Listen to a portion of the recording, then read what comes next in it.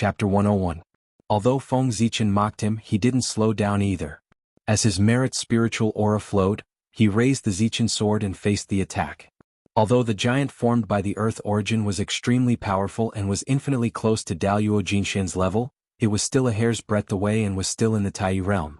A hair's breadth was like a chasm. As long as the giant was still in the Tai Jingxian realm and had the protection of the merit's spiritual aura, Feng Zichen had nothing to fear. Kill? As the purple imperial sword danced, the heaven-opening Taoist rhymes shot out endless beams of world-destroying light. It was as if the heavens and earth were splitting apart as it slashed towards the yellow giant. You're courting death. Being mocked by Feng Zichen like this, the devil's fetus was furious. When he attacked, he actually increased his strength. The earth origin rolled out and suppressed Feng Zichen with an aura that could crush the heavens. Even the Chaos Demon God himself wasn't a match for Pangu, let alone the Chaos Demon God's inheritance that the devil's fetus had only scratched the surface. So, how could he block the heaven-splitting sword aura? With a boom, the earth origin was no match for the heaven-splitting sword aura and was shattered into pieces. Then, the sword aura didn't slow down and suddenly slashed the giant's body, cutting off his left arm. This, Pangu's aura? You actually have Pangu's inheritance, haha. You're really bringing me more and more surprises. Sensing the majestic power, the fear that came from the depths of the devil's fetus bloodline made him tremble uncontrollably. But when he thought about how he could obtain everything about Feng Zichen and master this majestic power after devouring him, the devil's fetus felt excited. Waves of earth origin surged toward the giant, trying to reform the giant's left arm. But the heaven-splitting sword aura was indestructible and the Taoist rhymes were everlasting. The blurry purple light flickered, and no matter what the devil's fetus did, he couldn't restore it. Good. This is the power I'm looking forward to. The giant was unable to recover, but the devil's fetus wasn't angry. Instead he was delighted. With a loud laugh, the giant exploded, and a huge shockwave swept out in all directions. Buzz. The self-destruction of a doppelganger that was equivalent to the ultimate state of Tai Jingxian was so powerful that it caused the virtuous spiritual light to tremble. Boom, boom, boom, the origin of the earth began to change again. It was like a yellow ocean with boundless waves. One giant after another walked out of the ocean, stepping on the waves as they charged toward Feng Zichen. Hand over the inheritance of the chaos demonic god. Hundreds of giants roared in unison. Their roars reverberated for thousands of miles, causing ripples to form in the void and spread out. Zichen's sword was placed in front of his chest. Feng Zichen's eyes were calm as he lightly flicked the blade of the sword. A clear and melodious sword chime leisurely sounded out, shattering the surging ripples. Then his body moved and he rushed into the giant crowd. Whoosh, whoosh, whoosh. Streaks of sharp sword light flew out of Feng Zichen's hand and slashed at the giants that were coming from all directions. Wherever the sword radiance passed, the heaven-splitting Taoist rhymes filled the air. The giants couldn't resist at all. They were either slashed horizontally or cut vertically. In an instant, flesh and blood splattered everywhere, and severed limbs flew everywhere. Unfortunately, every time Feng Zichen killed a giant, the origin of the earth would form another giant and continue to charge toward him. It was simply impossible to kill all of them. Ah! The heaven-splitting sword radiance is so powerful. It must consume a lot of energy.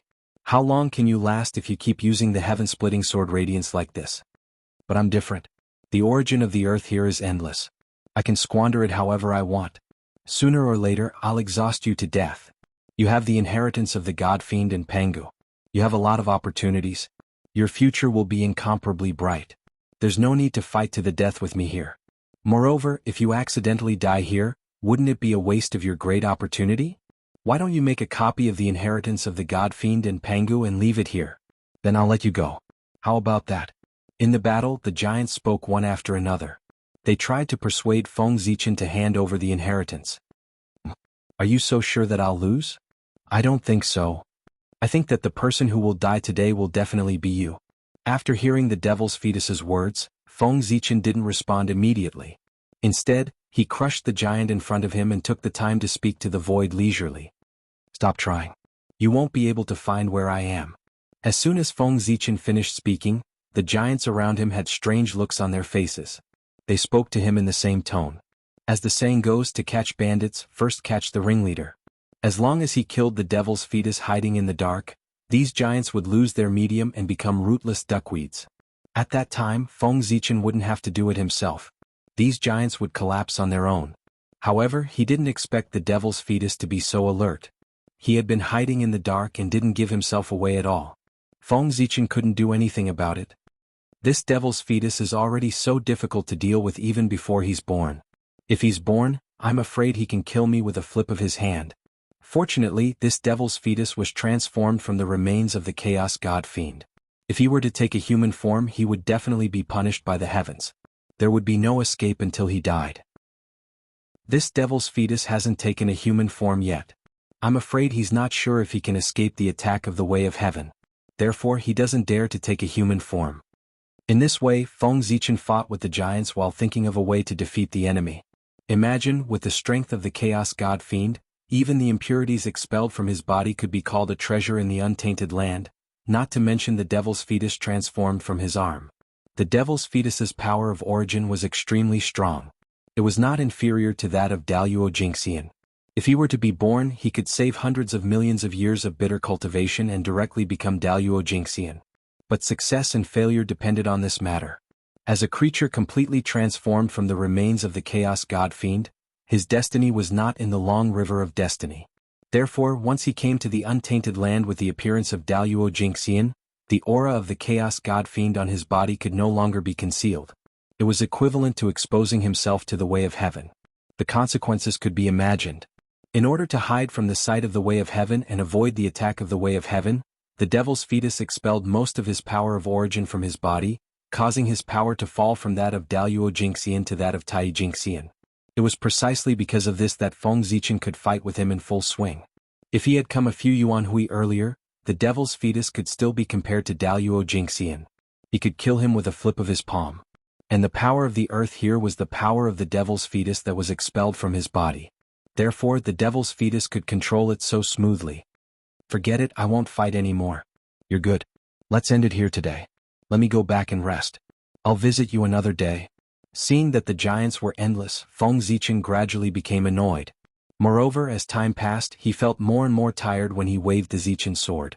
He simply put away the sword, shouted at the void and flew into the air. Chapter 102. You want to leave? Do you think you can? Seeing that Feng Zichen was about to leave, the devil's fetus snorted coldly. How could he let him do as he wished? Lock me. As the chaotic ancient words fell, heaven and earth suddenly throbbed inexplicably. A strange aura filled the air, and a strange force descended. Feng Zichen felt as if he had fallen into a quagmire and was sinking continuously, unable to move. At the same time, the giant on the origin of earth roared and turned into divine chains of the great path. It rushed into the sky and wrapped around Feng Zichen, trying to pull him into the origin of earth. Knowing that the situation was critical, Feng Zichen's mind moved. In an instant, he mobilized all the mana in his body and fiercely rang the Hongmeng Daozhong. Clang. The grand sound of the bell rang. It was like the sound of the great path but also like the roar of heaven and earth. The strange force suddenly disappeared, and the void returned to normal. Whoosh. After the bell wave broke the seal of the void, it did not disappear. Instead, it continued to spread and crush the divine chains of the great path, attacking Feng Zichen. If I want to leave, you can't stop me. Looking at the origin of earth below, Feng Zichen's face turned cold. He waved his sleeve and threw out several bolts of 10,000 godly thunder. Rumble. Thunder suddenly sounded. The 10,000 godly thunder first turned into a sea of thunder and struck down. When it came close to the origin of earth, it suddenly evolved into the sun, moon, stars, and the universe, forming a vast world and smashing down with a loud bang. In an instant, lightning splashed everywhere, and heaven and earth were covered in white. Let's go. Taking advantage of this opportunity, Feng Zichen stretched out his hand and tore open the space, revealing a space tunnel. He flashed and walked into it. You want to leave? It's not that easy. Don't you know whose territory this is? The devil's fetus, who was hiding in the dark, noticed Feng Zichen's movement and sneered. He did not stop him and quietly watched him walk into the space tunnel. Walking out of the spatial tunnel, Feng Zichen looked around and couldn't help but be shocked. The great earth origin source in front of him was rolling endlessly, boundless and boundless. Releasing his divine sense, Feng Zichen was surprised to find that he was only 100 steps away from his previous position. In other words, he had only teleported a distance of 100 steps across space. It was not even as far as he could go with a single leap. Haha, this is a space of its own. It's easy to enter but difficult to leave. Without my permission no one can leave. A mass of earth origin rose and turned into a burly figure. It walked in front of Feng Zichen and said to him, "Tell me, what are your conditions? What do I have to do for you to let me go?" Seeing the devil's fetus appear, Feng Zichen seemed to admit defeat. Glancing at Hongmeng Daozhong with fear, the devil's fetus promised, "If you want to leave this place you can. As long as you leave behind the inheritance of the Chaos Demon God and Pangu, I will allow you to leave. I will not stop you." "How can I trust you? How can you guarantee that after you get the inheritance, you will not turn against me ruthlessly?" Hearing the devil's fetus's guarantee, Feng Zichen just smiled. Although he didn't care in his heart, it was another way of saying it. "Do you have a choice? You can only trust me. Either you hand over the inheritance and I will let you go, or you fight to the death with the great earth origin. After you die of exhaustion, I will devour your true spirit and still get the inheritance." Sensing a trace of fear in Feng Zichen's words, the devil's fetus became more and more aggressive. His words were full of dominance, as if victory was in his hands. Then there's no room for negotiation." Nodding, Feng Zichen suddenly raised Hongmeng Daozhong and smashed it at the devil's fetus's doppelganger in front of him. The doppelganger's brain was smashed, and he died tragically on the spot. "Bastard. If you want to die, I will fulfill your wish." In the distance, another doppelganger of the devil's fetus appeared and cursed at Feng Zichen in a flustered and exasperated manner. As soon as the devil's fetus finished speaking, Feng Zichen suddenly felt his heart palpitate. All the hair on his body stood on end, and the back of his head felt like it was being pricked by needles. His true spirit trembled violently. Without much time to think, his body erupted with resplendent divine light. Innate Tao patterns flickered, and all kinds of divine abilities were unleashed. His blood energy surged. With a swoosh, Feng Zichen instantly moved horizontally like a ray of light and hid in the distance. Almost at the same time, just as Feng Zichen's foot left, a jet-black arrow with a hint of blood shot over and hit the place where he was just standing. With a boom, the void exploded and the place was completely boiling. This arrow carried an incomparably astonishing power. When it hit the void, it exploded with a boom. Chaotic evil chi erupted in all directions, and a violent aura spread in all directions as if it could destroy the world and shock the world. "That is, the blood of the Chaos Demon God?" Feng Zichen trembled a little. The blood on the arrow was the bloodstain left behind by the Chaos Demon God. It could destroy the Tao and destroy one's true spirit. Not to mention being hit by it, even if he was grazed by it, his physical body would be destroyed. Nothing would be left except for his physical body. Fortunately, he had obtained many opportunities and cultivated the 3 pure Taoist scriptures, which made his spiritual sense extremely powerful. It was far superior to other cultivators of the same level. Otherwise he would have been dead. Good, very good. At this moment, Feng Zichen suddenly turned around and stared at the origin of the earth. Killing intent surged in his heart as he gritted his teeth and said, What a sharp spiritual sense. You actually dodged it?" On the other side of the origin of the earth, another clone of the devil's fetus appeared. He was shocked by Feng Zichen's spiritual sense. He held a large black bow in his hand. It was the arrow that he had shot just now. However, even if you can dodge it the first time, can you dodge it the second time or the third time? There will definitely be an arrow that will hit you. After recovering from his shock, he aimed at Feng Zichen again and shot 3 arrows in a row. Danger, extreme danger. Before the arrows even got close, Feng Zichen felt a chill run down his spine. The shadow of death loomed over his heart, and his body could not help but tremble. Facing the 3 arrows, the light of merit could not block them. After all these years of understanding, Feng Zichen already understood that although the light of merit was strong, the filthy qi in the world was the best counter to it. During the battle with the world devastator Taoist in the Thunder Lock, Feng Zichen had suffered a loss in this aspect, so it was especially memorable. The arrows carried a trace of the blood of the Chaos Fiend God and were the most ferocious objects in the world. Nature was the nemesis of the light of merit and was its greatest nemesis. Buzz. A golden seal appeared between Feng Zichen's eyebrows. The light of the sun shone brighter and brighter. It was as dazzling as a sun that illuminated the greater world. The connate divine light of Yang was the purest light. It belonged to the same category as the sun and was the best counter to the ferocious qi. Huff. A beam of connate divine light of Yang shot out from between his eyebrows and pierced through the void like a golden immortal sword, sacred and powerful. In the clanging sound, the blinding blood arrow was blocked by the connate divine light of Yang and then cut into pieces. In the end, the arrow was purified and turned into a wisp of smoke. Chapter 103. Suddenly, a cloud of pitch-black fog appeared. It was a vast expanse of darkness, and it silently blew toward Feng Zichen without causing the slightest ripple. Chaotic baleful qi. After destroying the arrow, Feng Zichen hadn't even had the time to catch his breath when he saw the black mist from the corner of his eye, and he couldn't help but feel a chill in his heart as he spoke abruptly. Hongmeng qi go. Knowing the formidability of the chaotic baleful qi, Feng Zichen formed seals with his right hand, and the magic energy in his body surged while the aura of the Tao coiled around him. His index and middle fingers formed a sword and slashed towards the sky. What? The sound of water resounded. As his sword slashed, a dazzling violet light flashed, and the sky suddenly split apart. Hongmeng qi surged out and transformed into a violet river that was extremely dazzling as it flowed forward and surged towards the chaotic baleful qi. Rumble. The Hongmeng qi and the chaotic baleful qi collided with each other, and they intertwined and devoured each other. It was extremely intense.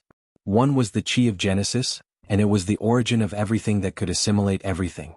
The other was the qi of destruction, and it was the most evil energy in the world that could corrode everything. The two collided, and the violet qi and black qi intertwined as if they were describing the principles of life and death. The aura of the Grand Tao suffused the air, and countless changes instantly occurred. An ocean of stars appeared, phantoms of fiend gods appeared, all living beings roared, ferocious beasts howled. They fought with each other and they either exploded or collapsed, and it was extremely tragic. The chaotic baleful qi came from the fiend gods of chaos, and its might was naturally extremely shocking. On the other hand, even though the Hongmeng qi was of high quality, Feng Zichen's cultivation was too low, and he was unable to bring out its proper might.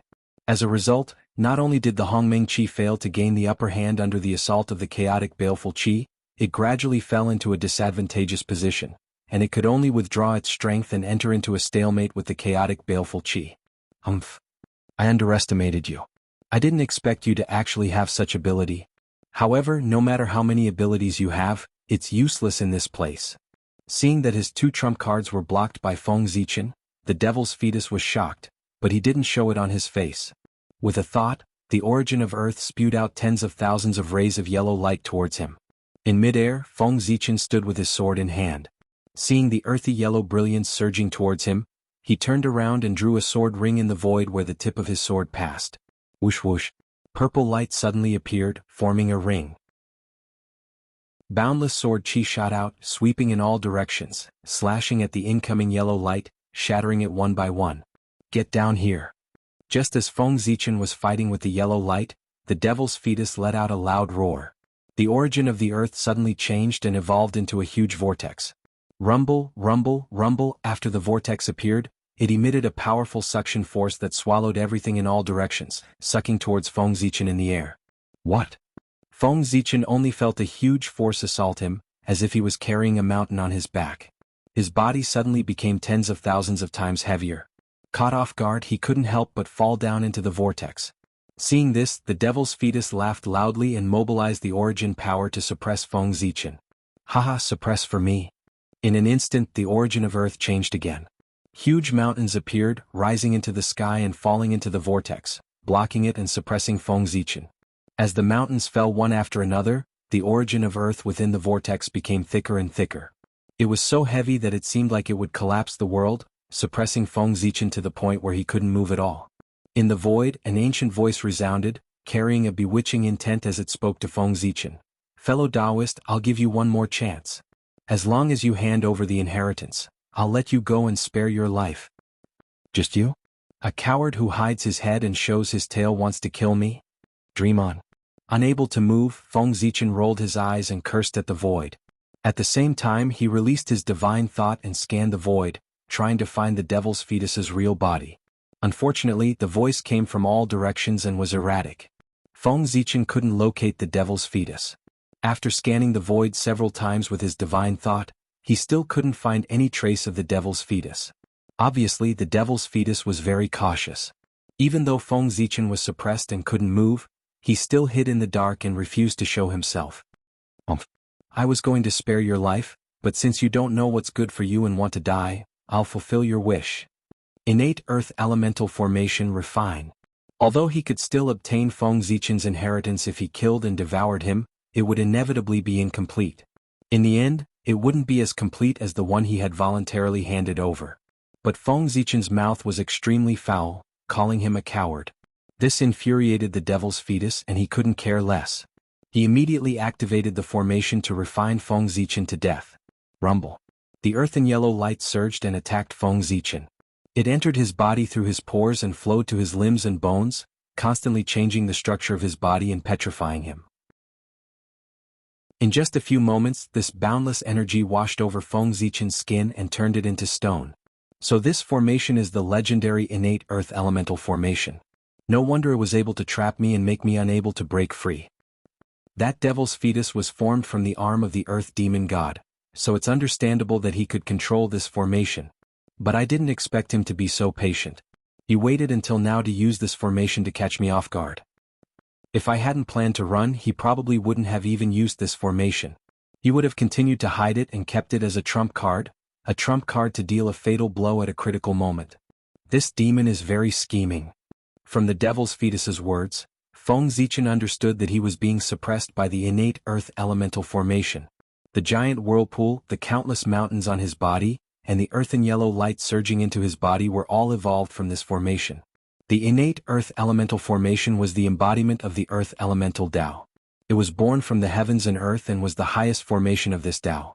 It contained the various mysteries of the earth elemental Tao. At the same time, it was one of the 5 innate formations that formed the innate 5 elements formation. A single innate earth elemental formation was powerful, but in the wilderness, it could only be considered a first-rate formation. It was far from being called a top-tier formation. But the innate 5 elements formation was different. It was a true top-tier formation of the wilderness. The 5 elements reinforced and restrained each other in a cycle. Everything was in it and it was the cornerstone of the heaven and earth. The innate 5 elements formation was named after the 5 elements. It was obvious how powerful it was. If this formation was the innate 5 elements formation, it might really be able to suppress me. Unfortunately, a mere innate earth elemental formation can't do anything to me. Moreover, your innate earth elemental formation is incomplete. It lacks the materials to set it up and its power is greatly reduced. How can it kill me? One had to know that a top-tier formation was a top-tier formation not only because of the great Tao it represented, but also because of the materials used to set it up. Chapter 104. In the primordial world there were many Khanate formations. They all had great origins and were the embodiment of the Khanate Tao. Among them, the Tao of Yin and Yang, the Tao of 3 talents, the Tao of 5 elements. The Khanate formations derived from the Khanate Tao that supported the primordial world were extremely powerful and represented the origin of heaven and earth. However, why were the Zhoxing formation, the great formation of divine fiends, and the immortal slaying sword formation listed separately and called the 3 top formations of the primordial world? It was not that the other Khanate formations were not strong, but that the materials used to set up these 3 Khanate formations were too extraordinary and much more powerful than the other Khanate formations. It could be said that the reason why these 3 Khanate formations could dominate the primordial world and suppress the other Khanate formations was more because of the reputation of the forces behind them. In terms of power, they were not much stronger than the other Khanate formations. The Zhoxing formation used 365 main stars as the foundation and was controlled by more than 300 Daluo Jingxian and several sage to be to suppress the endless void. The great formation of divine fiends used Pangu's heart as the foundation and was controlled by 12 sage to be ancestral magi to gather Pangu's real body. The immortal slaying sword formation was a set of Khanate cardinal treasures. It was formed by 5 supreme-grade Khanate spirit treasures. After it was set up, the murderous aura would surge and kill immortals and gods. Only 4 cultivators of the same realm could break it. This was what they relied on to dominate the primordial world. If they could not gather these things, they would not be able to unleash their destructive power even though they were still the top formations of the primordial world.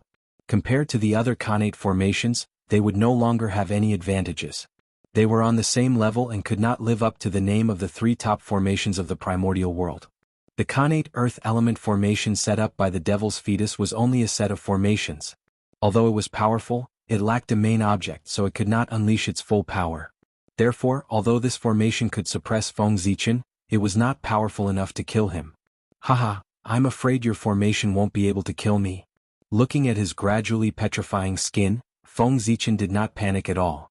He laughed loudly and the mana in his body exploded. With a rumble, divine light blossomed. The divine apertures all over his body were shining with incomparably bright light. The image of a high and mighty deity appeared. Amidst the chanting, the godly spirits' phantoms formed hand seals. Strands of mysterious Tao light flew out from their hands and surged into Feng Zichen's body, forming a heaven and earth furnace. Heaven and earth furnace refined for me. As soon as the worldly furnace appeared, it started to revolve on its own, and an enormous suction force suddenly appeared, completely suppressing and refining the earth quintessence that was surging into Feng Zichen's body. However, the earth origin energy was boundless, pouring endlessly into Feng Zichen's body. Even though the heaven and earth furnace was refining the earth origin energy with all its might, its power was still insufficient. Many of the earth origin energy escaped and continued to destroy Feng Zichen's body. Can't I? Then again.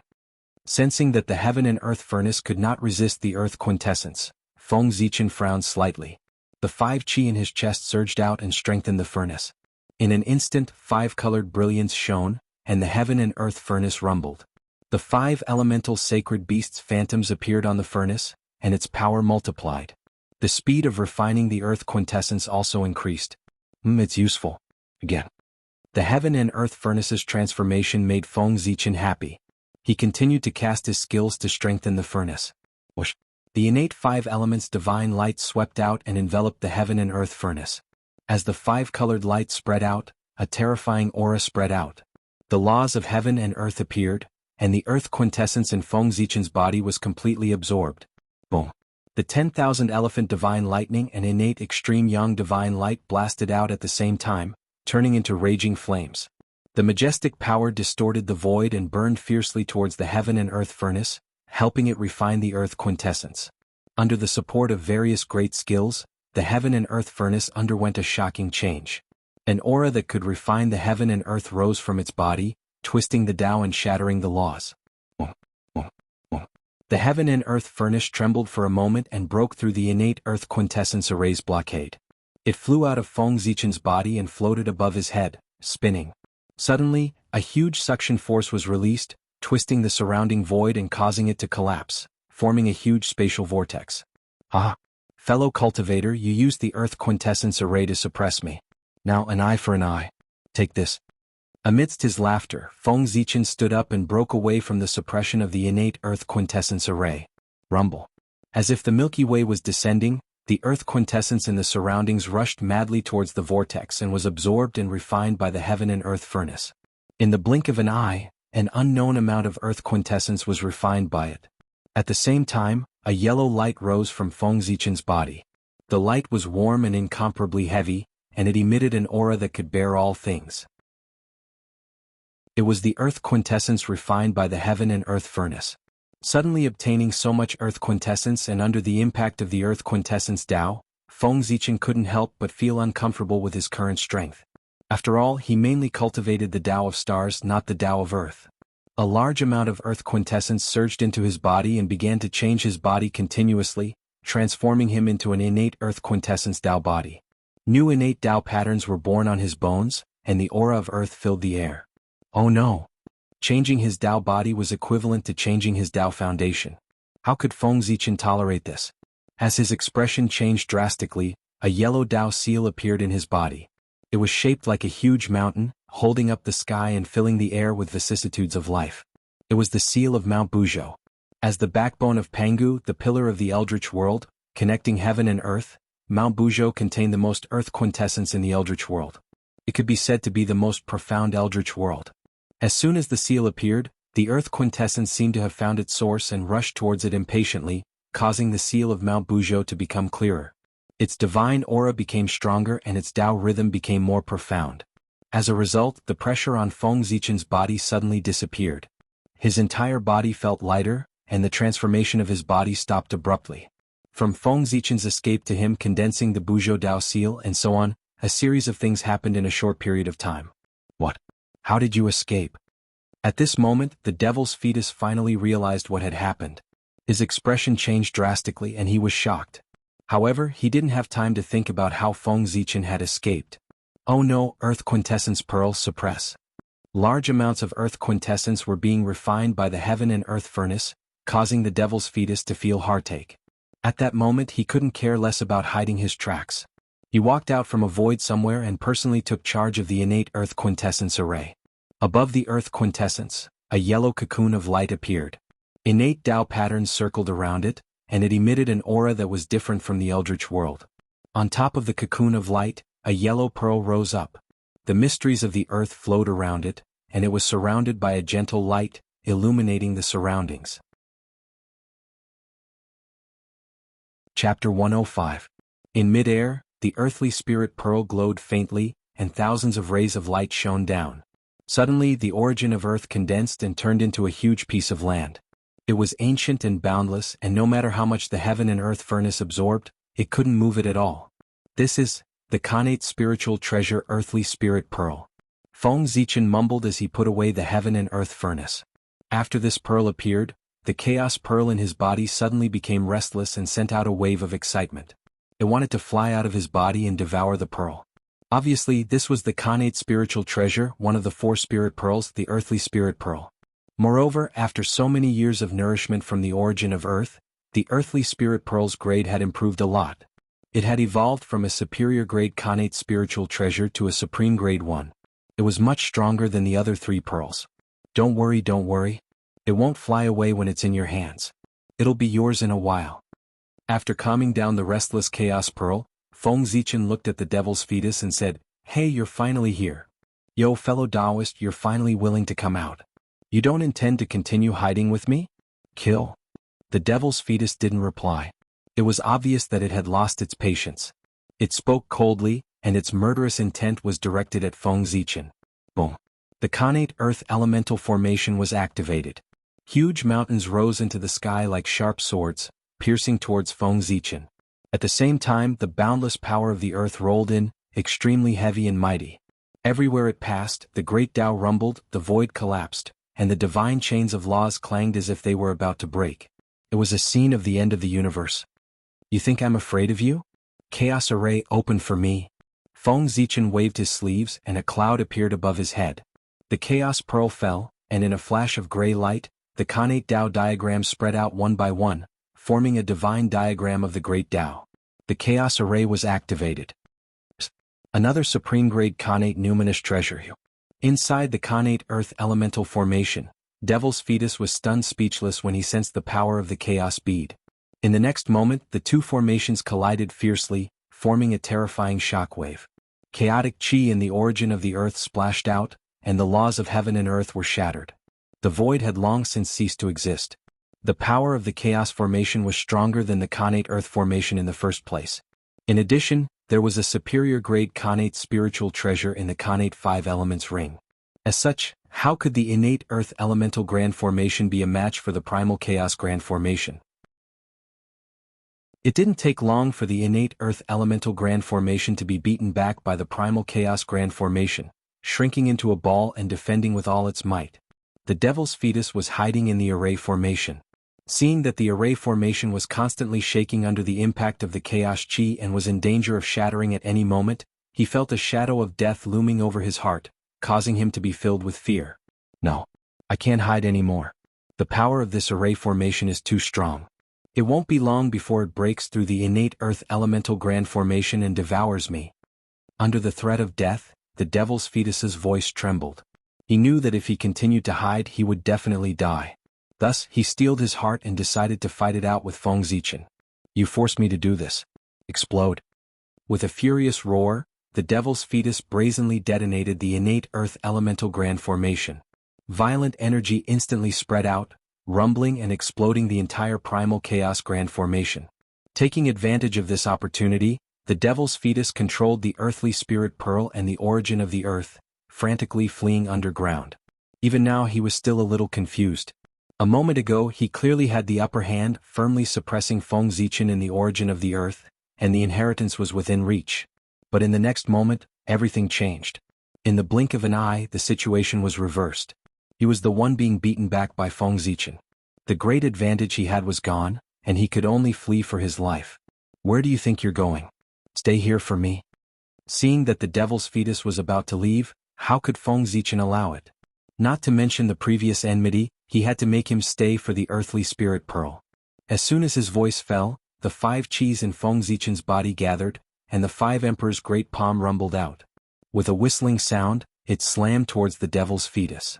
Then, with a flip of his right hand, lightning rolled and formed a lightning net, which also wrapped around the devil's fetus. At the same time, he opened his mouth and let out a long roar, emitting the sound of a dragon's roar. A large number of runes appeared, forming a special sound wave that shook the void and whistled forward. Kill. In the end, Feng Zichen turned into a ray of light, and a terrifying aura spread out, as if it could stir the sea of stars and move mountains and rivers. It was incomparably terrifying, and he took the initiative to attack. Just as these supernatural powers were about to hit the devil's fetus, the earthly spirit pearl above his head spun, and a yellow light curtain dropped down, protecting him within. Boom, boom, boom. These divine abilities slammed into the light barrier one after another, causing rumbling sounds to ring out. Even the void was twisting and exploding. Unfortunately, the light curtain flashed and blocked these supernatural powers one by one, firmly protecting the devil's fetus, not allowing him to be hurt at all. At this time, Feng Zichen suddenly arrived, and with the Hongmeng Daozhong raised, it carried an aura that could destroy all things, and slammed it down towards the devil's fetus. Clang. The Hongmeng Daozhong smashed into the light curtain, and thousands of strands of Hongmeng Qi fell down, and the light curtain collapsed inch by inch. At the critical moment, the earthly spirit pearl suddenly slammed into the Hongmeng Daozhong, and a huge force came, knocking Feng Zichen away, and this time the devil's fetus would have been smashed into pieces. Phew, that was close. After hurriedly escaping for a few miles, the devil's fetus panted in shock, but he stopped and turned around to look at Feng Zichen. Run. Why aren't you running anymore? Could it be that you've finally remembered your pride as a descendant of the Chaos Demon God, and want to fight me to the death? Amidst his sarcasm, Feng Zichen increased his speed and raised his sword to attack. Go to hell. The devil's fetus didn't speak at first, but when Feng Zichen came close, he suddenly let out a ferocious roar, and used himself as a weapon to slam into Feng Zichen. Seeing that the devil's fetus had even used the light cocoon to nurture himself, Feng Zichen knew in his heart that he had been forced into a desperate situation. This move was definitely his last resort, and it was bound to be very powerful. Putting away the contempt in his heart, Feng Zichen calmed his heart and faced it calmly. When Zichen waved his sword, the heaven-splitting Taoist rhymes swirled around, and as if it was splitting the heavens and earth, it slashed towards the light cocoon. Clang. Zichen's sword slashed on the light cocoon, and a crisp sound rang out, just like the sound of metal clashing against metal. A huge recoil came, and Feng Zichen's hand that was holding the sword went numb, and Zichen's sword almost slipped out of his hand. What? After retrieving Zichen's sword, Feng Zichen clenched his right hand back and forth, and after a few times the numbness finally subsided. Haha, my light cocoon is formed by the arm of the demon god. You, a mere Tai Jingxian, an ant-like existence, want to destroy it? What a joke. As he spoke, the light cocoon's body surged, and its appearance changed drastically. It turned into a huge yellow hand that was covered with scales, and it covered the sky as if it was the incarnation of Taoism, and it slapped towards Feng Zichen. It was the arm of the earth demon god. Suddenly, a tyrannical aura rose into the sky, and a murderous aura swept out. Chapter 106. Kill, kill, kill, kill. At the same time, he was gradually losing his rationality. He had the desire to destroy everything. His fangs were protruding, and he was gradually becoming a ferocious beast. Just as Feng Zichen was about to lose his rationality, the Hongmeng Daozhong sensed his danger. It buzzed and trembled, and wisps of Hongmeng's aura were hanging down. Dong. A long bell rang. It seemed to come from the past and the future. It was like the roar of the great Tao. It echoed in Feng Zichen's ears, cleansing his soul and destroying the external demons. Suddenly, as if a basin of cold water had been poured over his head, Feng Zichen woke up with a start. The murderous aura in his body disappeared, and his body gradually returned to normal. It's so powerful. Is this the Chaos Demon God? Just the aura of a broken arm almost made me fall. No wonder it's the most powerful creature in the world. If the Hongmeng Daozhong hadn't woken me up in time, I would have fallen and become a ferocious beast. After waking up, Feng Zichen's face turned pale.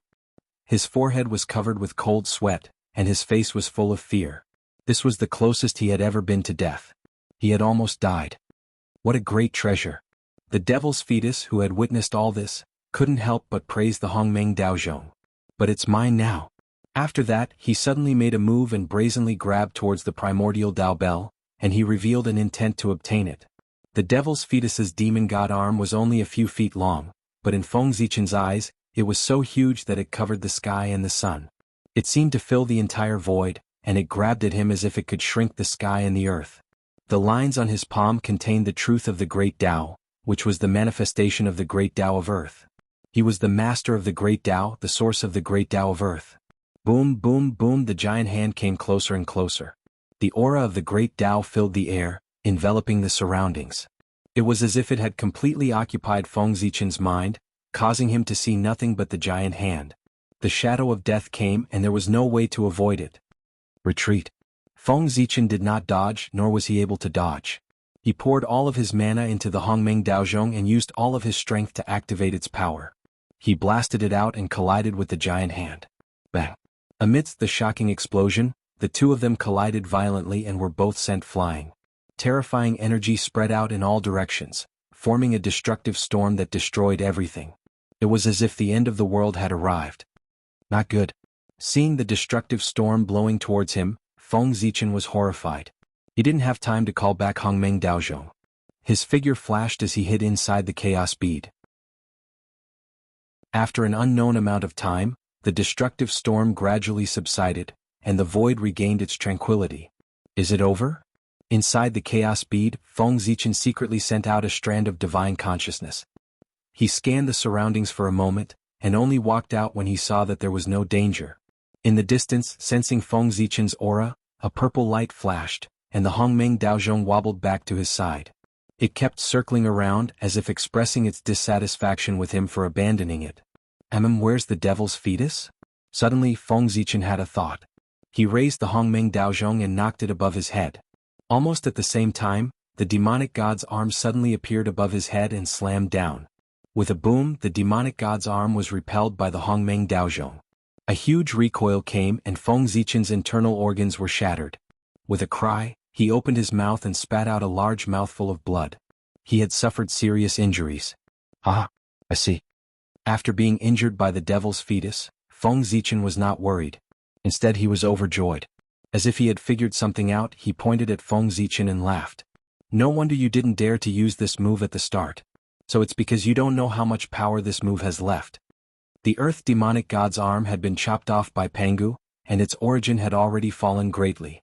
Later on, it had given birth to the devil's fetus, and as a result, its origin had fallen by another layer. After the devil's fetus gained consciousness, it did not hesitate to expel its own origin in order to survive. This weakened its presence and made it easier for it to use the earth spirit bead to hide from the heavenly Tao. The origin of the earth beneath their feet had come from this. The demonic god's arm had been weakened layer by layer, and its power had already fallen greatly. Even the devil's fetus did not know how much its power had fallen. If not for the fact that the devil's fetus had been forced into a corner by Feng Zichen, it would not have taken the risk to use this move. Fortunately, although the demonic god's arm was not as powerful as before, it was enough to protect itself. So what if I am? A chaos demonic god is a chaos demonic god after all. Even if it's just an arm, no matter how much its power has fallen, it's still not something an ant like you can deal with. As it spoke, the demonic god's arm emitted a chaotic aura that caused the surrounding space to change greatly. An aura that was completely different from the primeval world rushed towards them, ancient and profound. In the blink of an eye, a chaotic space appeared. There was no up, down, left, right, past or future. The great Tao of the world became clearer and clearer. However, it was not any great Tao that Feng Zichen was familiar with. In this chaotic space, Feng Zichen could clearly feel that everything he knew about the world had become blurry and deviated. The rules and abilities that he had comprehended in the primeval world, and even the power that he had painstakingly cultivated, were disappearing and being taken away by the chaotic space. The power of the chaotic space. Feng Zichen clenched his fists. A vast and incomparably divine aura rose from his body. It was vast and mighty, and it broke through the seal of the chaotic space, breaking through all restraints. This was Pangu's aura, which could suppress all eternity. The realm of the demonic god of chaos was too high. It was an existence that Feng Zichen could not understand. When the devil's fetus activated the power of the demonic god's arm at all costs, Only Pangu's aura could contend against it. Rumble. The yellow light condensed, and the shadow of Mount Buzhou appeared. With an indomitable and vast momentum, it suppressed the arm of the demonic god. Kill? Knowing that there was no way out, the devil's fetus did not care too much. In an instant the origin of the earth was ablaze. Abundant power was injected into the demonic god's arm. The chaotic power surged out with an ancient aura and slapped the shadow of Mount Buzhou with all its strength. At this moment, something out of Feng Zichen's expectations happened. After the shadow of Mount Buzhou sensed the aura of the demonic god, it shook slightly. Then in the center of the primeval world where Mount Buzhou was, a Taoist rime fell, making it more solid and its power increased sharply. In an instant the demonic god's arm was fixed in the void. It was suppressed by the shadow of Mount Buzhou and could not move at all. The origin of the earth broke away from the control of the devil's fetus and rushed to the shadow of Mount Buzhou. When everything calmed down, the origin of the earth had completely disappeared and turned into a mini Mount Buzhou. It was about 10,000 feet tall and pressed down on the devil's fetus, suppressing everything about him. Whoosh. Before Feng Zichen could collect the spoils of war, the tree of world impatiently stretched out a root and rooted in the devil's fetus, absorbing his origin. Chapter 107. Kaboom. After swallowing the devil's fetus, the tree of world suddenly expanded. Its branches and leaves lifted the void, its trunk opened the heavens and the earth, and its roots connected to the endless dimensions. Runes surrounded its body, and Tao and reason intertwined, giving rise to all kinds of laws of heaven and earth. Kanei Qi fell like a waterfall, and the aura of the great Tao filled the air. 3,000 balls of light appeared and surrounded it, shining brightly and clustered around it. Around the balls of light, there were billions of light spots floating in the void. Some were big and some were small, and they were looming in and out of existence, mysterious and unpredictable. What is this? Looking at those bright balls of light, Feng Zichen was curious. He separated a strand of his divine thought and looked forward. After his divine thought came into contact with the balls of light, strange scenes appeared in front of him, too much for his eyes to take in. Ignoring these scenes, Feng Zichen separated another strand of his divine thought and looked inside the balls of light. This is a greater world? What he saw was so shocking that Feng Zichen couldn't help but exclaim. Inside the balls of light was a strange world. It was extremely vast and the landscape was strange and ancient. There were no signs of life and it was a primitive scene. Are these balls of light the legendary 3,000 greater worlds and the billions of small and medium-sized worlds? There were 3,000 balls of light and billions of light spots. Didn't they correspond to the 3,000 greater worlds and the billions of small and medium-sized worlds? With this thought, Feng Zichen didn't hesitate anymore. His majestic divine thought surged out and swept toward the balls of light. Vast worlds appeared in front of him. They were different, but they all exuded the aura of heaven and earth. Inside the worlds, the space was full of cracks and destructive storms intertwined. The rules of heaven and earth were exposed, and they exuded a terrifying aura. The chaotic qi had not dissipated, and it tore the space apart. The Kanei qi had not separated, and it was stagnant and floating in the air. The earth had just been born and there was still a lot of Kanei qi flowing. In the sky there was nothing else except the Kanei qi that was rolling endlessly. There was no heavenly Tao aura. The entire world was empty and devoid of any signs of life. It was as if the heavens and earth had just been opened and the world had just been born. When he looked at those specks of light again, he could still see the appearance of a medium realm, but a minor realm was just a mass of heaven and earth origin qi. If it weren't for the fact that there were laws within it, it wouldn't look like a world at all. This world tree is indeed a chaos spiritual root. It's so miraculous that it can connect with the 3,000 worlds that have yet to be fully formed. Feng Zichen exclaimed in shock after looking at the tree of world for a while. As the world tree grew, its power grew stronger and stronger. It extended 3,000 roots and took root in the depths of the void, connecting with the 3,000 great worlds. Moreover, on top of these 3,000 roots, there were countless tentacles that extended outwards, connecting to millions upon millions of small and medium worlds. It could be seen that only a small portion of the origin energy from the world tree flowed down. Most of the rest flowed into the greater 1,000 worlds through the roots of the world tree, accelerating their growth. So, I was wondering why the more the world tree grows, the less the origin energy from the world tree. It turns out that the roots are here. Feng Zichen shook his head and sighed regretfully. This was an act of obedience to the heavens, which was greatly beneficial to the evolution of the untainted world. To the way of heaven, it could be said that there were many benefits.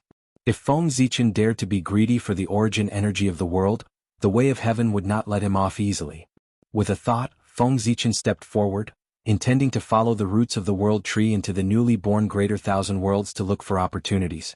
However, just as he approached the light ball, a great terror suddenly struck his heart. A line of sight appeared in the dark, staring at him coldly.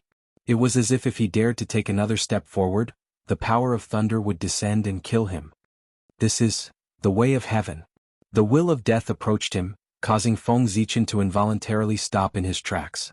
All the hair on his body stood on end, and he stood there stiffly, not daring to move. Phew!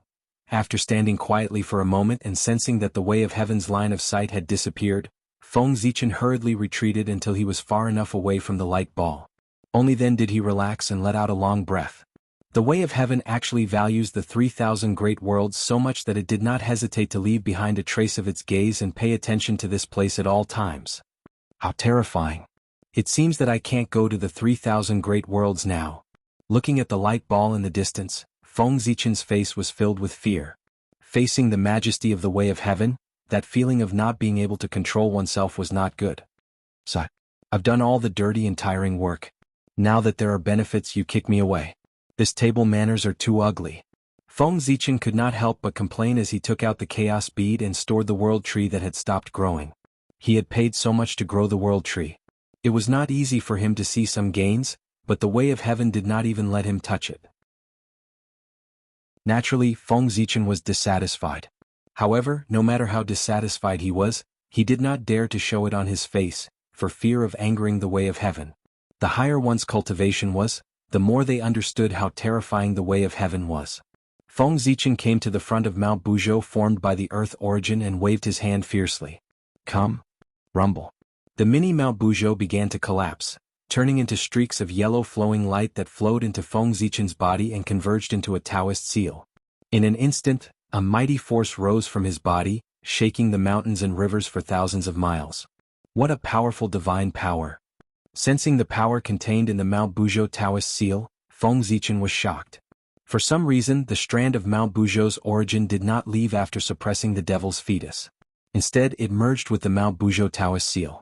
In addition, when suppressing the devil's fetus, the Mount Buzhou Taoist seal had absorbed so much of the earth origin that its power had increased to a terrifying level.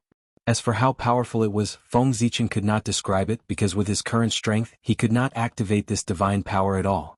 It seemed that the gap between their levels was too great, causing it to exceed Feng Zichen's understanding. If he used it by force, he would probably be sucked dry in an instant. But while Feng Zichen was still in shock, a yellow light suddenly flashed from the position where the devil's fetus was suppressed and flew rapidly into the distance. It was the Khanate spiritual treasure, Earthly Spirit Pearl. Ha, I've been guarding against you for a long time. With a smile, Feng Zichen stretched out his hand and pointed. The Hongmeng Daozhong and the Chaos Bead flew out one after another and hit the Earthly Spirit Pearl. After being promoted to an ultimate primordial spiritual treasure, the Earthly Spirit Pearl had gained some spirituality. Naturally, it was unwilling to be devoured by the Chaos Bead and immediately resisted fiercely. Unfortunately, even though they were both ultimate primordial spiritual treasures, the Earthly Spirit Pearl was still inferior to the Hongmeng Daozhong and the Chaos Bead, not to mention that it was fighting one against two. Before long, the Hongmeng Daozhong suddenly exploded and knocked the Earthly Spirit Pearl out of the ground. Then, the Chaos Bead shone brightly and suppressed it. Chapter 108. Bus. The Chaos Bead trembled for a moment and completely devoured the Earthly Spirit Bead. Its power increased greatly. Strands of black light bloomed, and the law of chaos filled the air, rippling with an astonishing aura. Haha, what a treasure! Feng Zichen was overjoyed by the changes in the Chaos Bead. He couldn't help but laugh out loud. He waved his hand and summoned the Chaos Bead back. He placed it in his palm and looked at it carefully. At this time, the Chaos Bead became more and more illusory. The past, present, and future were untraceable and unimaginable. It was as if they didn't exist in this world. Calculating the time, Emperor Sui should have attained the Tao of Daluo. It's time to go back. Let's go. Feng Zichen nodded in satisfaction. He put away the Chaos Bead and flew to the ground. Now that everything was over, it was time to return to the human race. Maybe he could go back now and witness the scene of Emperor Sui attaining the Tao. At the human ancestral temple on the coast of the East Sea, a bright light shot into the sky. It was earth-shattering, and majestic power swept across the 6 directions. It caused the sky to lose its color, the void to tremble, and the mountains and rivers to shake. Emperor Sui has begun to break through. In the distance, Feng Zichen smiled when he saw the light pillar rising from the East Sea. He knew what had happened. He couldn't help but quicken his pace and rush to the East Sea. At this time, in the human ancestral temple, Sueren's 5 chi were rolling in his chest like 5 huge dragons. His body was covered with golden flames. He was like the sun, dazzling and shining in all directions. That fire was the fire of civilization, the fire of inheritance. It was endless. That light was the light of Tao, the light of all spirits, the light of humanity. It was extremely bright. In the flames, shadows of humans appeared. They came to the primordial world barehanded. They had no one to rely on and were not afraid of death. They fought the heavens, the earth, and the beasts. After experiencing all kinds of hardships and overcoming all kinds of tribulations, he started from nothing and went through all kinds of hardships to create a home that belonged to him in the primeval age. On their bodies, there was an incomparably firm belief, a heart that constantly strived to become stronger. This was the spirit of humanity that shook the heavens and the earth. Now, Sueren ignited this spirit, his understanding of the great Tao and his love for the human race. They turned into his understanding of fire, burning fiercely and helping him to open the door of Daluo. Boom. As the human Tao spirit burned, the flames on Sueren's body burned even more fiercely. Terrifying heat radiated, burning the void into nothingness. Go. Under the burning heat, the Cho clan and the Zi clan who were guarding Sueren could not bear it. They looked at each other and hurriedly left the ancestral temple to hide in the distance. Not long after they left, the terrifying heat rushed out of the ancestral temple and spread in all directions. In the blink of an eye, the land was scorched for thousands of miles and quickly attacked the humans. Sueren was completely immersed in the enlightenment of the great Tao. He had no sense of what was happening in the outside world, not to mention restraining his own strength. Just when everyone was in danger, the statue of Nuwa in the ancestral temple suddenly shone with divine light. An invisible force spread out and eliminated the terrifying heat at once. The strange phenomenon of Sueren's breakthrough was completely sealed in the ancestral temple, and no trace of it leaked out. Tao. A clear and melodious voice, like the sound of the great Tao, echoed in Sueren's ears and cleared his doubts. It was Nuwa's voice. As the creator of the human race, Sueren had attained the Tao of Daluo Jingxian. How could such a big movement be hidden from her? Therefore Nuwa, who lived in Emperor Nvua's palace, deliberately lowered her eyes and came to the ancestral temple of the human race to help Sueren.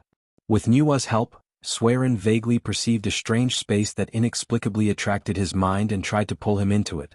He knew that it was a space formed by the Tao of Fire. As long as he got there, he would be half of Daluo Jingxian. Not daring to delay, Sueren hurriedly touched his true spirit and rushed to the space of fire according to the guidance in his heart. But in the void, earth, fire, water, wind, thunder, and fire suddenly appeared. Endless tribulations appeared and turned into a tribulation of Tao, blocking his path. This was the first difficulty of Daluo Jingxian, the tribulation of Tao obstruction. Swoosh. Behind Sueren's head, the dazzling golden light of merit appeared and shone brightly. It dissolved all kinds of tribulations and opened a path to the space of fire. In this way, Daluo Jingxian's first tribulation was broken. In the space of fire, the essence of fire filled the air, filled with all kinds of innate flames. They burned fiercely and emitted amazing power. This was the origin of fire. Everything related to fire could be seen here, whether it was the Tao of Li Fire or the Tao of True Fire. They were all branches of the Tao of Fire. Imprinting one's understanding of the Tao of Fire in the space of fire and using one's own Tao to explain the Tao of Fire, this was Daluo Jingxian. Strolling in the space of fire, Sueren released wisps of torch flame from his body and merged into the void. This was Sueren's Tao, the Tao of torch flame. It represented his vision of the human race, passing down the torch and growing endlessly. As the torch flame merged into the space of fire, a wisp of the Tao of torch flame appeared in the space of fire. Sueren's true spirit began to sublimate, and the eternal light of Tao enveloped him. Suddenly the connate flames floating in the air underwent a transformation. They transformed into numerous enormous figures that charged at Sueren. This was Daluo Jingxian's second challenge, the struggle for the great Tao. The Daluo struggle was for the right to explain the great Tao. The Tao of fire was only a concept, and it generally referred to everything related to fire. Therefore, every Daoyuo Jingxian who had attained the Tao of fire had a different understanding of the Tao of fire. Those who were able to become golden immortals were all favored by the heavens and people with firm Tao hearts. All of them believed that their understanding of the Tao of fire was the most correct and strongest, and no one could convince anyone else. They all wanted to use their own understanding to explain the Tao of fire and become the master of the Tao of fire, occupying the innate fire fate. In the ancient times, things were still fine. Phoenix was the first to attain the Tao of fire and naturally became the master of the Tao of fire. With the nirvana flame as the source of all flames, she explained the Tao of fire and the world obeyed her. But after the ancient times, Phoenix abdicated and everything changed. At this time, the Tao of fire had given birth to many Daoyuo Jingxian, and it would be difficult for them to become the master of the Tao of fire. Therefore, under the suppression of everyone, the position of the master of the Tao of fire was left empty. In order to reduce the number of competitors, the Daoyuo Jingxian treated all those who had attained the Tao of fire with the greatest hostility. Following the principle of stopping as many as possible, they showed no mercy in their attacks. Suiren had not completed his transformation, so how could he be a match for these experienced Daoyuo? Even with the help of the Suiren lamp, he was still defeated. Chapter 109. Chirp. Just as Suiren was about to be thrown out of the fire dimension, a sharp chirp of a bird was heard. It was intimidating and majestic. When the Daoyuo Jingxian heard the chirp, they stopped attacking Suiren. They stopped what they were doing and looked into the depths of the fire dimension in bewilderment. Over there, a ball of 7-colored brilliance gradually rose up like a burning flame. The brilliance was dazzling and resplendent. The image of a phoenix appeared, and its graceful and luxurious aura was fully revealed. That's Phoenix. What's going on? Since ancient times, this existence has been removed from the position of Taoist master. He has been in seclusion. Why did he suddenly appear today? What's going on? Could it be that he wants to regain the position of Taoist master? But with his strength, the position of Taoist master is dispensable. He shouldn't be here to compete with the poor Wei and the others, right? For a moment, the appearance of Phoenix caused the Daoyuo Jingxian to be confused. They were trying to figure out the purpose of his appearance. After all, Phoenix was too famous. If he were here, the Daoyuo Jingxian would have nothing to do with the position of Taoist master. Unfortunately, Phoenix didn't answer their doubts. He just glanced at them coldly. Oh no. That Taoist master is related to Phoenix. At this moment, the Daoyuo Jingxian suddenly understood the purpose of Phoenix's appearance. But it was too late. Boom, boom, boom. Under the gaze of Phoenix, the Daoyuo's Taoist shadows shattered and turned back into balls of congenital fire. It would take thousands of years for them to recover and reform their Taoist shadows. Thank you, Taoist priest. At the side, Suiren, who had just escaped from the crisis, quickly thanked the Phoenix. It's okay. Since I have promised to protect the human race, how can I allow them to stop you from achieving the Tao? Nodding at Suiren, Phoenix's Tao shadow slowly disappeared. The human race is so lucky to have Zichen. Suiren exclaimed after standing still for a while. How could he not understand that the reason why Phoenix helped him today was all because of Feng Zichen's teaching that day? Suiren put away his unnecessary thoughts and tried his best to prove his Tao. With so many things on his shoulders, he could not afford to fail. Boom. Xanhua flew out from his body and merged into the fire elemental dimension. Gradually, a tiny dot of Xanhua appeared in the void. Although it was incomparable to the other innate fires, it was still growing stronger. At the same time, Suiren's comprehension of the fire elemental Tao poured into his true spirit and attacked his spiritual altar. This was Daoyuo Jingxian's third obstacle, the Tao assimilation, and also the most dangerous one. Facing the impact of the Tao assimilation, Daoyuo Jingxian would be free and unfettered from then on.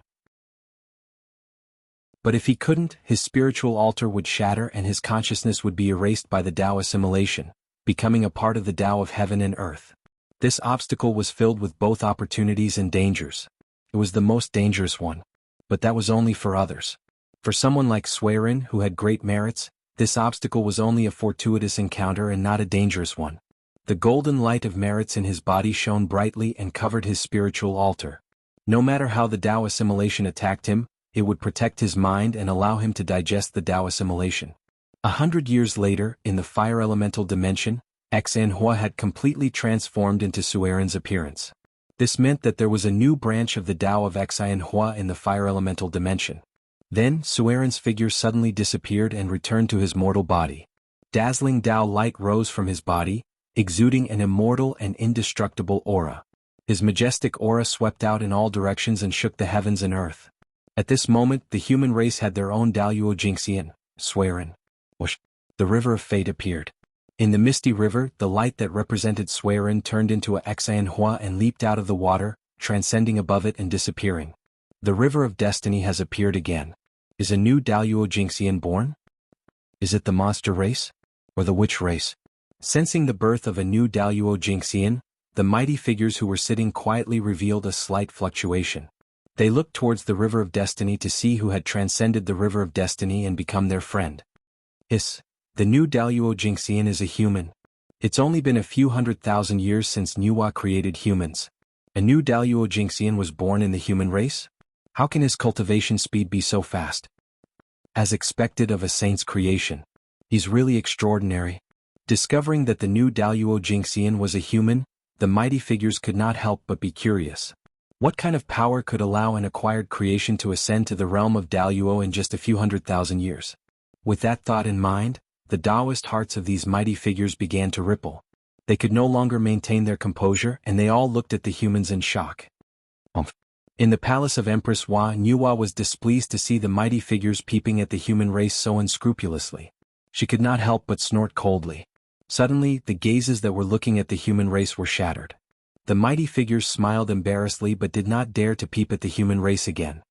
Now that Sueren has attained the Tao, the poor Wei, as the holy mother of the human race, must reward him. After warning the mighty figures, Nuwa thought for a while and said to the beauty in palace dress beside her, Golden Phoenix, you go to the human race on behalf of the poor Wei and bring the 3 ancestors of the human race to the palace of Empress Hua.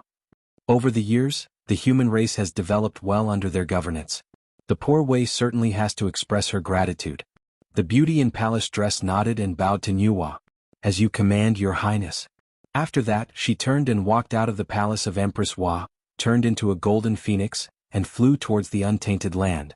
Congratulations on attaining the realm of Daluo. From now on, you will be immortal and free. Outside the ancestral temple of the human race, seeing that all the fluctuations had subsided, the Chou clan and the Zi clan were overjoyed. They walked quickly into the hall and congratulated Sueren. Ah! Second brother, third sister, you are too polite. After successfully attaining the realm of Daluo, Sueren could not hide his excitement even though he was usually calm. He could not help but smile. After meeting you today, I know that the vastness of Daluo is not something that Tai can fathom. I was really narrow-minded in the past. Seeing Sueren's figure, some members of the Chou clan sighed with envy. At this time, Sueren's temperament was as profound as the Tao. His body was surrounded by Taoist light, and his every move was in harmony with the heaven and earth, giving people a feeling of boundless vastness. Yes, without attaining the realm of Daluo, you will never know the power of Daluo. The past, the present, and the future are all in one. This is a power that Tai Jingxian can't reach. Feeling the changes in his body, Sueren agreed. However, second brother, third sister, you don't have to be envious. I feel that a great opportunity is coming. Perhaps your chance of attaining the Tao lies in it. Seeing that the two were a little depressed, Sueren comforted them. Chapter 110. What? An opportunity to attain Tao? Big brother, please don't lie to me. Is there really a great opportunity coming soon? Some members of the Chou clan were overjoyed when they heard this. They asked Sueren for confirmation. The members of the Zi clan were also hopeful. They hoped to get a positive answer. Of course. Why would I lie to you about this? Sueren smiled and replied with certainty. After becoming the Daluo Jingxian, Sueren's spiritual awareness had increased greatly. He was more sensitive to things related to himself.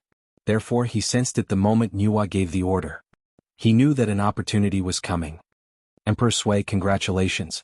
Some members of the Chou clan wanted to ask more questions, but Feng Zichen's voice came from afar. Then, a purple light flashed and he appeared in front of the 3 of them. That's... The moment Feng Zichen appeared, Sueren felt an awe-inspiring aura rush toward him. It was majestic, sacred, and powerful. He couldn't help but narrow his eyes and look at him. Mao Buzhou. Behind Feng Zichen, the shadow of a majestic sacred mountain appeared. It was ancient and unsophisticated. Its Taoist rhymes were thick, sacred, and inviolable. It exuded an indomitable aura as if it could suppress everything. Zichen, what's going on? Why did the shadow of Mount Buzhou appear behind you? Swearin was shocked. He asked curiously. Oh, Emperor Sui, are you talking about Mount Buzhou? That's a new superpower that I've obtained. It's very powerful. However, I can't use it with my current strength. What a pity. Feng Zichen had seen the power of the shadow of Mount Buzhou with his own eyes. He had already mastered such an earth-shattering superpower, but he couldn't use it because of his current strength. This made him very depressed. Not bad, this power is already beginning to resemble Daluo's might. Swearin nodded in agreement. The aura of this mystique made even the Daluo Jingxian frown. It was obvious how powerful it was. Big brother, what is this great opportunity that you're talking about? Speaking halfway, you're really making me anxious. Seeing that Swearin and Feng Zichen were chatting as if no one else was around, a member of the Chou clan anxiously interrupted them. Opportunity? What kind of opportunity made Chao Huang so excited? Feng Zichen had just arrived, so he didn't know much about what had happened. He smiled and asked curiously. Second brother, you're confused. What is an opportunity? It's because it's unknown that it's called an opportunity. If I knew what it was, I would have taken it directly. I wouldn't have waited for it to come to me. Swearin frowned a little at the Chou clan's behavior just now. He waved his sleeves, and a clear light flew out and entered the body of a member of the Chou clan. Big brother, I'm sorry. I was too impulsive. The clear light entered the body of a member of the Chou clan and woke him up instantly. He thought about his actions and quickly apologized. It's okay. Achieving Tao is related to your future. It's normal for you to be anxious. But your emotions have been unstable recently, and you often do impulsive things. You don't have the demeanor of a Tai Jingxian at all. Is there something wrong with your body? Swearin thought about the Chou clan's recent abnormalities and couldn't help but ask with concern. By the side, Feng Zichen was also somewhat puzzled.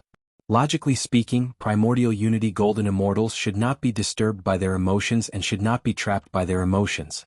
They should be quiet and free and should not be impulsive. Why was Chao Huang's emotions so unstable? Thinking of this, Feng Zichen secretly used his sun-moon godly gaze and looked at Yu Chao Shi. Resentment. Why is there so much resentment in Chao Huang's body? Feng Zichen could clearly see through the vision of the sun-moon god eyes that there was a thick resentment between the eyebrows of a member of the Chou clan. It was giving off an ominous aura.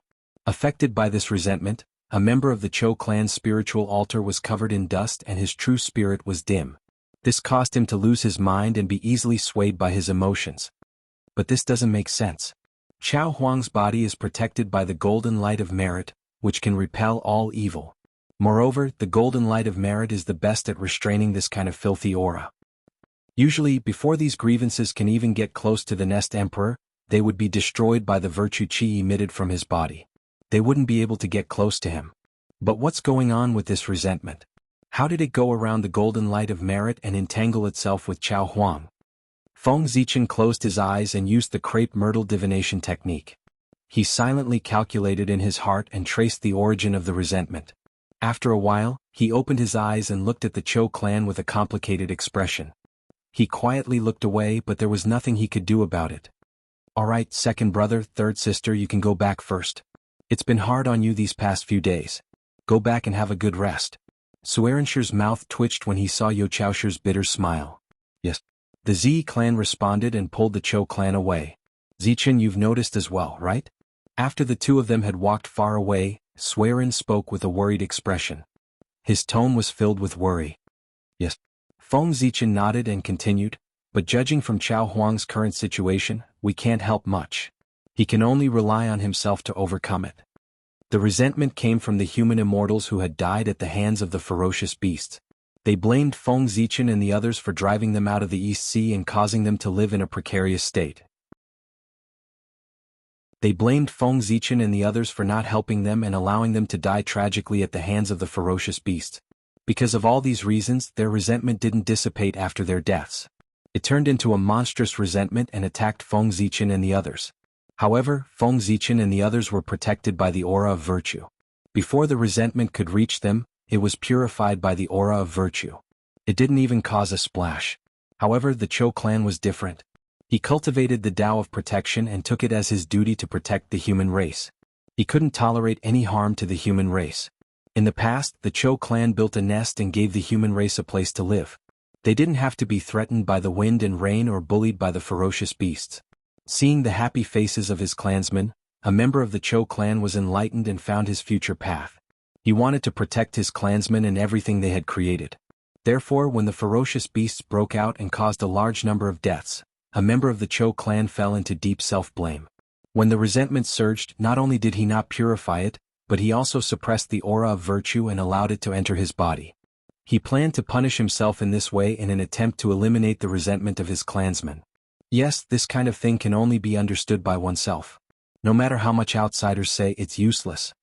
Suiren nodded with some melancholy. He's going to a dead end. Yes, I've got it. After thinking for a while, Feng Zichen said to Suiren, now the East Sea is at the East Sea. You've broken through to the Daoyuo realm. Why don't you take this opportunity to preach for everyone for 100 years? Chapter 111. Firstly, it can strengthen the unity of the human race. Secondly, it can give Chao Huang something to do. It will make him forget about what happened before so that he won't have any problems. Ah, that makes sense. Later, I will let my second brother arrange everything about the sermon so that he won't have any free time. Suiren clapped his hands and smiled. He was very satisfied with Feng Zichen's suggestion. 3 years later, hundreds of thousands of immortals of the human race gathered outside the ancestral temple to listen to Suiren's sermon. Daoyuo Jinshan's sermon was not uncommon in the untainted land, but it was the first time for the human race. Naturally, there were many followers. Even some of the Water Tribe members had rushed over from afar after hearing the news, hoping to gain some enlightenment from Big Luo's Dao preaching and take a step forward. Sitting on the cloud platform, Suiren seemed to be one with the heaven and earth. When he opened his mouth, Dao sounds rumbled and he explained the Dao of fire. Fire is the essence of yang. Fire has the nature of fire. Fire is one of the 5 elements. When the essence of yang is dispersed, it is distributed as fire. It has qi but no substance. Can kill all things. It is very powerful. When people use fire, they must take wood. When the 4 seasons and 5 elements change, they strengthen the fire and disperse the qi. When the fire is weak, it is weak. When the fire comes out in the spring, it is new. There is one yang fire in people. It is the Lord fire, located in the heart and intestines. It is called the Li fire. There are 2 yin fires in people. The gate of life is called the fire of fire. It comes from the North Sea and is called the fire of fire. The fire of 3 tastes is called the pure yang fire. There are 6 yang fires and 6 yin fires in total. With Suiren's sermon, the connate fire qi in the heaven and earth gathered and formed all kinds of strange phenomena, such as the celestial orchid tree, the dancing fire dragon, and the swaying of Fusang. 100 years later, Suiren stopped his sermon. Seeing that everyone was still immersed in the Tao rhythm and had not yet woken up, he thought for a while and waved his sleeve. Suddenly he grabbed at the void. Rumble. This claw seemed to tear apart the endless void. Instantly the void cracked open and huge cracks appeared. Xiantian Qi rolled out from the cracks and surged towards the crowd. How much Kane Qi would be required for hundreds of thousands of immortals to cultivate together? The coast of the East Sea was not a blessed land. How could there be so much Xiantian Qi for everyone to cultivate? In less than 100 years, the Xiantian Qi that the Eastern Sea had accumulated for tens of thousands of years was completely consumed. If it weren't for Feng Zichen secretly communicating with Zichen's heavenly abode and drawing in the innate qi, the lecture would have ended early due to the exhaustion of the innate qi. Now that Suiren had woken up and discovered this situation, he didn't need to think too much about it. He personally took action and captured boundless Xiantian Qi from the void. In the blink of an eye, he made up for the deficiency of this place. Another 100 years passed, and everyone who was immersed in the Tao woke up one after another. Powerful auras burst out, devouring the surrounding Xiantian Qi. However, there were quite a number of people who benefited greatly from Suiren's lecture and advanced to a higher level. Boom, boom, boom. Beams of fiery light shot up into the sky. 3 human golden immortals and Taoists reached the realm of Taijingxian. The qi of water and fire also burst out and blended with each other, forming a Tai diagram of water and fire. A member of the Water Tribe had comprehended the Tao of water and fire by analogy and stepped into the realm of Taijingxian. Alas! As expected of a big ancient clan, there are so many talented people. How many of us humans can compare with such talent? Such actions caused Swearin to take a few more glances at him, and he praised in his heart. After waiting for a few more years, Swearin saw that most of the people had woken up. He said slowly, "Well, the lecture is over. You can leave now." "Thank you, Emperor Sui, Taoist priests, for the lecture." Swearin sure didn't say anything else. He smiled and gradually disappeared. Shriek. One day, when the people were discussing the affairs of the human race in the ancestral temple, a sweet chirp of a bird was heard. The chirp was so loud that it shook everyone's mind. "This is, our opportunity has arrived." Hearing this bird cry before the others could react, Yo Chaosher and Zisher felt their true spirits tremble, faintly expressing a sense of joy. They couldn't help but look at each other, and with wild joy they turned and ran out. Opportunity? What kind of opportunity made Chao Huang and Zi Huang so excited? Let's follow them and see. The people were curious. After thinking for a while, they followed them out. Before long, a golden phoenix flapped its wings and flew towards them. It arrived in front of them in the blink of an eye and passed down a decree. By the decree of Her Majesty Nuwa, Swearin, Cho clan and Zi clan of the human race are summoned to the palace of Emperor Nviwa for an audience. It's the decree of Her Majesty. Hearing this, the people were shocked at first. Then they all knelt down with a solemn look. They didn't dare to show any disrespect. Swearin, Cho clan and Zi clan follow the decree of Her Majesty. The three people stepped forward and said at the same time, "Her Majesty doesn't like empty formalities. It's good that you've shown your sincerity. Taoist priests, please let them rise first." The golden phoenix turned into a beautiful woman in a palace dress. She walked to Swearin and said respectfully, "Daluo Jingxian was the incarnation of the Great Way." Even though the golden phoenix came from the palace of Emperor Nviwa, she didn't dare to disrespect Swearin as long as she was not Daluo Jingxian. "Please wait for a moment, fairy." Swearin nodded. Then he turned around and said to the people, "Rise." "Thank you, Her Majesty." The people bowed in the direction of the ancestral temple before they got up and left. "Fairy, please take a rest in the hall. We have many things to do and need some time to go to the palace of Emperor Nviwa to meet Her Majesty." Speaking of this, Swearin asked uneasily, "Her Majesty, you won't mind, right? Her Majesty is so resourceful that she knows everything. When she sent me here, she didn't ask the Taoist priests to take action immediately. I think she has already expected this. What's more, Her Majesty is so broad-minded and kind. She won't argue with the Taoist priests over such a trivial matter. Taoist priest, you're overthinking." After thinking for a while, the golden phoenix replied, "Then I'm relieved." Swearin took a deep breath and led the golden phoenix into the ancestral temple.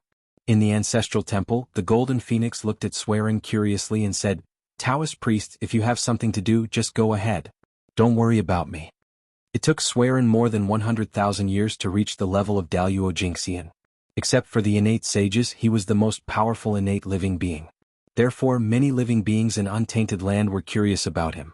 They wondered how he had cultivated and how he could transcend the river of fate and enter the realm that all living beings dreamed of. Speaking of which, Swearin didn't cultivate as long as the golden phoenix. However, the former was already the immortal Daluo Jingxian. The latter was still struggling in the mortal world, looking for a way to transcend. Fate was really unpredictable.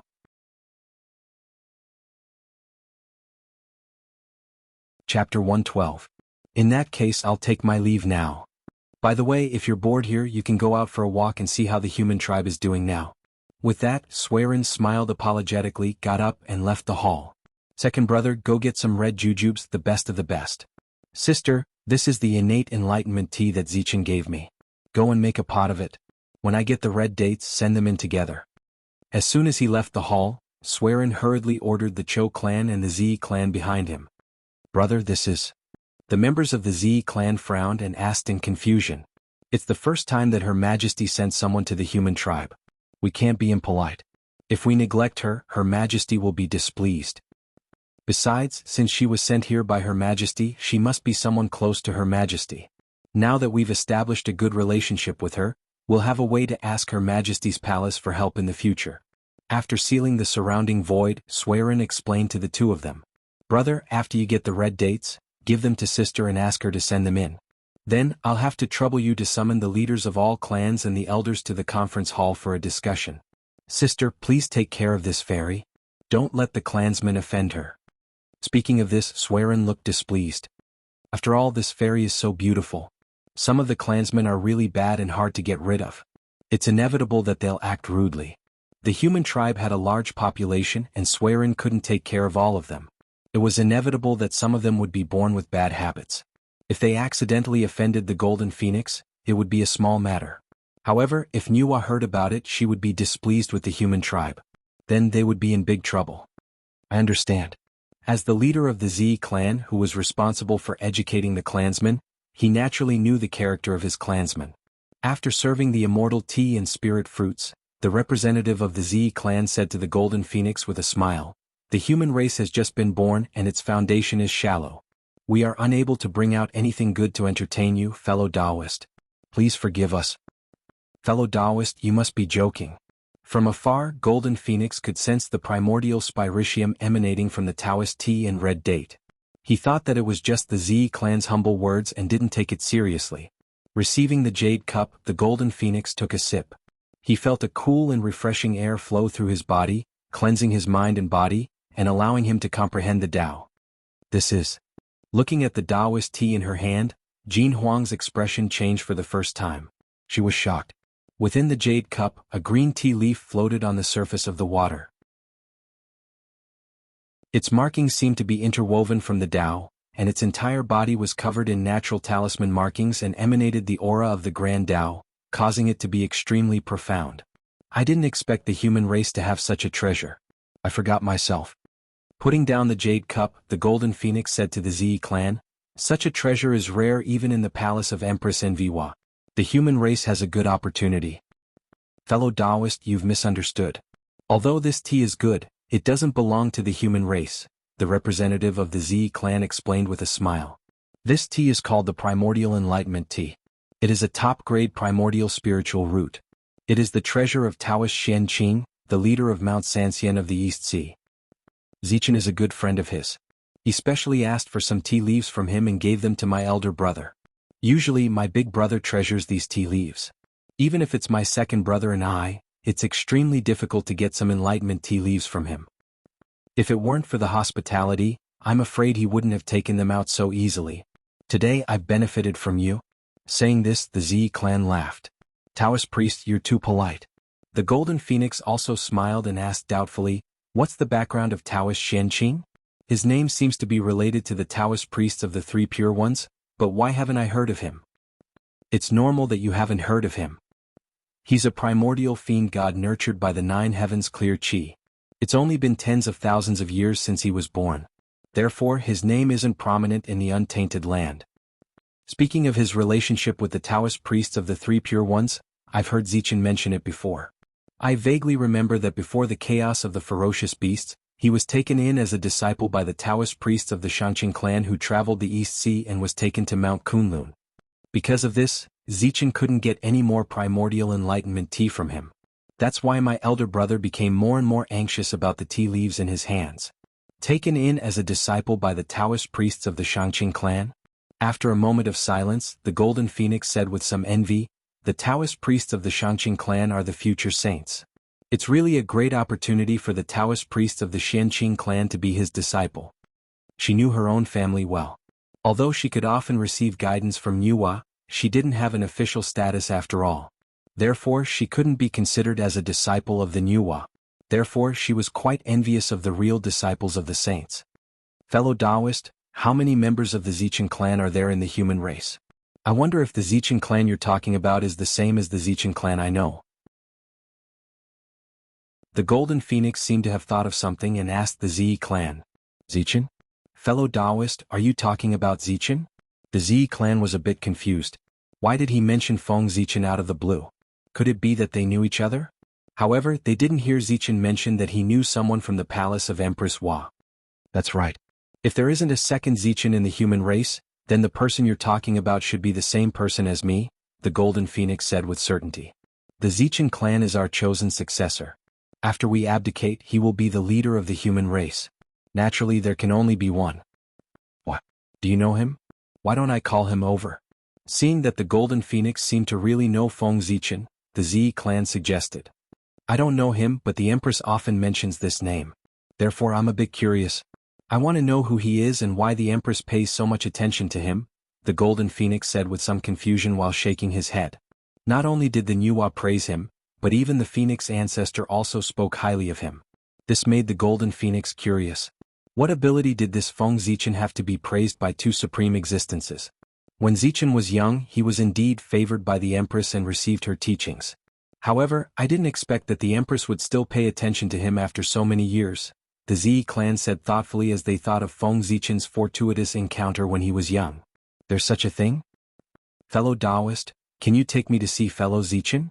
Golden Phoenix had never heard of this before. Of course. Fellow Taoist, please come with me. The Zi clan nodded and led the Golden Phoenix outside. On the way, the Golden Phoenix suddenly said to the Zi clan, "In the future, when we enter Empress Wu's palace, you and I will be family. Calling me fellow Taoist will make me feel like an outsider. How about we call each other sisters?" Zi greets elder sister. Seeing that Golden Phoenix didn't seem to be joking, the Zi clan responded with a smile. Good, good. Elder sister left in a hurry and didn't bring anything good. Take this essence of fortune first. When we return to Empress Wu's palace, I'll give you a gift.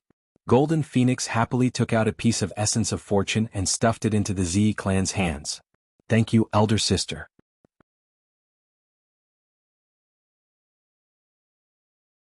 Chapter 114. In Zichen's grotto heaven, Feng Zichen sat cross-legged under the star tree, visualizing the Taiyin star in his heart. Gradually, a black moon rose behind him, half hidden and half hidden. It shone with a black light, and the innate Taiyin qi rolled out, spreading in all directions. Everything within 10,000 miles was shrouded in black mist. Come.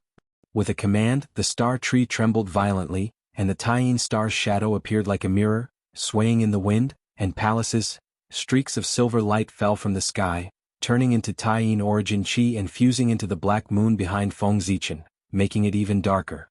Then the Taiyin star's shadow dissipated into specks of light as if it had run out of energy, and the star tree returned to normal. Innate Taiyin divine light form. Feng Zichen formed a seal with his hands, and the black moon behind him shrunk, turning into an illusory black light that devoured the innate Taiyin qi in a frenzy. Again. In the sky above Zichen's grotto heaven, the illusory Taiyin star shook violently, and strands of innate Taiyin qi helped the innate Taiyin divine light to form a solid form. However, just as the innate Taiyin divine light was about to form, Feng Zichen's innate yang divine light suddenly appeared on its own, as if it sensed a threat. A dot of innate yang divine light flashed, and the innate yang divine light shattered the innate Taiyin divine light. In an instant, the Taiyin qi flowed out, freezing everything within 10,000 miles. Still not enough? As he spoke, Feng Zichen waved his sleeves, and a vast amount of dermic powers surged out. With a cracking sound, the ice shattered and turned back into innate Taiyin qi, which was then sent into the Taiyin star. Sigh. It seems like my plan to cultivate the innate yin-yang divine light has failed. After a long while, Feng Zichen sighed. He had suffered a great loss this time. He had planned to use the Taiyin origin qi to cultivate the innate Taiyin divine light, and then merge it with the innate yang divine light to evolve into the legendary innate yin-yang divine light. Unfortunately, he didn't expect the repulsive force of yin and yang to be so strong. The innate divine light of yang shattered the divine light of yin directly, not allowing it to exist in his body. After all, the innate extreme yang divine light was condensed from Feng Zichen's essence, while the innate extreme yin divine light was condensed from an innate extreme yin origin. The difference between their natures was too great. One side was strong while the other was weak. Moreover, they were hostile to each other, so it was naturally impossible for them to coexist peacefully. As such, not only did Feng Zichen fail to cultivate the innate Taiyin divine light, but he also lost a surge of his qi of origin. It was truly heartbreaking. It seems like I'll have to find an innate source of yin to cultivate the innate yin-yang divine light. But the eldritch wilderness has been established for so long. Innate sources have either turned into innate fiend gods or innate spiritual treasures. Where am I going to find one? Feng Zichen scratched his head. He had been coveting the innate yin-yang divine light for a long time, but now he found out that he couldn't cultivate it. The demons are really a hindrance. In fact, the innate yin origin wasn't too difficult to find.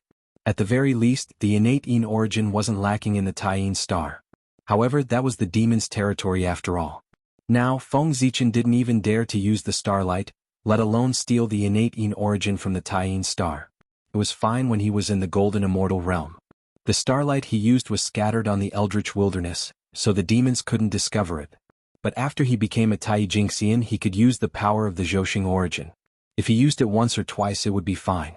But if he used it frequently, the demon Star Lord wasn't blind. How could he not discover it? By then, the demons would think that he was the innate star god hiding in the eldritch wilderness. That would be fun. Forget it, after the Great Witch Demon War, I'll go to the Taiyin Star and collect the innate Yin origin. No, by then I still want the innate Yin origin. I want the entire Taiyin Star. After thinking for a while, Feng Zichen put aside his distracting thoughts and took out the Chaos Bead. He planned to deduce a supreme grand skill. With Feng Zichen's current strength, he couldn't activate the shadow of Mount Buzhou. But with the shadow of Mount Buzhou in his body, he could suppress all external forces including the qi.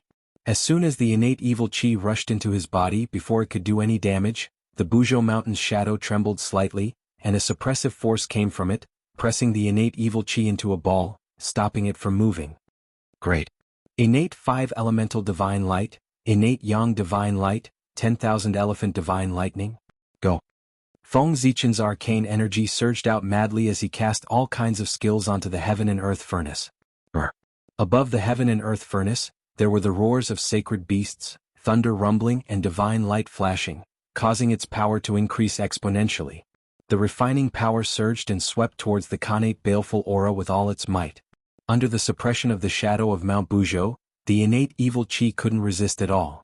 It was constantly refined by the furnace of heaven and earth, turning into streaks of black light that flowed into Feng Zichen's body.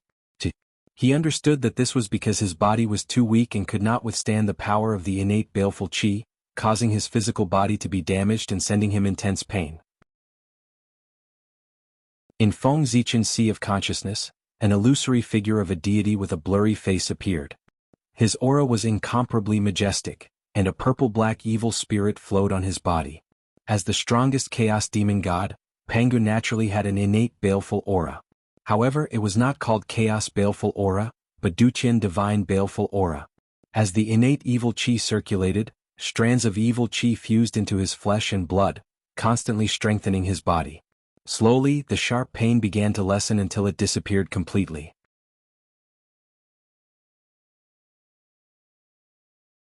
Chapter 115. Bus. Bus. Bus. The chaos bead trembled for a moment and spat out a black crystal. It was so dark that it seemed to absorb all the light, plunging the surroundings into darkness. The wails of gods and demons sounded, and the scene of thousands of creatures dying appeared. It was extremely terrifying, as if the gods had all fallen and the world was coming to an end. A terrifying aura filled the air. The black crystal came from the deepest part of Mount Buzhou. It was a product of highly condensed chaotic evil qi and contained a large amount of chaotic evil qi. Since the connate evil qi had been exhausted, it was time to use the stronger chaotic evil qi.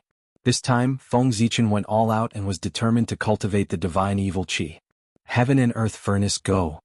As soon as Feng Zichen finished speaking, a powerful suction force came from the heaven and earth furnace and sucked the black crystal in.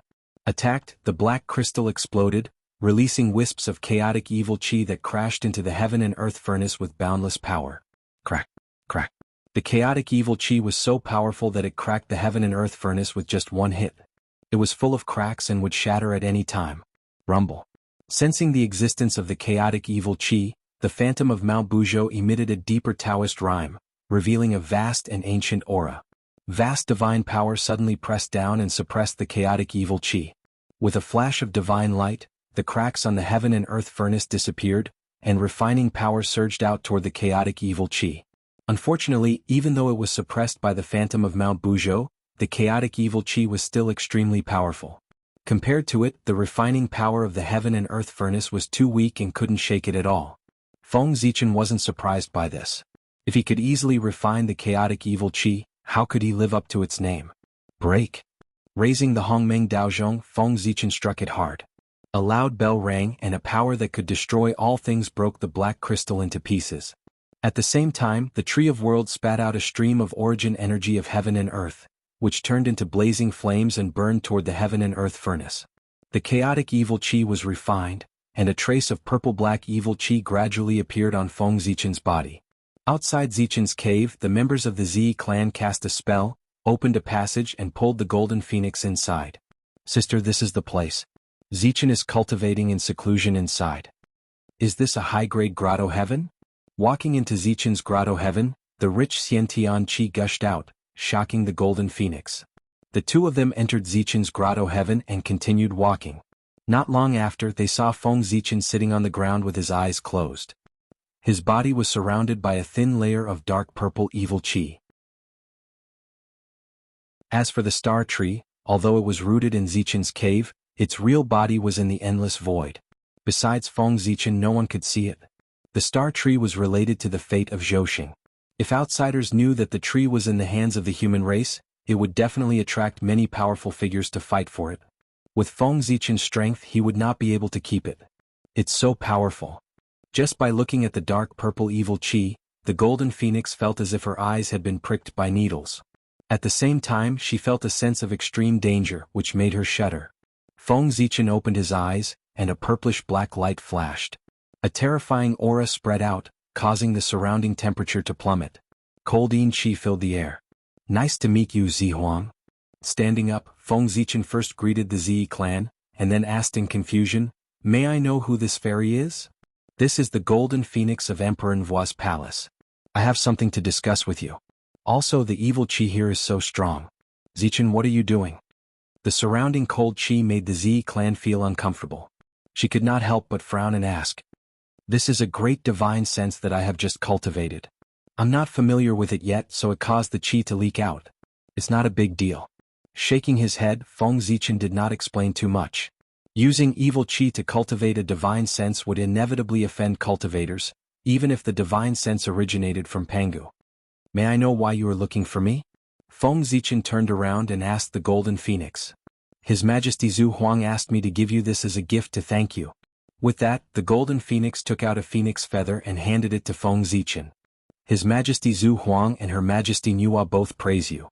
Your future is really limitless. It's all thanks to the two majesties." Feng Zichen took the phoenix feather and smiled modestly. The phoenix feather was long and narrow, emitting a colorful light. The qi of the five virtues was circulating around it, and the nirvana flame was burning around it, deducing the truth of life and death. As soon as it was in his hand, the phoenix feather shone brightly with colorful light.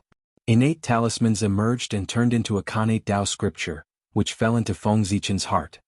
The Kanate Dao scripture of life and death.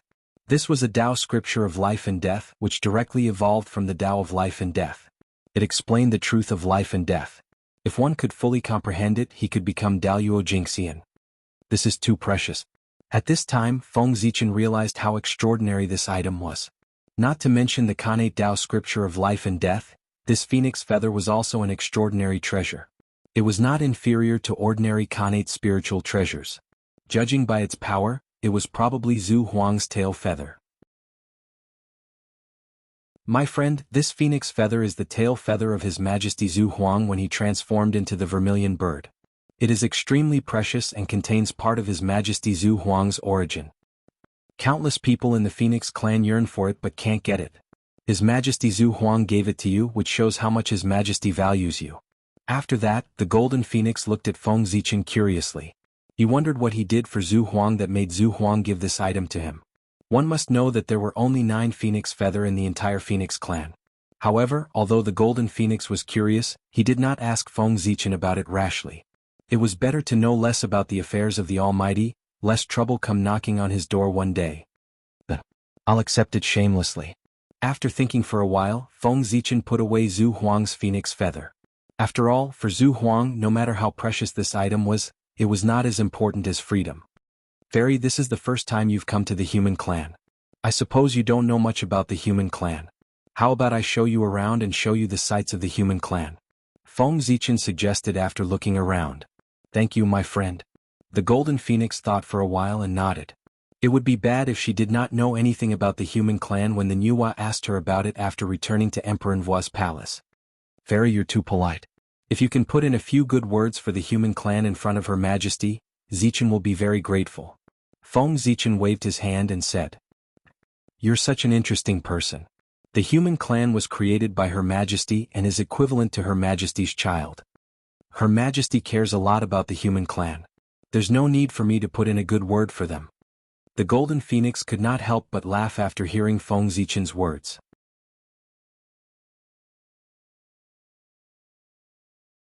Chapter 116. On the shore of the East Sea, Ao Shui, Water Dragon King, and an unfamiliar man appeared with a flash of light and flew towards the human ancestral temple. Ao Shui and Water Dragon of the Dragon Clan, and Xuanqi of the Black Tortoise Clan, have come to congratulate Suiran Taoist priests. Their voices came from afar before they even arrived. In the meeting hall, Suiranshi's heart skipped a beat when he heard this voice. He transmitted his voice to Feng Zichen. Zichen, our friends from the Dragon Clan and the Black Tortoise Clan are here. There will be friends from other clans coming in a bit. I can't leave right now, so please receive them on my behalf. Inside Zichen's grotto heaven, Feng Zichen, who was taking Golden Phoenix to tour the Ziwei Mountain, suddenly stopped and said apologetically, "Fairy, I'm really sorry. I have some matters to attend to in the human ancestral temple. Please forgive me." "It's fine. The human ancestral temple is more important. Please go ahead." Golden Phoenix nodded in understanding. "Thank you for your understanding."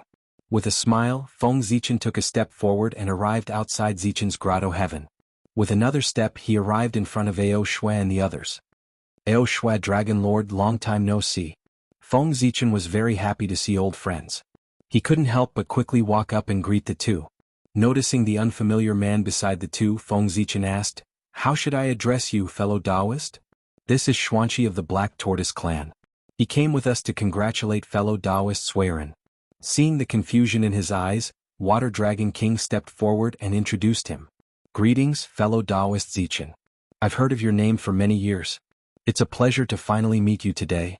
Xuanqi carefully sized up Feng Zichen and said, "Everyone, this is not the place to talk. Please follow me to the guest hall." With a wry smile, Feng Zichen changed the topic and led the three to the guest hall. He didn't know how the 5 elemental sacred beasts praised him in their clans, but most of the clans had a different impression of him. Their words gave off a strange feeling. Golden Phoenix was like that, and now Xuanqi was like that. Mo Zhang of the Qilin Clan and the White Tiger Clan. Jianshan of the White Tiger Clan is here to congratulate Suiran Taoist priests. Before Feng Zichen's friends and clans and white clans of the White Dragon Clan, and the White Dragon King and White Dragon came. Our friends from the Qilin Clan and the White Tiger Clan are here. I'll go and pick them up. Please wait for a moment. After the 5 elemental sacred beasts agreed to protect the human tribe became the ally of the 5 elemental sacred beasts. Although this ally was a little weak, it seemed to have great potential. Now that Suiran had succeeded Daluo Jingxian, the human tribe's strength had increased greatly. As allies, the 5 elemental sacred beasts couldn't help but send 5 outstanding clansmen to congratulate them. After the meeting, Suiran first received the representatives of the 5 elemental sacred beasts. Then he called Feng Zichen to the main hall of the ancestral temple. "Zichen, Her Majesty has ordered the 3 of us to go to Emperor Envoi's palace for an audience. And we don't know how long it will take for us to come back. Therefore, I've decided to pass on the position of chief of the human tribe to you. In the years to come, you will lead the human tribe." Under the statue of Nuwa, Suiran said to Feng Zichen solemnly, "What? Emperor Sui, you mustn't do this. Even if you don't want to be the chief of the human tribe, there are still Chao Huang, Zi Huang, the elders and the city lords. How can you bypass them and pass the position to me directly?" Feng Zichen was shocked and refused repeatedly. Although he was very interested in the position of chief of the human tribe, his seniority in the human tribe was too low. If he suddenly took the position, the human tribe would inevitably be unconvinced. According to his previous plan, after the human tribe occupied the majority of the human tribe, he would ascend to the position of chief of the human tribe in one fell swoop. But now, Suiran obviously intended to push him to the position of chief of the human tribe despite the objections of the masses. "You don't have to worry about this at all. Second brother and third sister are going to Emperor Envoi's palace to cultivate in seclusion for a period of time. They will return to the human tribe after becoming Daluo Jingxian. At that time, the position of chief of the human tribe won't mean much to them. Moreover, it's not my idea to pass the position of chief of the human tribe to you alone. It's the idea of all 3 of us. Therefore, you don't have to worry that they will be dissatisfied with you because of this. As for the elders..." At this point, Suiranshu paused and continued in an inexplicable tone. "In terms of ability they are far inferior to you. In terms of strength they are also far inferior to you. In terms of contribution to the human tribe, they can't compare to you at all. So, how can they have the face to compete with you for the position of chief of the human tribe? How can such mediocre people be the chief of the human tribe? How can they lead the human tribe to prosperity? I'm afraid they can't even survive in the untainted land. As he finished speaking, Suerin's face sank, and it carried a strand of rage while his tone couldn't help but become stern. Looking at Suerin's increasingly gloomy face, Feng Zichen looked ahead silently and dared not say a word. It seemed that something unpleasant must have happened in the meeting just now. Otherwise, Emperor Sui wouldn't have been so angry. In fact, Feng Zichen knew that many of the elders of the human tribe were dissatisfied with him. Especially after he drove the human tribe immortals out of the East Sea, there were even more elders who were dissatisfied with him. If Yo Chaosher and Suerinshire hadn't spoken up in time and taken responsibility for this matter, those angry elders of the human race would have joined hands to expel Feng Zichen from the higher echelon of the human race. After all, when he chased the human clan immortals out of the East Sea, he treated them all equally. No matter who they were, as long as they were at the heaven immortal stage or above, he chased them all out without giving them any consideration. Among these immortals there were many disciples, relatives, descendants, and even their own children. Many of them died in the riot of the ferocious beast. The death of a large number of immortals caused the strength of some elders' tribes to be greatly reduced. Coupled with the death of their relatives, how could the elders of the human tribe not hate him? They didn't dare to be dissatisfied with Suerin, so they targeted Feng Zichen, the initiator of all this. They madly vented their dissatisfaction and hated him very much. Feng Zichen could imagine the angry faces of those elders of the human tribe who were hostile to him when Emperor Sui mentioned that he would pass on the position of patriarch of the human tribe to him, and their faces flushed red when they argued with Emperor Sui. Fortunately, most of the elders of the human tribe were still wholeheartedly loyal to the human tribe. After all, only a very small number of them had selfish motives. Moreover, the city lords had more or less received favors from Feng Zichen, so they naturally stood firmly behind him. In addition, Feng Zichen's contributions to the human tribe were obvious to all. Everyone knew that they couldn't compare with him, so Emperor Sui was able to smoothly finalize this matter.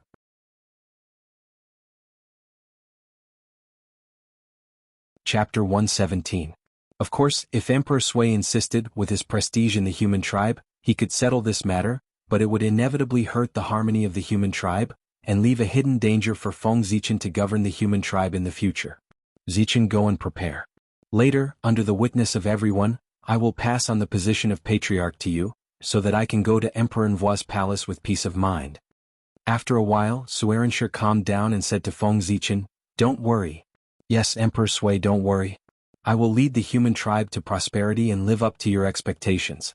Feng Zichen calmed down and said firmly, good. I am very relieved to hand over the human tribe to you.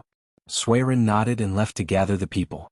However, just as Suerin was about to step out of the hall, he suddenly stopped and said to Feng Zichen with his back to him, you were born in the human tribe after heaven. Many elders have criticized me for passing on the position to you. For example, the Guiyue clan, Jeshan clan, and Bingtu clan are proud of their Xiantian status. It is inevitable that they will not accept you. If they try to sow discord between the Xiantian and Hotian human tribes after I leave, and use this to attack your prestige, you must not be soft-hearted. Remember, no matter who they are, no matter what their relationship with me is, if they dare to stir up the conflict between the Xiantian and Hotian tribes, you must not be soft-hearted. Remember, remember, remember. After saying that, Suerin continued to walk forward and out of the hall. Yes, Zichen will remember. Suerin's words were very, very light. Although Feng Zichen could not see his expression, he could tell from his tone that Emperor Sui must have made a great decision to say these words. I really don't know what Elder Guiyue and the others said in the hall. They forced Emperor Sui to say these words. After Suerin walked away, Feng Zichen said to himself in confusion.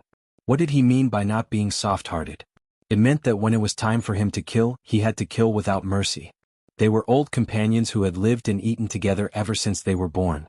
They had experienced countless hardships together, and their relationship was extremely deep. Even so, Emperor Sui, who had a good temper, was forced to kill them. It could be seen that they had gone too far in the council hall. Damn it. If I had known that something big was going to happen in the conference hall, I would have participated in it no matter what. Otherwise, I wouldn't have been so clueless about the situation. For a moment, Feng Zichen couldn't help but feel a little regretful. Why did he become a tour guide for no reason? Not only did he listen to a bunch of ambiguous words, but he also delayed his own important matters.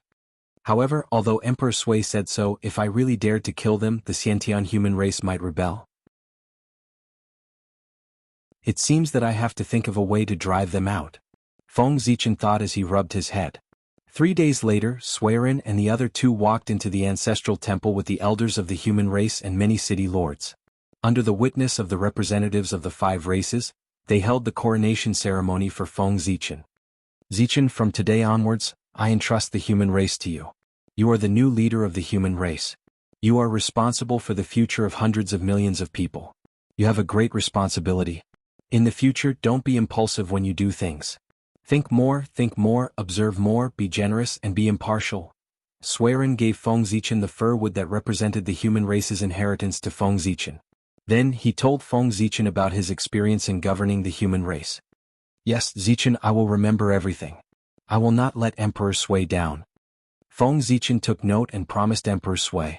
Everyone, Zichen has just ascended to the throne. It is inevitable that he will make some mistakes. After I leave, I hope that you will assist him with all your heart. Find out what he has done and make up for what he has done. Together we will prosper the human race. I'll thank you in advance. After instructing Feng Zichen, Suiren turned around and said to the crowd. We don't dare. Emperor Sui, you are too serious. This is what we should do. Even if you didn't say it, we will assist the Zichen clan with all our heart. Seeing that Suiren was about to bow to them, the crowd hurriedly bowed and said that they didn't dare. That's good. Seeing their sincere attitude, Suiren smiled with satisfaction. Well, we have been delayed for so long. It is time for us to go to Empress Wu's palace. As Suiren spoke, an auspicious cloud rose and carried the Zhou clan, the Zi clan and the Golden Phoenix to Empress Wu's palace. We respectfully bid farewell to Emperor Sui, Chao Huang and Zi Huang. Seeing the 3 of them leave, the crowd bowed to them. With the abdication of Suiren and the other 2, the luck that represented the human race's patriarchs was drawn from them and gathered in Feng Zichen's body. Rumble. In the sky above the human race's ancestral temple, auspicious clouds suddenly appeared. Thousands of rays of light and thousands of strands of auspicious qi appeared. The laws of great Tao fell and the order of heavenly Tao appeared. Then, in front of the crowd's astonished eyes, a ball of fire surrounded by 5-colored brilliance slowly appeared in the void. It was dazzling and had the aura of human Tao flowing around it. It was endless and everlasting. This is the manifestation of the human race's luck. At the first sight of the ball of fire, the crowd felt a burning passion in their hearts. Hot blood gushed out and the desire to improve themselves was born. At the same time as the ball of fire flickered, images appeared in front of the crowd, showing the past of the human race and awakening the memories in the depths of their minds. A feeling of bloodline connection came, allowing the crowd to naturally understand the origin of the ball of fire. Under the contrast of the 5-colored brilliance, the ball of fire was extremely dazzling. It was like a great sun hanging high in the void, illuminating the entire world. After the ball of fire illuminated all the humans in the coast of East Sea, it suddenly descended and merged into Feng Zichen's body. Rumble. In an instant, a powerful aura shot out from Feng Zichen's body and turned into a huge whirlwind, stirring the clouds in all directions. The sky changed color, the sky shook and the earth trembled. A terrifying aura burst out, causing everyone to be unable to breathe. This aura, this power, there's no doubt about it, it's Daluo Jingxian. But, how can it be? The crowd was shocked and stared at Feng Zichen, who was in the center of the whirlwind, in disbelief. The human race's luck, supported by the luck of the 5 innate races, had long surpassed the river of destiny and had the power of Daluo Jingxian. It was just that the human race's luck was only 30%, so it couldn't really display its true power. Moreover, after all these years of development, the human race's luck had greatly increased, and the power it contained had become stronger. Now, Suiren and the other 2 had abdicated, and the human race's luck had been drawn out from their bodies and merged into one, pouring into Feng Zichen's body. This gave him the power to contend with Daluo Jingxian for the time being. Although his cultivation level hadn't changed, under the support of the human race's luck, Feng Zichen was no different from Daluo Jingxian in other aspects, except that he couldn't be immortal.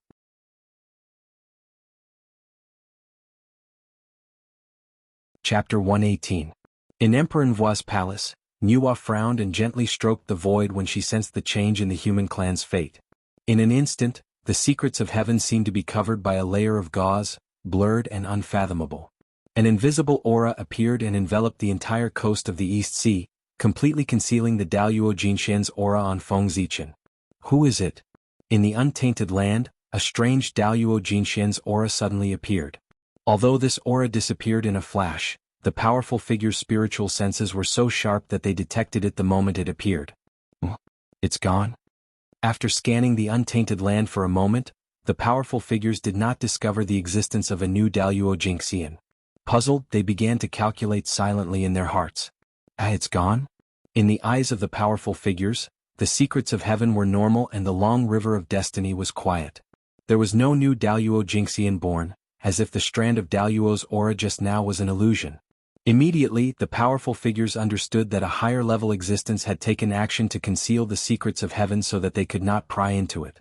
Knowing that the other party had a great origin, the powerful figures immediately withdrew their curiosity and regained their calmness. Only some of the top powerful figures looked at Emperor Nvua's palace with indescribable expressions. No one knew what they were thinking. With the blessing of the human clan's fate, Feng Zichen felt that his true spirit was constantly rising into the sky. As his true spirit rose, his vision also expanded and he could see the myriad of living beings in the untainted land. Rumble. With a loud sound, his true spirit crossed layers of space and came to the sky above the long river of destiny. Standing above the void, Feng Zichen looked down at the long river of destiny. He saw spots of light, hazy, big and small, struggling desperately in the river, trying to jump out of the river. Unfortunately, their strength seemed to be too tiny when compared to the river of destiny. A single wave was enough to strike them down to the bottom of the river, and they were carried along by the river water as it flowed forward. In a trance, Feng Zichen seemed to have understood something. Those light spots were the fates of all living beings. Whether it was birds, beasts, fish, insects, grass, trees, rivers, or all living beings, as long as they did not reach Daluo Jinxian, their fates would turn into light spots and fall into the river. At the instant every living being was born, the fate of his life had already been determined by the heavenly Tao, and according to the established trajectory, he walked step by step towards his final destination. And cultivation was the beginning of changing one's destiny. As one's cultivation increased, the light that represented destiny would become brighter and stronger. It would constantly struggle in the river of destiny and change its own destiny. When he became the Daluo Jinxian, he rose from the river of fate and transcended it. Feng Zichen's gaze flashed past the fates of countless living beings and looked towards the depths of the river of destiny. He wanted to find the light spot of destiny that belonged to him in the boundless river. The Daluo's vision was so profound that he could see through all the secrets of the great thousand worlds. He could see through all the living beings, life and death, suffering and happiness, and he could see all the various forms of the world. The past, present and future were all in the Daluo's eyes. With Big Luo's vision, how could the mist above the river block Feng Zichen's vision when he peered into the river of destiny? In the blink of an eye, he saw through the layers of mist and sorted out the countless truths of life. He found the light that belonged to him in the light of the fates of countless living beings. This light was resplendent and flowed with purple light. It was round and flawless like a pearl, like a star. The aura of the Tao coiled around it, and a myriad of phenomena were born. When Feng Zichen's gaze touched it, rays of purple light flew out from its body and transformed into Feng Zichen's appearance, deducing his various futures. In these futures, Feng Zichen would either die tragically at the hands of ferocious beasts, be killed by demons or become a sect master. There were good and bad things, but there was no possibility of him becoming the Daluo Jinxian. It was as if the Tai Jinxian was his end. Humph. You want to mess with my Tao heart with this? Dream on. With a cold snort, Feng Zichen suddenly waved his hand and wiped away all the futures derived from the life providence. In the primordial world, apart from Khanate godfiends, there was no restriction on Khanate and postnatal. The future of all living beings was the Tai Jinxian. This was the restriction set by the heavenly Tao on all living beings. The Daluo Jinxian was the incarnation of the great Tao. It was an existence that occupied the origin of the world. Every additional one of them would increase the burden of the world. Therefore, the heavenly Tao did not like the Daluo Jinxian. Therefore, apart from the Khanate godfiends who were the origin of the world, it was difficult for any living being to become the Daluo Jinxian. The river of destiny was the strongest method of the heavenly Tao to prevent the Daluo Jinxian from being born. It controlled the fate of all living beings and planned the future for all living beings. Transcending the river of destiny meant that one's fate was in their own hands and not in the hands of the heavenly Tao. In the river of destiny, a five-colored fire quietly appeared and enveloped Feng Zichen's life providence. It gradually disappeared. Although it was still in the river of destiny, it could no longer be seen. It was similar to transcendence. Is this the Daluo Jingxian? It's so powerful. The moment the life providence disappeared, Feng Zichen completely transformed. Unparalleled power appeared in his body and the laws of heaven and earth appeared clearly in front of him. The various great Daos seemed to be within his reach and the past and future appeared in his heart. He was almost omnipotent. Changing the past and future? This is incredible. With this power, Feng Zichen felt that he could change the past and set the future at will. However, just as he was about to use this ability, a vast divine aura came from the depths of time and space. It scared him so much that he quickly extinguished this thought. Feng Zichen believed that if he dared to recklessly manipulate time and space, Mount Buzhou would definitely suppress him without any mercy. Born in the wilderness, I don't know if these Daluo Jingxian should be sad or happy. With a sigh, Feng Zichen left the river of destiny and returned to his body. In the wilderness, although he had lost the ability to reverse the flow of time, he saw the possibility of taking a step forward. It was really a blessing and a curse. From the time the human race's chi entered his body to the time he returned from the river of destiny, Feng Zichen experienced a series of things. It seemed to have taken a lot of time, but in fact it was only an instant. Everyone's consciousness was still stuck in the previous moment. It was probably because the Daluo Jingxian's concept of time had undergone a fundamental change. Although he was in the river of time and space, he was not affected by it and drifted outside of time. With a thought, he could stop time and space, and with a thought, he could change the world. Just now, under the influence of the Daluo power that Feng Zichen had erupted, everyone's time had stagnated. As a result, after he returned, everyone stood there motionless with ugly expressions. Withdraw. Seeing this, Feng Zichen hurriedly withdrew his aura. In an instant, the stagnant time resumed flowing, and everyone's expressions began to become lively.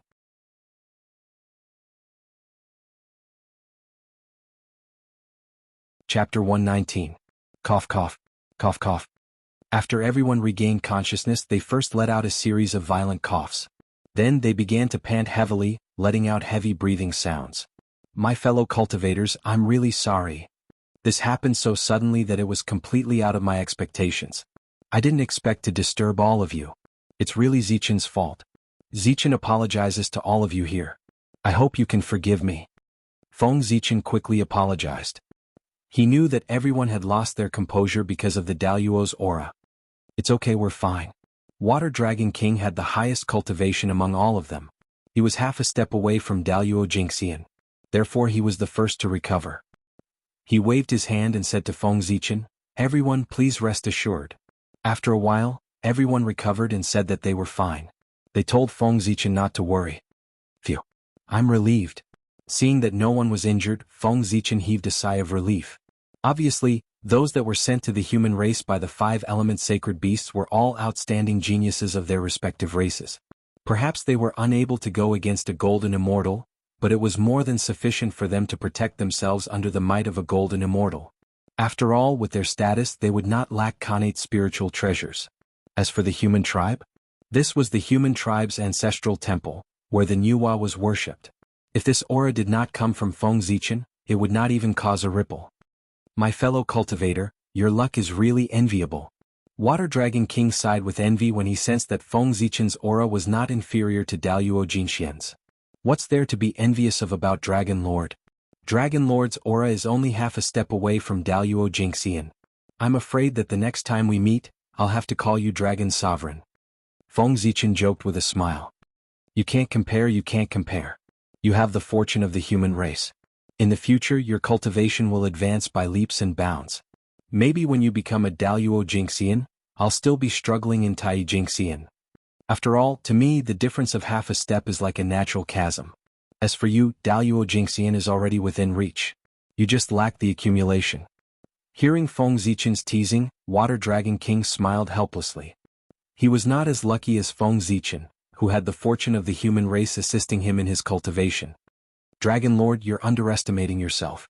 With your accumulation and the help of His Majesty the Ancestral Dragon, becoming a Daluo Jingxian will not be difficult. Feng Zichen did not believe that a supreme existence like the ancestral dragon would not have some treasures that could help people become a Daluo Jingxian. I hope so. Shaking his head, Water Dragon King sighed with emotion. In the end, the fortune of the world is the most precious treasure in the Eldritch world. There is no other treasure. Dragon Lord is right. The fortune of the world is the reason why our three races ended up like this. Could it be because of the fortune of the world? How could there be so many disputes in the Eldritch world? Isn't the current war between the shamans and the demons also caused by the fortune of the world? Water Dragon King's words seemed to have evoked everyone's memories and triggered a resonance. The people of the 5 races opened their mouths one after another, detailing the disputes caused by the fortune of the world.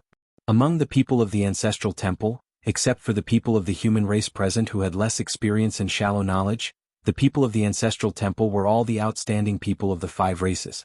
The others were all outstanding geniuses of the 5 clans, and all of them possessed abundant experience and knowledge.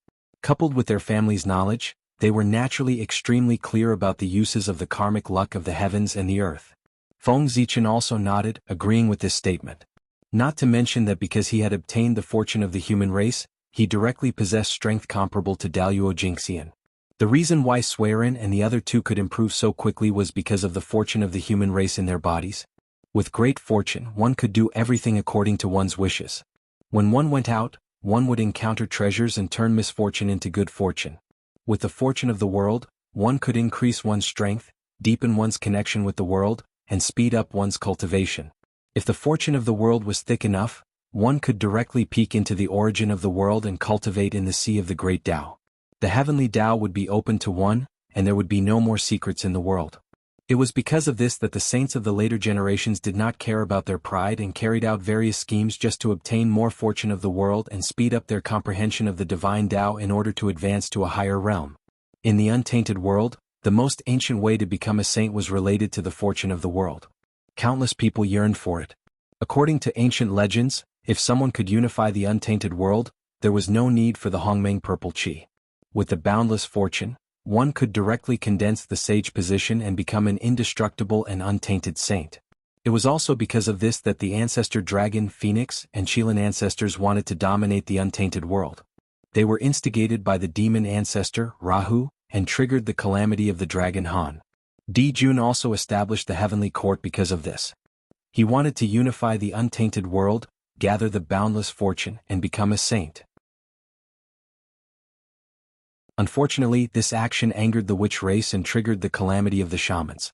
It was only after this that the 6 great saints appeared and each occupied a part of the fortune of the world, that this path of gathering the fortune of the world and condensing the sage position was completely cut off. The fortune of the human tribe was a part of the fortune of the world. Just a very small part of it allowed Feng Zichen to have the power to rival Daluo Jingxian.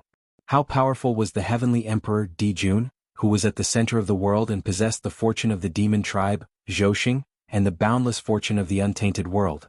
It was no wonder that when Di Jun ruled the untainted world, no one except the witch race dared to compete with him. Later on, when the 6 great saints appeared, not only did they fail to suppress Di Jun, but they were also overshadowed by his brilliance and became a supporting role. With such a strong fortune of the world, even if Di Jun was not a saint, he should have the power of a saint. The only difference between him and a saint was that he lacked the fortune of the world, which prevented him from condensing the sage position. To be frank, mastering the fortune of the world meant mastering the origin of the world and the right to speak in the untainted world. The more fortune of the world one possessed, the stronger the origin of the world one could mobilize, and the greater the right to speak. One had to know that the origin of the untainted world was very strong. Who could stop Di Jun, who could mobilize a small part of the origin of the untainted world? The fact that Di Jun could still suppress the untainted world after the sages appeared was enough to prove that the sages could not do anything to Di Jun. The outbreak of the Great War of the Shamans and the Demon Tribe was due to the deep hatred between the 2 tribes, but there was no lack of instigation by the sages. To be able to make a saint do such a dirty thing, didn't it also reflect the strength of the shamans? If they could directly push over, why did they have to sow discord between the shamans and the demons in the northern land? I wonder if I can completely overshadow the glory of the sages like Di Jun after I take charge of Zhouxing.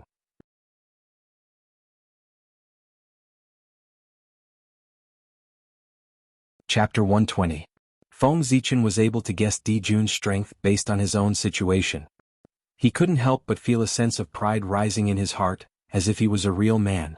Fellow Taoist, you've just taken control of the human race. I'm afraid you'll be busy for a while. If that's the case, we won't disturb you any longer. We'll take our leave first. After they discussed for a while, Water Dragon King suddenly stood up and said goodbye. Seeing this, the others also stood up and planned to leave. Feng Zichen thought for a while and also felt that if he was busy in the future, he wouldn't be able to take care of these people.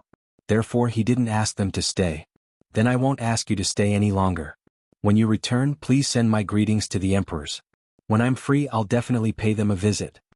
After that, he turned to Yoyu clan, who had just returned from 7 Luminaries Prefecture, and said, Elder Yoyu clan, please send fellow Taoist Mo Zhang and fellow Taoist Jian Shan off for me. Yes, clan leader.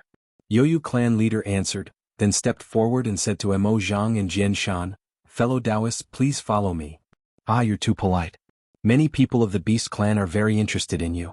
I wonder what kind of person you are to be praised by the Qilin ancestor and the Tiger ancestor. I'm looking forward to the moment when you come to the Beast clan's sacred land. When that time comes, the scene will be very exciting. While laughing, Mo Zhang and Jian Shan cupped their fists and left with Yoyu clan leader. After Yoyu clan leader and the others left, Feng Zichen smiled and said to Ao Shui and the other two, then, let me send you off. I wanted to catch up with you, but I didn't expect so many things to happen. Since there's still some time, let's talk while we walk.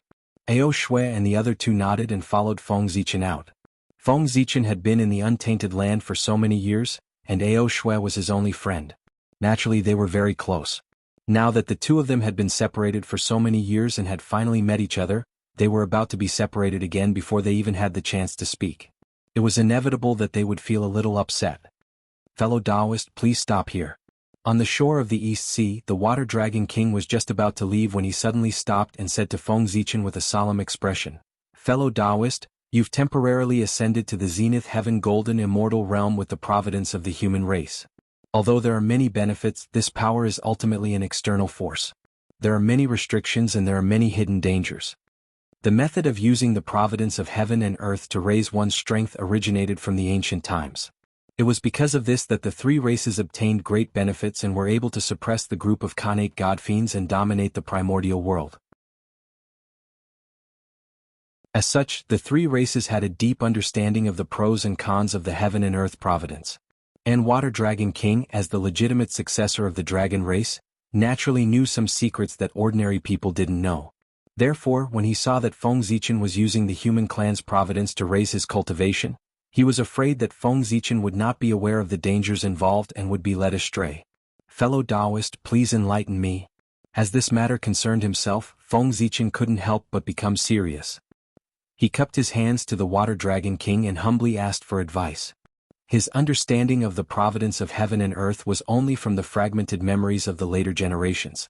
He only knew that it was the most precious thing and that there were many benefits after obtaining it. Even saints would shamelessly snatch it. The human clan's providence comes from the human race and is closely related to the human race. In the future, if there are any fluctuations in the human race, your strength will be affected. If the human race flourishes while you are in charge of the human race, it will be fine. But if there is a decline under the backlash of the providence, endless negative karma will descend. Not to mention that your strength as Daluo Jingxian will drop instantly. I'm afraid you won't even be able to keep your life. At that time, your true spirit will be covered in dust and your great Tao will be severed. You won't even have a chance to start over.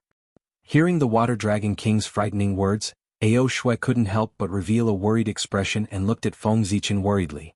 However, Feng Zichen smiled and said nonchalantly, don't worry. What's there to be afraid of? As the leader of the human race, I should shoulder the responsibility and fight for the strengthening of the human race.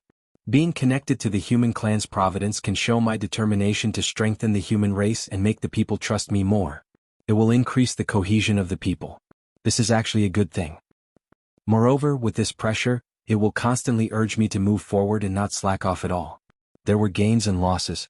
The human clan's providence could increase his strength so much, and Feng Zichen was already prepared to pay a price. Now, the human clan's providence only completely tied him to the human race. Other than that, there were not many restrictions. And this was what he had hoped for.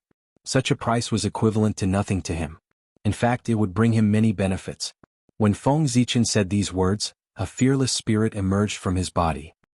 He had the spirit of a leader of the human race, and the few elders of the human race who came with him secretly nodded their heads. It's good that you can think this way. Inexplicably shocked, the Water Dragon King was slightly absent-minded. From Feng Zichen he discovered his own shortcomings. No, the shortcomings of the entire dragon race. This spirit, it's really shocking. This is probably what I'm lacking. It's also where I can't compare to Swerin and the others. Since ancient times the dragon race had been living too comfortably. They had gradually lost the will to forge ahead, and the entire race was filled with a decadent aura. He was completely immersed in the glory of the ancient era. He no longer had the competitive spirit of the ancient era, fighting against the heavens and earth. Since the great calamity of Dragon Han, no new Daluo Jinxian has been born in our race.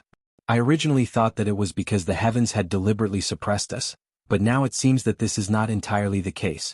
Perhaps His Majesty saw this point and allowed us to take the initiative to attack the ferocious beasts. From time to time, he would praise Feng Zichen in front of everyone in order to arouse the competitiveness of the dragons. It seems that the human race is far inferior to the dragon race. But if we remove the foundation of the dragon race, the current dragon race, apart from the innate advantage of their bloodline, is no match for the human race. In his heart, the Water Dragon King compared the human race and the dragon race. Suddenly, he made a shocking discovery. The dragon race was in a state of regression while the human race was in a state of improvement. When he first came to the human race, the strength of the entire human race was not worth mentioning in front of him. There was no need for the experts of the dragon race to make a move. He alone could wipe out the entire human race. But now, Swerin had become the Daluo Jinxian and left him far behind.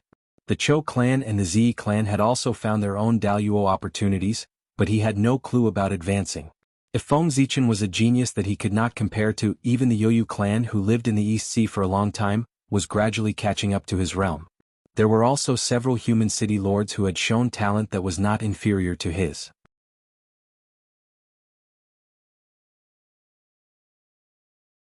Chapter 121. He was already the one who improved the fastest in the dragon race, but even so, he still could not compare to the humans. Could be seen that the dragon race was in big trouble. The spirit of fearlessness? After muttering to himself, the Water Dragon King fell into a trance, and his body emitted a mysterious aura. In the East Sea Dragon Palace, the ancestral dragon who was taking a nap, noticed the changes in the Water Dragon King's body. He raised his eyelids slightly and looked at the shore of the East Sea. Have you finally understood? It's not easy. Allow me to lend you a helping hand. He stretched out his dragon claw and pointed at the void. An invisible aura spread out, and the power of the great Tao surged out and poured into the Water Dragon King's body. As the power of the ancestral dragon entered his body, the world in the eyes of the Water Dragon King was completely different. He could see the laws of the world clearly, and his vision was infinitely expanded. He looked at the dragon race and saw a ray of light. That light was grand and carried the faith of the dragon race. But it was like the afterglow of the setting sun, emitting its last brilliance with a sense of twilight. He looked at the humans again and saw the dazzling light of humanity, filled with the belief of self-improvement. It was like the rising sun, exuding a vigorous aura, and everything was full of vitality. It was a sharp contrast to the dragon race. Yes, the path of cultivation is to press forward. Without a fearless spirit and the determination to risk everything, how can one reach the end of the great Tao? As if infected by the light of humanity, a fearless spirit emerged from the Water Dragon King's body, vowing to cut off all obstacles, sweep away all tribulations and reach the peak of the great Tao. Ah! The Water Dragon King laughed, and the haze in his heart disappeared.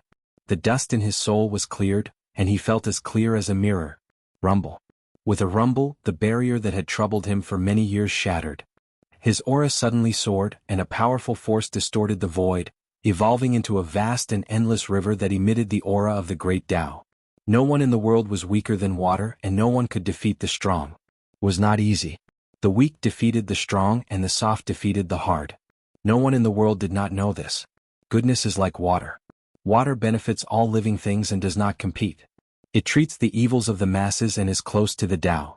The river was a Tao, a manifestation of all of the enlightenment that Water Dragon King had gained regarding water. It was a manifestation of the Tao of water that he had condensed into a mighty river.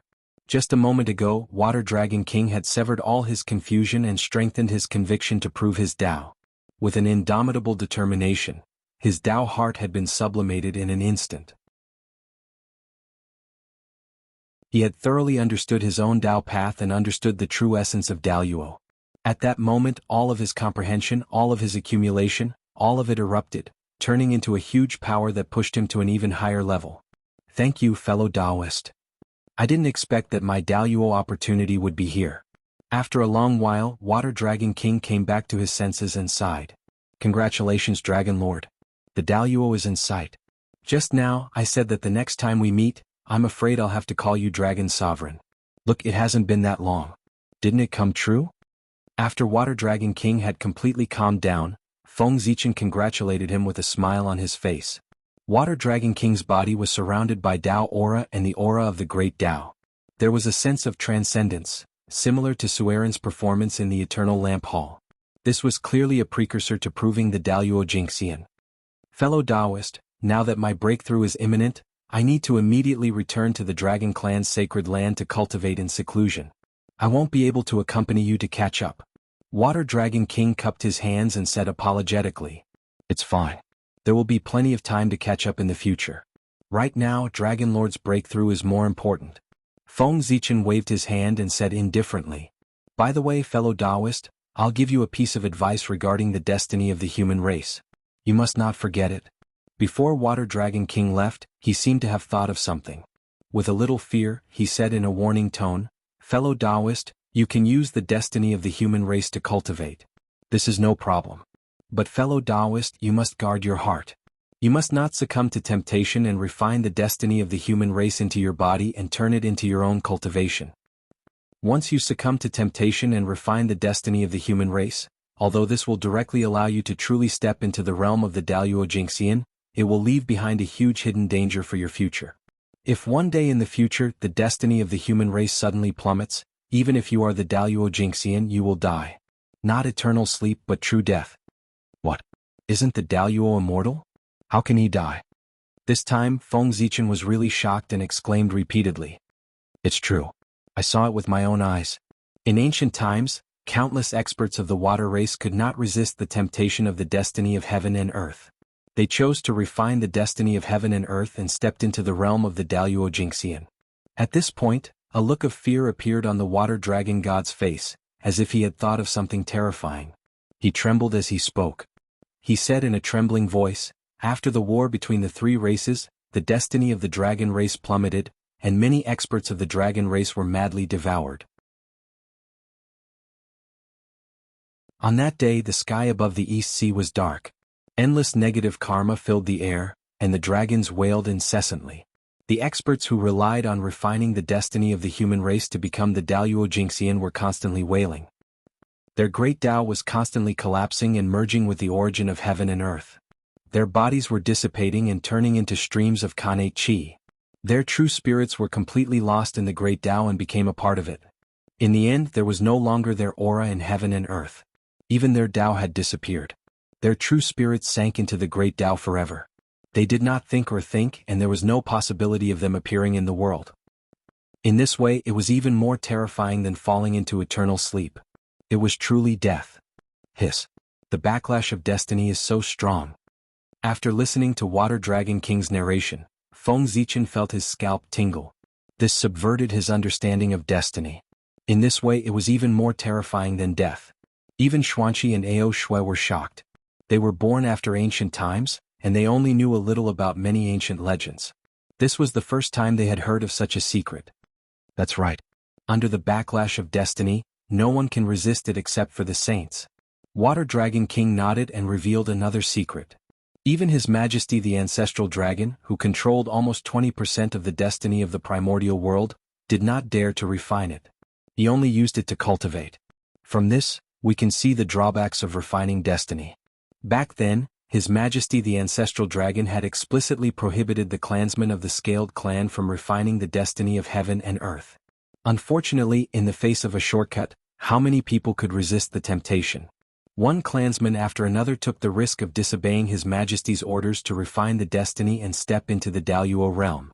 Gradually, His Majesty's orders became nothing more than empty words. Under the general trend, even His Majesty was somewhat helpless.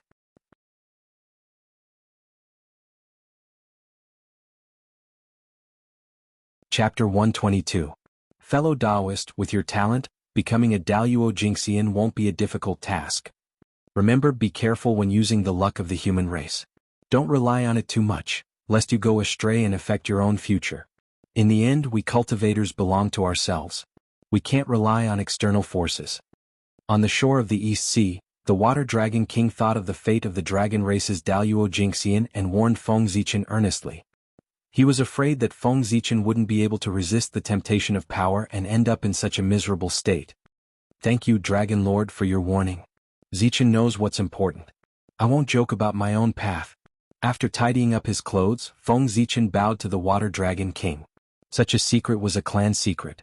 The fact that the Water Dragon King could tell him meant that he didn't treat him as an outsider. Feng Zichen was very grateful. It's good that you know what you're doing. I won't say anything else. Without saying anything else, the Water Dragon King waved his hand and a mighty wave appeared. It stretched for tens of thousands of miles as if it reached the depths of the East Sea. He waved at Ao Shui and Xuanqi, and the two flew uncontrollably onto the wave. Then the Water Dragon King also stepped onto the wave.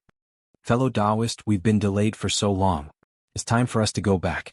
When you visit the dragon race, I'll set up a banquet in the hall and await your arrival. As he spoke, the water ripples under the Water Dragon Lord's feet suddenly shrank forward. They disappeared from Feng Zichen's sight in an instant, leaving behind only 3 illusory figures. Just as Feng Zichen was about to leave, Ao Shui's voice came from afar. Zichen, 5,000 years later, it will be my coming-of-age ceremony. Remember to come to the East Sea Dragon Palace to find me. Alright, 5,000 years later, I will definitely head to the East Sea Dragon Palace. After replying, Feng Zichen turned around and walked towards the human clan's ancestral temple, not caring whether Ao Shui could hear him or not. Now that the private matter was over, it was time to get down to business. As the saying goes, a new broom sweeps clean. In order to establish his prestige, he had to start the first fire. In the meeting hall of the ancestral temple, Feng Zichen sat on the main seat and said to the people below him, Elders and city lords, since the chaos of the beasts, I have not intervened in the affairs of the human race. Now that I have suddenly succeeded the throne, it is inevitable that I have some understanding of the current situation of the human race. Thus, I hope that the various elders and city masters will be able to lend me a helping hand. Give me a list of the number of immortals in each tribe and city, so that I can better control the situation of the human race and set the direction for future development. Yes, Patriarch. We will immediately send a message to our clansmen to deal with this matter and strive to send the results as soon as possible. As they spoke, immortal light bloomed in their hands and turned into various forms, beasts, weapons, birds. They carried the order and flew out. Nodding, Feng Zichen continued. Also, after so many years of reproduction, the number of people in the East Sea has increased. I plan to migrate another group of clansmen. But there are many tribes in the East Sea. It is a bit of a headache to decide which tribe to migrate. Especially after the chaos of the beasts, the clansmen are very afraid of the outside world and are unwilling to leave the East Sea. If we force them to migrate, it will inevitably make them dissatisfied and cause unrest in the clan. In this regard, I wonder if the various elders have any way to migrate some of the clansmen without hurting the harmony of the human race? Feng Zichen originally planned to take advantage of the chaos of the beasts to train the clansmen and reignite their fighting spirit. But who knew that the chaos of the beasts was so tragic that less than 20% of the celestial immortals of the human race who went out to train survived. Now, the clansmen who were originally full of yearning for the outside world immediately became fearful. Although some of the clansmen did stimulate the desire to strive upward. But more of the clansmen were still fearful and planned to nest in the East Sea and continue to live their carefree lives. Feng Zichen's plan to train the clansmen was completely declared a failure. If it was 1 or 2 tribes, Feng Zichen could still drive them out if he was ruthless. But more than half of the clansmen were unwilling to go out. If he forced them out, he was afraid that he would lose his position as the patriarch. It was related to the future of the human race. Everyone couldn't help but discuss with a serious expression, but after a long time, they still couldn't come up with any useful ideas. Patriarch, why don't we migrate some of the clansmen to the major cities? I think, with us watching from the side, the fear of the clansmen will be reduced a lot. After a while, seeing that the discussion couldn't come to a conclusion, Yang stepped forward and proposed. Shua. For a time, everyone's eyes were focused on Yang. The elders looked inexplicable, no one knew what they were thinking. The city lords looked unhappy, they seemed to be very dissatisfied with Yang's proposal. During the chaos of the beasts, the unbearable performance of the human race in the ancestral land was still vivid in their minds. How could the city lords let a group of trash enter the city and ruin their own culture? Yang's proposal naturally made them very dissatisfied. The city lords wanted to say something, but couldn't find a good reason to open their mouths. They could only shut their mouths resentfully and glanced at Yang fiercely with angry eyes. This is not appropriate. It's not easy for the city lords to stay outside. We really can't add more burden to them. Even Feng Zichen didn't agree with this. The clansmen of the outside world had been tested for a long time. Each of them was brave and good at fighting. They were the only force that the human race could bring out. Moving the clansmen of the ancestral land to the outside world, was it to drag them down? Thank you for your understanding, Patriarch. The city lords were overjoyed and quickly shouted in unison. Elders, these tribes in the ancestral land have always been under your management. So, regarding this migration, don't you have anything to say? Seeing that the elders were silent, Feng Zichen said in a deep voice. While speaking, Feng Zichen's body soared with a powerful aura. In an instant, the air in the hall became incomparably heavy. Everyone couldn't help but lower their heads. At this moment, Feng Zichen's eyes flashed with a strange light. In a moment when no one noticed, it fell into Guiyue's body.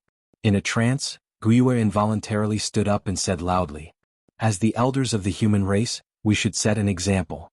Since our clansmen are unwilling to leave the ancestral land, then the tribes to migrate out this time will be selected from our descendants. We will set an example for our clansmen." Not giving Guiyue a chance to change his mind, Feng Zichen quickly decided on this matter. Good, this method is wonderful. Elder Guiyue is worthy of being the role model of the human race. We will do as you say. In addition, since this matter was proposed by the elder, we will leave it to the elder to handle. I am very assured with the elder handling this matter.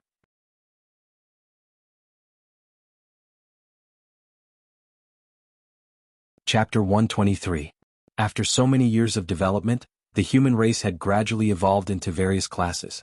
The tribe of the human race elders was the leader, occupying the place with the most resources on the coast of the East Sea. Next was the tribe of the Khanate humans, occupying the most fertile land on the coast of the East Sea. The rest of the land, which they looked down on, was the place where the postnatal humans gathered. Moreover, some of the elders, led by the Guiyue clan, did not have a good impression of the postnatal humans. They thought that they occupied the living space of the Khanate humans and often suppressed them. The Khanate humans were born stronger than the postnatal humans. In addition, they occupied the best resources of the ancestral land, causing the gap between them to widen. Most of the human experts were from the Khanate humans. Therefore, faced with the suppression of the Guiyue clan, even if Feng Zichen wanted to help, he could not fight against most of the upper echelons of the human race by himself. Now, Feng Zichen found an excuse to divide a portion of the Khanate humans. First, it could weaken the influence of the Khanate humans, and second, it could make room for the postnatal humans to develop. He could also take this opportunity to train them and let them truly grow up in the cruel untainted land. One had to know that in order to cultivate their descendants, the elders of the human race had spent countless resources. They were the backbone of the human race. It would be a pity if they were crippled just like that. As long as 1/5 of them, no, as long as 1/10 of them can become talents, it will be worth it no matter how great the sacrifice is. Feng Zichen's eyes seemed to be able to see through the endless void and take in the entire human tribe. He thought to himself as he looked at the smiling Khanate human tribe. This is a good idea. Several elders of the human race who were dedicated to the public thought about it and also felt that this was a good idea. They smiled and nodded in agreement. At this time the Guiyue clan came to their senses. Although they felt that this was a little inappropriate, they could not figure out what was wrong. They also felt that this was the best choice at this time. Then they gradually lost themselves in the compliments of the crowd. All right everyone, you may go. After arranging all the affairs, Feng Zichen's figure flashed and disappeared from the meeting hall, appearing in the sky above Ziwei Mountain. Ha! With a deep shout, Feng Zichen gathered all the spiritual power in his body and suddenly grabbed at the void. Rumble. Kanate chi gathered madly and surged into the fortune pool of 5 elements on Ziwei Mountain. At once, 5 colored lights shot up into the sky. It was incomparably bright and lit up the entire Zichen's heavenly abode. Roar! Amidst the earth-shattering roars, the images of the sacred beasts of the 5 elements rushed out from the fortune pool. An azure dragon soared into the sky, a vermilion bird spread its wings and let out a long cry, a qilin suppressed the earth, a white tiger roared at the sky, and a black tortoise covered the sea. Go! Feng Zichen's mind moved, and the chaos bead flew out from his body. It hovered in the air and flickered. Then a white river flowed out, emitting the qi of fortune. It flowed towards the pool of fortune and merged with it. This was the fortune origin liquid that Feng Zichen had obtained from Mount Buzhou. It was formed from the essence of the earth and could create anything. After fusing with the fortune origin liquid, the fortune pool of the 5 elements emitted an even brighter divine light. Its body began to tremble violently as a powerful force suddenly spread out. Then, as if the mountains were collapsing, the Ziwei mountain shook violently. The entire Zichen's heavenly abode was shaking. Whoosh! Kanate Dao light bloomed and Dao sounds rumbled between heaven and earth. The laws of heaven and earth appeared and fell on the fortune pool of 5 elements. Rustle, rustle. Kanate runes appeared one after another, dancing and intertwining in the air, gradually forming an illusory Kanate divine seal. Condense. Feng Zichen made a series of hand seals and activated the fate of the human race. It turned into a mighty torrent of human Dao and poured into the fortune pool of 5 elements. In the next moment, more Kanate runes flew out of its body and shone with the laws of heaven and earth. The illusory Kanate divine seal instantly became solid. At that moment, the fortune pool of 5 elements was shrouded in the divine light of creation. It was upgraded to a supreme-grade Kanate spiritual treasure. A powerful aura burst out, and the fortune chi swept in all directions, covering the entire Zichen's heavenly abode. Under the influence of this aura, the mountains and rivers became more beautiful, and the plants grew taller, revealing some spirituality. A large number of spiritual herbs were born, and it was full of vitality. Not bad. Feng Zichen couldn't help but be excited when the fortune pool of 5 elements was upgraded. However, his expression turned serious after a while. He clenched his right fist and punched at the fortune pool of 5 elements. Bang!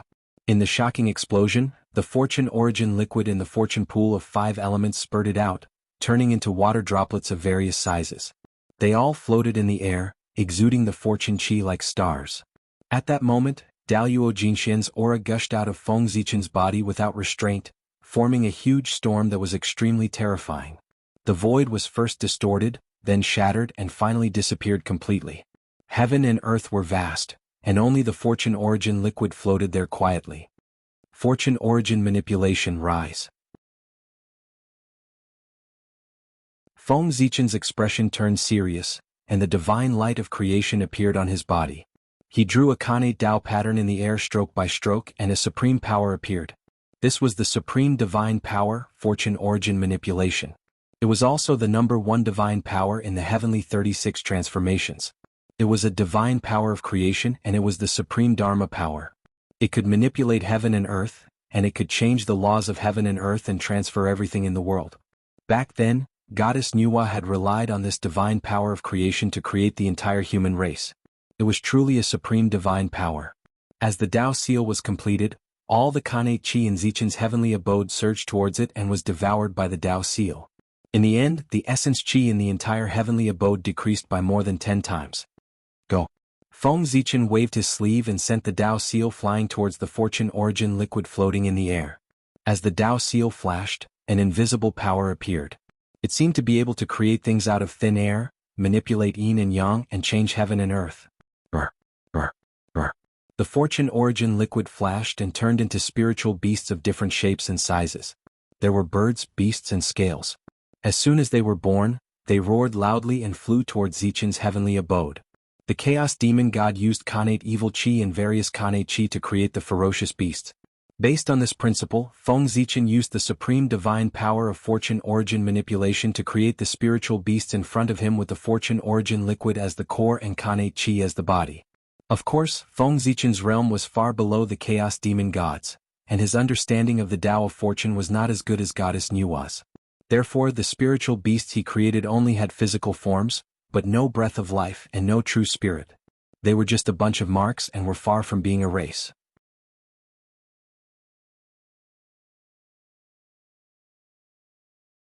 Chapter 124. The essence of these spirit beasts was still the Khanate chi of creation spiritual liquid. Their strength ranged from the Khanate realm to the golden immortal realm. The Khanate chi contained within was equivalent to the Khanate realm. The golden immortal realm was equivalent to the Dharma power of a golden immortal. Looking at the spirit beasts scattered around Zichen's grotto heaven, Feng Zichen's heart stirred. He opened his 5 fingers and pressed towards the void. 36 rays of light containing Khanate Dao patterns appeared. This was the heavenly 36 transformations. Daoyuo Jingxian was the embodiment of the great Dao. He had reached the pinnacle of the great Dao. With such power, Feng Zichen looked at the heavenly 36 transformations again. His previous confusion disappeared. In the blink of an eye, he had learned the divine powers that he had never learned before. Of course, the learned here referred to being able to use it, not to fully understand it and unleash its earth-shattering power. Thousands of great Daos, thousands of divine powers, in the end, all of them led to the same destination. As the saying goes, if you master one, you master all. The 36 rays of light were like flowing water. They swam in the air above Zichen's grotto heaven for a while before exploding and turning into specks of fluorescent light. They floated down like rain and merged into the spirit beasts' bodies. Roar! After absorbing the fluorescent light, the spirit beasts roared in pain. Their bodies glowed and runes intertwined to form small divine powers. After the light faded, the spirit beasts' pain disappeared. They were all excited. Some breathed fire, some spit water, some emitted lightning, and so on. Obviously they had gained divine powers. Haha, good. Feng Zichen caught a ferocious spirit beast and felt its strength. It already had 1/10 of the ferocious spirit beast's strength. He could not help but laugh. Go! With a wave of his sleeve, Zichen's grotto heaven opened. The spirit beast seemed to have received an order and rushed towards the entrance of the grotto heaven. Peace in the ancestral land? Waiting for death? I'd like to see how you can survive now. With a cold snort, Feng Zichen waved his sleeve and left Zichen's grotto heaven. He walked towards the ancestral temple of the humans. What's going on? What is this? It looks like a ferocious beast, but it does not have the baleful aura of a ferocious beast. Instead, it is filled with spiritual light. This thing came from Zichen's paradise. It's clan leader. What is he doing now? Would he feel uncomfortable if he didn't cause trouble for a day? You've already become the patriarch, why don't you stop? The elders of the human clan sensed the large amount of strange auras that appeared in the human clan. While they were shocked, they walked out of their rooms and looked in the direction of Zichen's fairyland. The spirit beast was extremely fast. It didn't take long for it to reach the nearest human tribe to Zichen's grotto heaven. With a roar it charged over. Not good. Seeing this, one of the elders was greatly alarmed. He hurriedly stretched out a giant hand and slapped towards the ferocious beast. In order to become an elder of the human race, one had to at least reach the realm of Tai Jingxian. It was a pity that the spirit beast was only at the Xian immortal realm. How could it resist the divine powers of the elders of the human clan?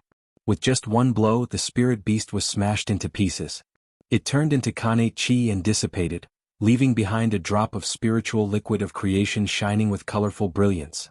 It's the spiritual liquid of creation. Exclaiming softly, a touch of joy appeared on the face of the elder of the human clan.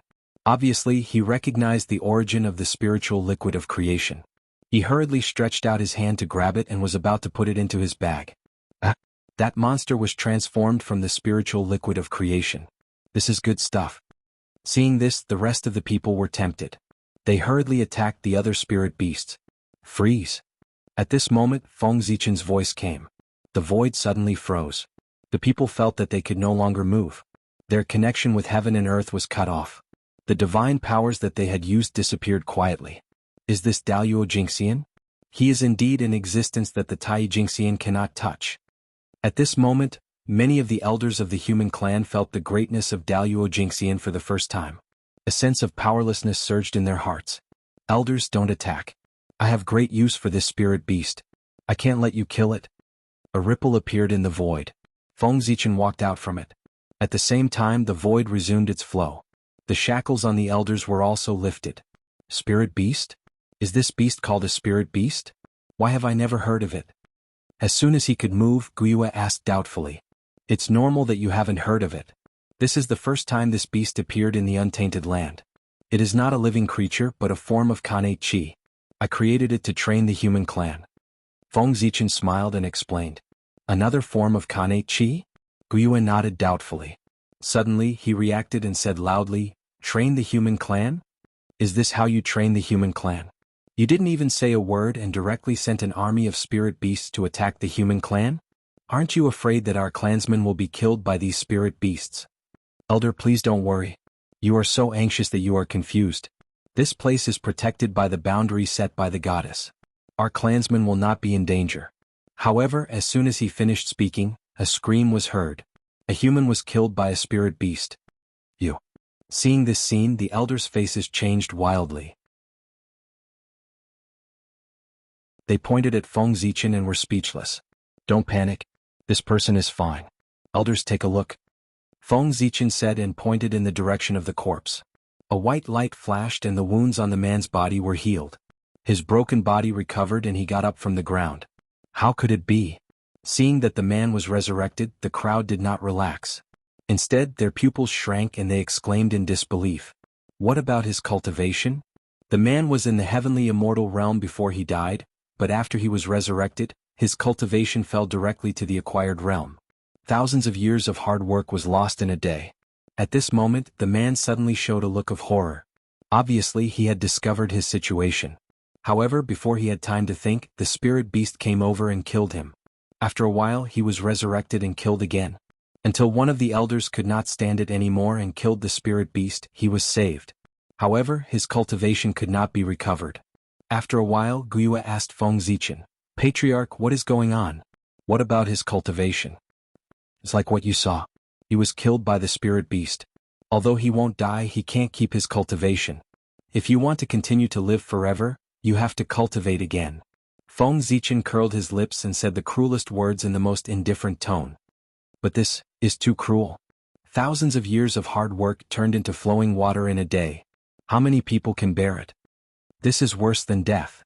After hearing Feng Zichen's words, the crowd felt a chill in their hearts. Cruel? Terrible? The untainted land was crueler and more terrible than this.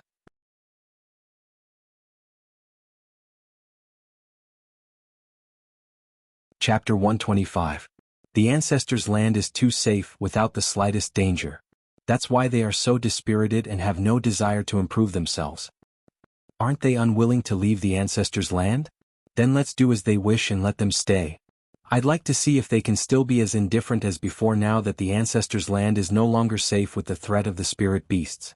After the ferocious beast riot, Feng Zichen was completely disappointed with most of the clansmen in the ancestors' land. He felt that they were hopeless.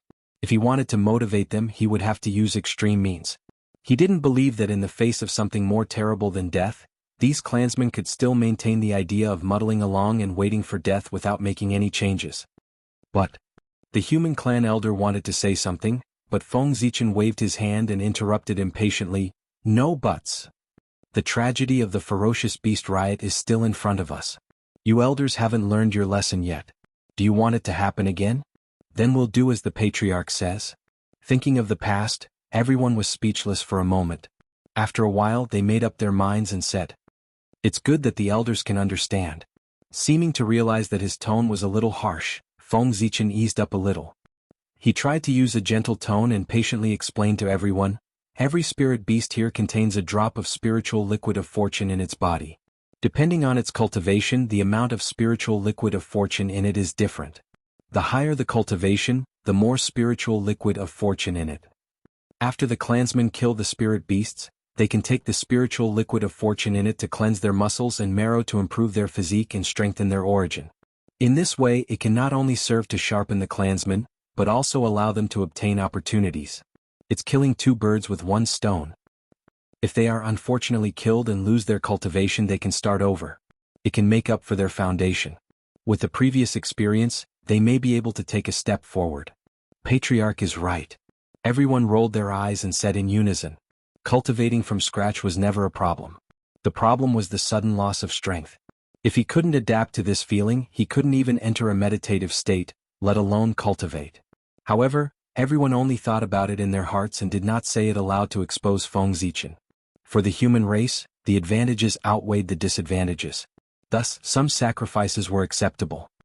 With the current situation of the human race, it will take at least 300 years to suppress this wave of spirit beasts.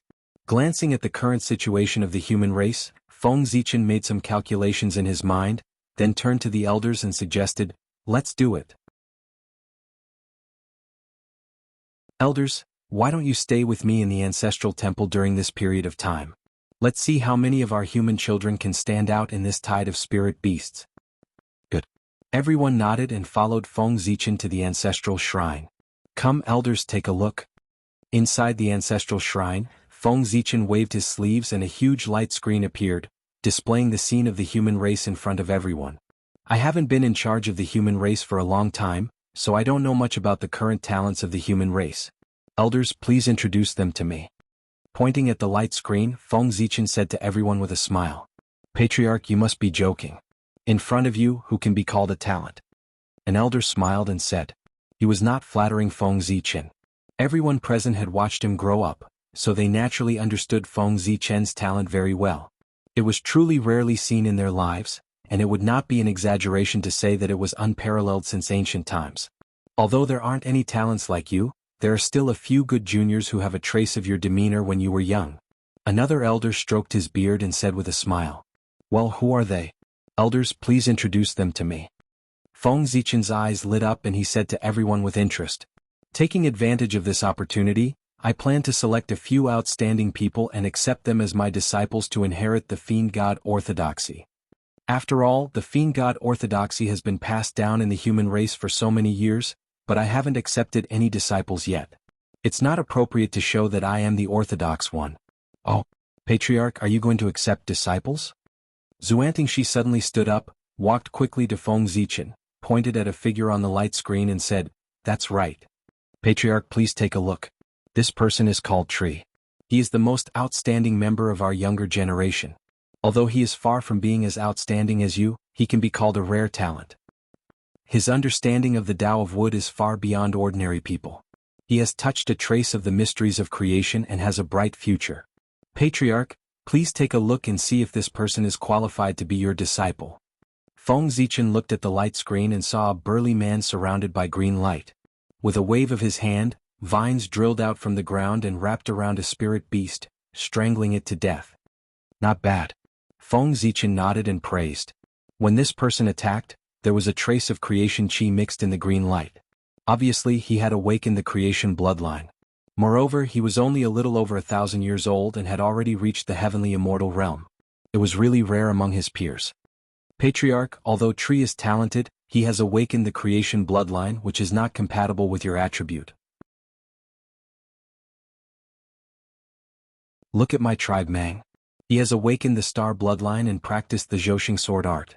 He is the most suitable disciple for you." Seeing Feng Zichen's satisfied expression, Fengxiang was anxious and hurriedly pointed to the other side of the light screen and said to him, "Is that Mars?" Feng Zichen looked in the direction of Fengxiang's finger and saw a young man with a star above his head. Red sword light surged around him and slashed at the spirit beast in front of him. The star was completely red, and fiery red light shot out in all directions, emitting a blazing aura. It was Mars Hua. As the young man attacked, wisps of connate fire chi hung down from Mars, increasing the power of the red sword light. This kid is not bad. He has gained the favor of Mars. If he can refine Mars in the future, it won't be difficult for him to become Daluo Jingxian. Feng Zichen's eyes showed a hint of joy. The human race has an endless supply of young geniuses. This is a sign of great prosperity. Patriarch, you must be joking. How difficult is it to refine Mars? Mang doesn't have the ability. I will be satisfied if he can step into the half-step Daluo realm. Fengxiang shook his head and smiled bitterly. There were 365 main stars in the world. As long as one could refine one of them, the lowest achievement would be Daluo Jingxian realm. However, Zhousing had long been occupied by the demons. It was difficult for outsiders to even get close to it, let alone refine it. Not to mention, there were also the heavenly cycle star gods who were wandering outside, spying on Zhousing from time to time. Mang was just a postnatal human. What did he have to compete with them?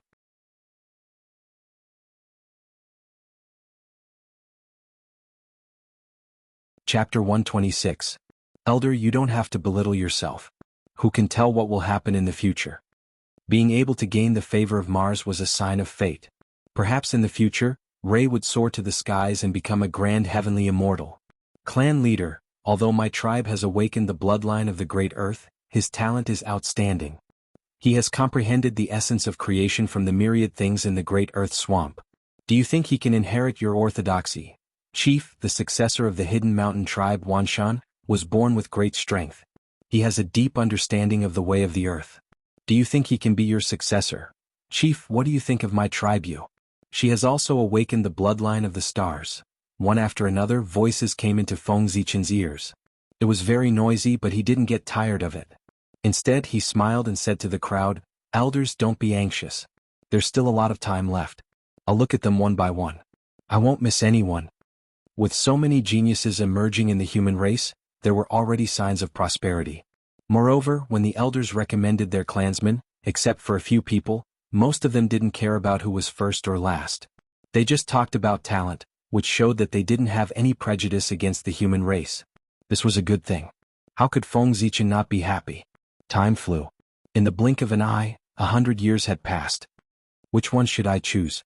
Looking at the light screen, Feng Zichen held his chin and fell into deep thought. 100 years was enough for him to look at all the clansmen recommended by the elders.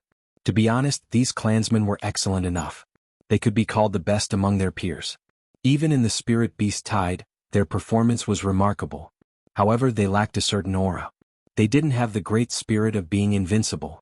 It was like they lacked spirit, which made them lose a lot of points in front of Feng Zichen. On the road of cultivation, 100 kegs competed with thousands of sails. Without the determination to press forward and the spirit of invincibility, how could one defeat countless competitors and set foot on the peak of the Great Tao? These clansmen might be able to become heroes of their time and reign supreme for a time. However, if they wanted to become the heroes of the era, dominate the era, and lead the tide of the era without that great spirit, they would have no hope. Therefore, Feng Zichen was not very satisfied with them. He hesitated for a moment, not knowing if he should continue to choose one of them as his disciple. Suddenly, Feng Zichen's eyes lit up. He saw a tall and straight figure on the light screen. The figure was emitting a powerful aura that attracted everyone's attention. "Elders, do you know who he is?" Turning his head, Feng Zichen asked the crowd with a slightly excited expression. "Who?" Everyone raised their heads, but all they saw on the light screen was a blur of figures. They did not see the person that Feng Zichen had mentioned. However, the scene flashed by and switched to another place. "Everyone, please take a look." Feng Zichen pointed at the light screen, and the scene on the light screen suddenly changed, showing a young man in white. The young man was not old. He was handsome and looked to be about 15 or 16 years old. He gave people a special feeling.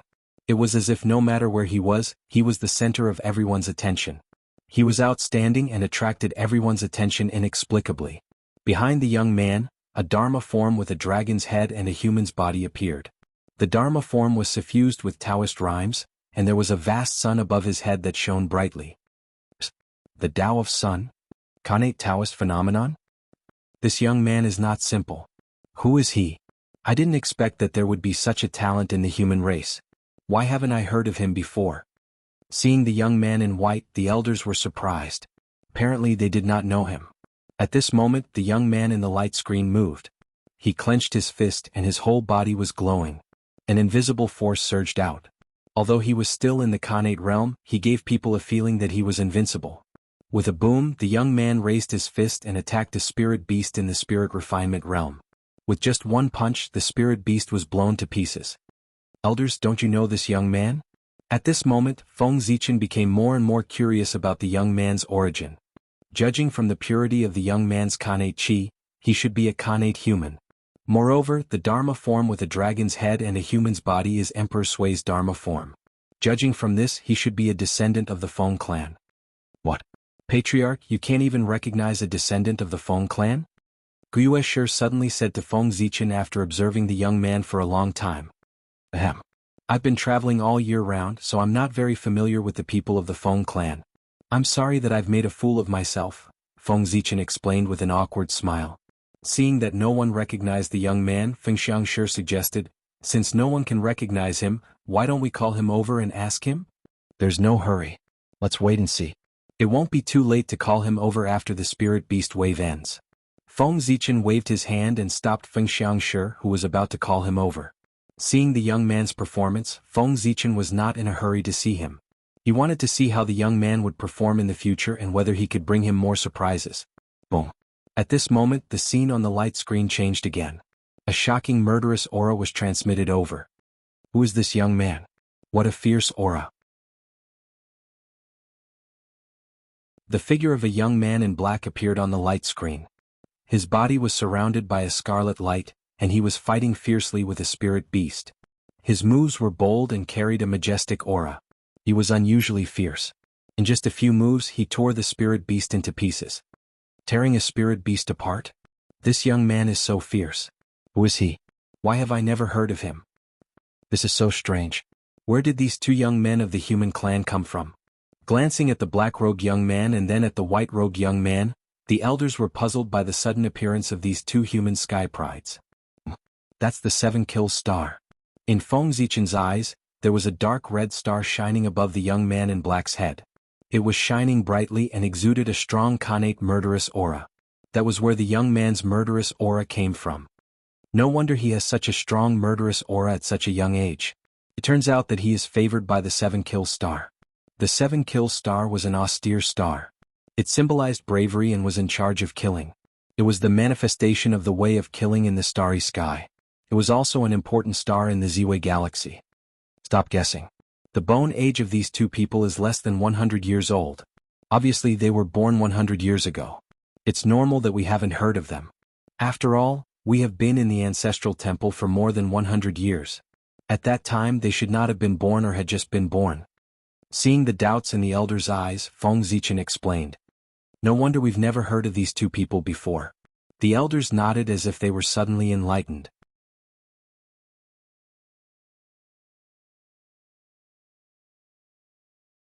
Chapter 127. 300 years later, Feng Zichen's heart stirred, and he suddenly struck a seal into the void. Instantly, the spiritual beasts that were attacking the human tribes all retreated to Zichen's grotto heaven as if they had received an order. After the spiritual beasts died, the connate chi that was scattered in the world began to gather again and flew into the 5 elements creation pool.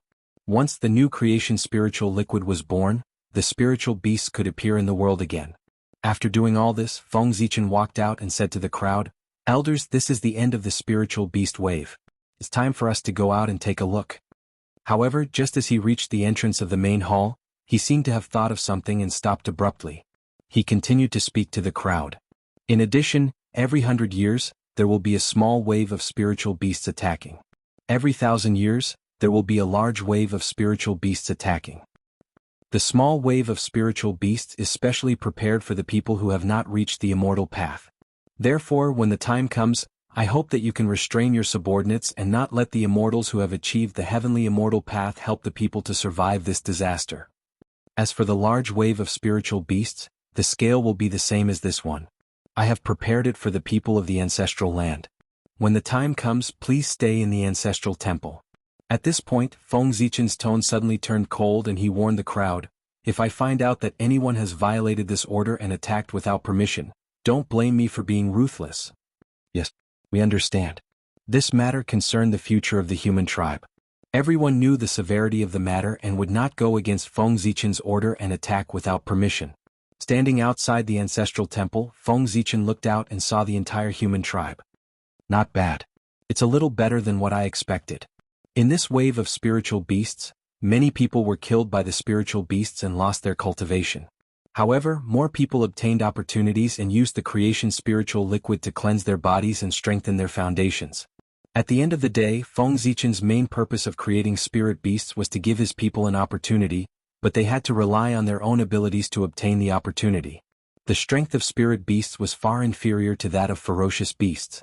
In fact, it was even inferior to the strength of most of the clansmen. As long as one focused, it would not be difficult to kill spirit beasts. As for the clansmen who were killed by the spirit beasts, as long as they weren't unlucky enough to be attacked by a spirit beast whose cultivation base far exceeded theirs, or were besieged by a large group of spirit beasts, they could only be said to be useless and hopeless. Feng Zichen wasn't going to care about them anymore. He was going to let them fend for themselves. The only one who could save them was himself. Feng Hen, go to the Feng clan and bring these two people to me. After a while, Feng Zichen thought of the two young men of the human clan. He transmitted his voice to Feng Hen in the distance. 200 years had passed and Feng Zichen naturally knew the origins of the two youths. They were both from the Feng family. Feng Hen, on the other hand, was the current leader of the Feng family. Naturally, the images of the two youths appeared in front of Feng Hen. Feng Hen, who was about to refine the spiritual creation liquid, suddenly saw the two figures in front of him. His expression changed drastically. Then he heard Feng Zichen's voice. He heaved a sigh of relief and hurriedly said, "Yes, clan leader, I'll do it right away." With that, he didn't have time to refine the spiritual creation liquid and immediately headed to the Feng clan to fetch the two youths. Jie Xiong? What an amazing name. Feng Zichen muttered to himself as he returned to the ancestral temple to wait for the two youths. Clan leader, I've brought them here. 3 days later, Feng Hen brought 2 men and a woman to the ancestral temple. He looked troubled as he shouted into the temple. Come in together. Feng Zichen laughed in his heart as he casually opened the temple door. Clan leader, it's not my fault, it's... Feng Hen pointed at the young girl beside him as if he wanted to explain something to Feng Zichen. Alright, I already know about this, it's not your fault. Feng Zichen waved his hand and interrupted him. You may leave first. Yes, clan leader. Seeing that Feng Zichen didn't blame him for bringing an extra person, Feng Hen's troubled expression disappeared. He bowed again and left. What are your names? Feng Zichen asked the 3 youths after Feng Hen had left. Jie of the Feng clan, greets the clan leader. The youth in white bowed and said. Xiong Hui, of the Jiang clan, greets the clan leader. The youth in black and the uninvited girl were siblings. After Feng Jie they also bowed to Feng Zichen. Heroes of the ages, heroes of all ages? After seeing the two of them with his own eyes, Feng Zichen seemed to see 2 rays of light from them that illuminated the past and the present, eternally immortal. In a trance, 2 earth-shattering figures appeared before Feng Zichen. One of them seemed to be the center of the heavens, and the world revolved around him. Wherever he went, that place would be the focus.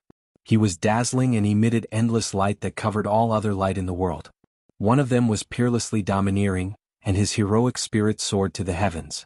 The image of a mountain of corpses and a sea of blood appeared under his feet, and a murderous aura overflowed from his body as if he wanted to kill everything. On their bodies, the fate of humanity gathered, and the power of will flowed. The prayers of tens of thousands of people resounded as well as countless calls, forming 2 grand voices, heroes! Heroes! After a long while, Feng Zichen came back to his senses. When he looked at the 2 of them again, all the strange phenomena had disappeared, as if everything was an illusion. Of course this was not an illusion. This was a hint from the fate of humanity, telling him that these 2 were the children of fate born from the fate of the human race, and they bore the mission of bringing prosperity to the human race. So, this is the origin of heroes and heroes. In order to commemorate them, the later generations called the outstanding people of our race heroes and heroes. At this moment, Feng Zichen understood some things. Heroes and heroes were originally 2 ordinary words, but because of the existence of these 2 people in front of him, they were given extraordinary meanings and became extraordinary. They were no longer ordinary and would affect the future generations for countless years. Is this history? And so on and so forth. In the future, behind each and every word that represented a special meaning, there was probably a great power hidden behind each word. What about that little girl? Why does she give me a special feeling? Retracting his gaze from Jiang Xiong and Feng Jie, Feng Zichen looked at Jiang Hui. No matter why she appeared here, since she was here, it meant that she was fated to be with Feng Zichen. However, Feng Zichen did not find anything special about her. With the sun and moon appearing in his eyes, Feng Zichen used the sun-moon divine gaze and looked at Jiang Hui. There is indeed a problem. Under the gaze of the sun-moon divine gaze, Feng Zichen found that Jiang Hui was shrouded in a layer of fog, completely concealing her secrets.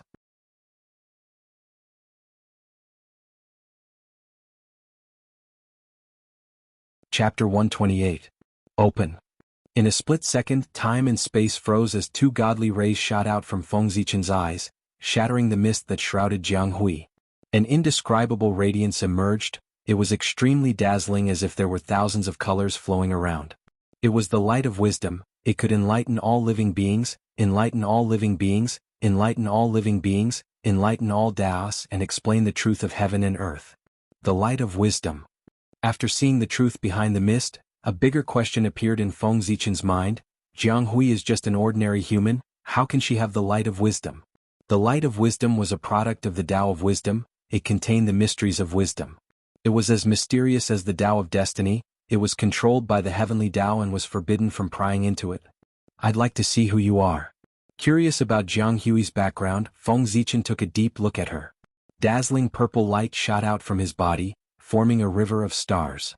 Then the sun, moon and stars were born. Zhoxing was manifested.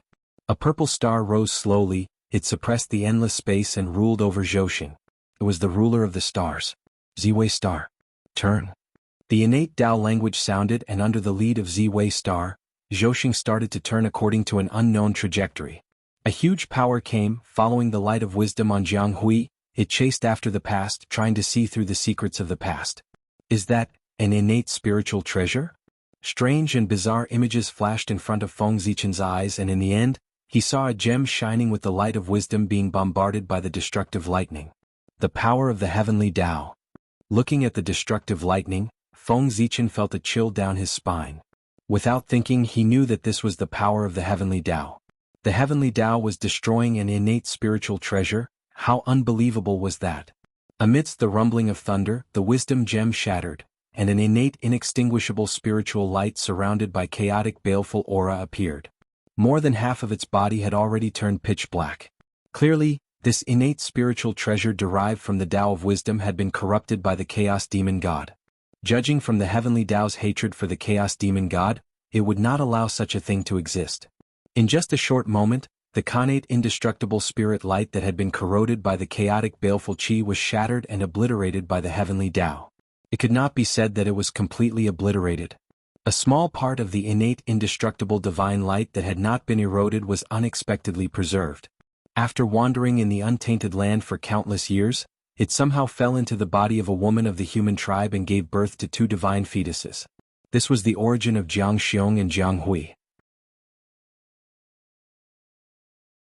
Jiang Xiong was the inextinguishable innate inextinguishable by the Tao.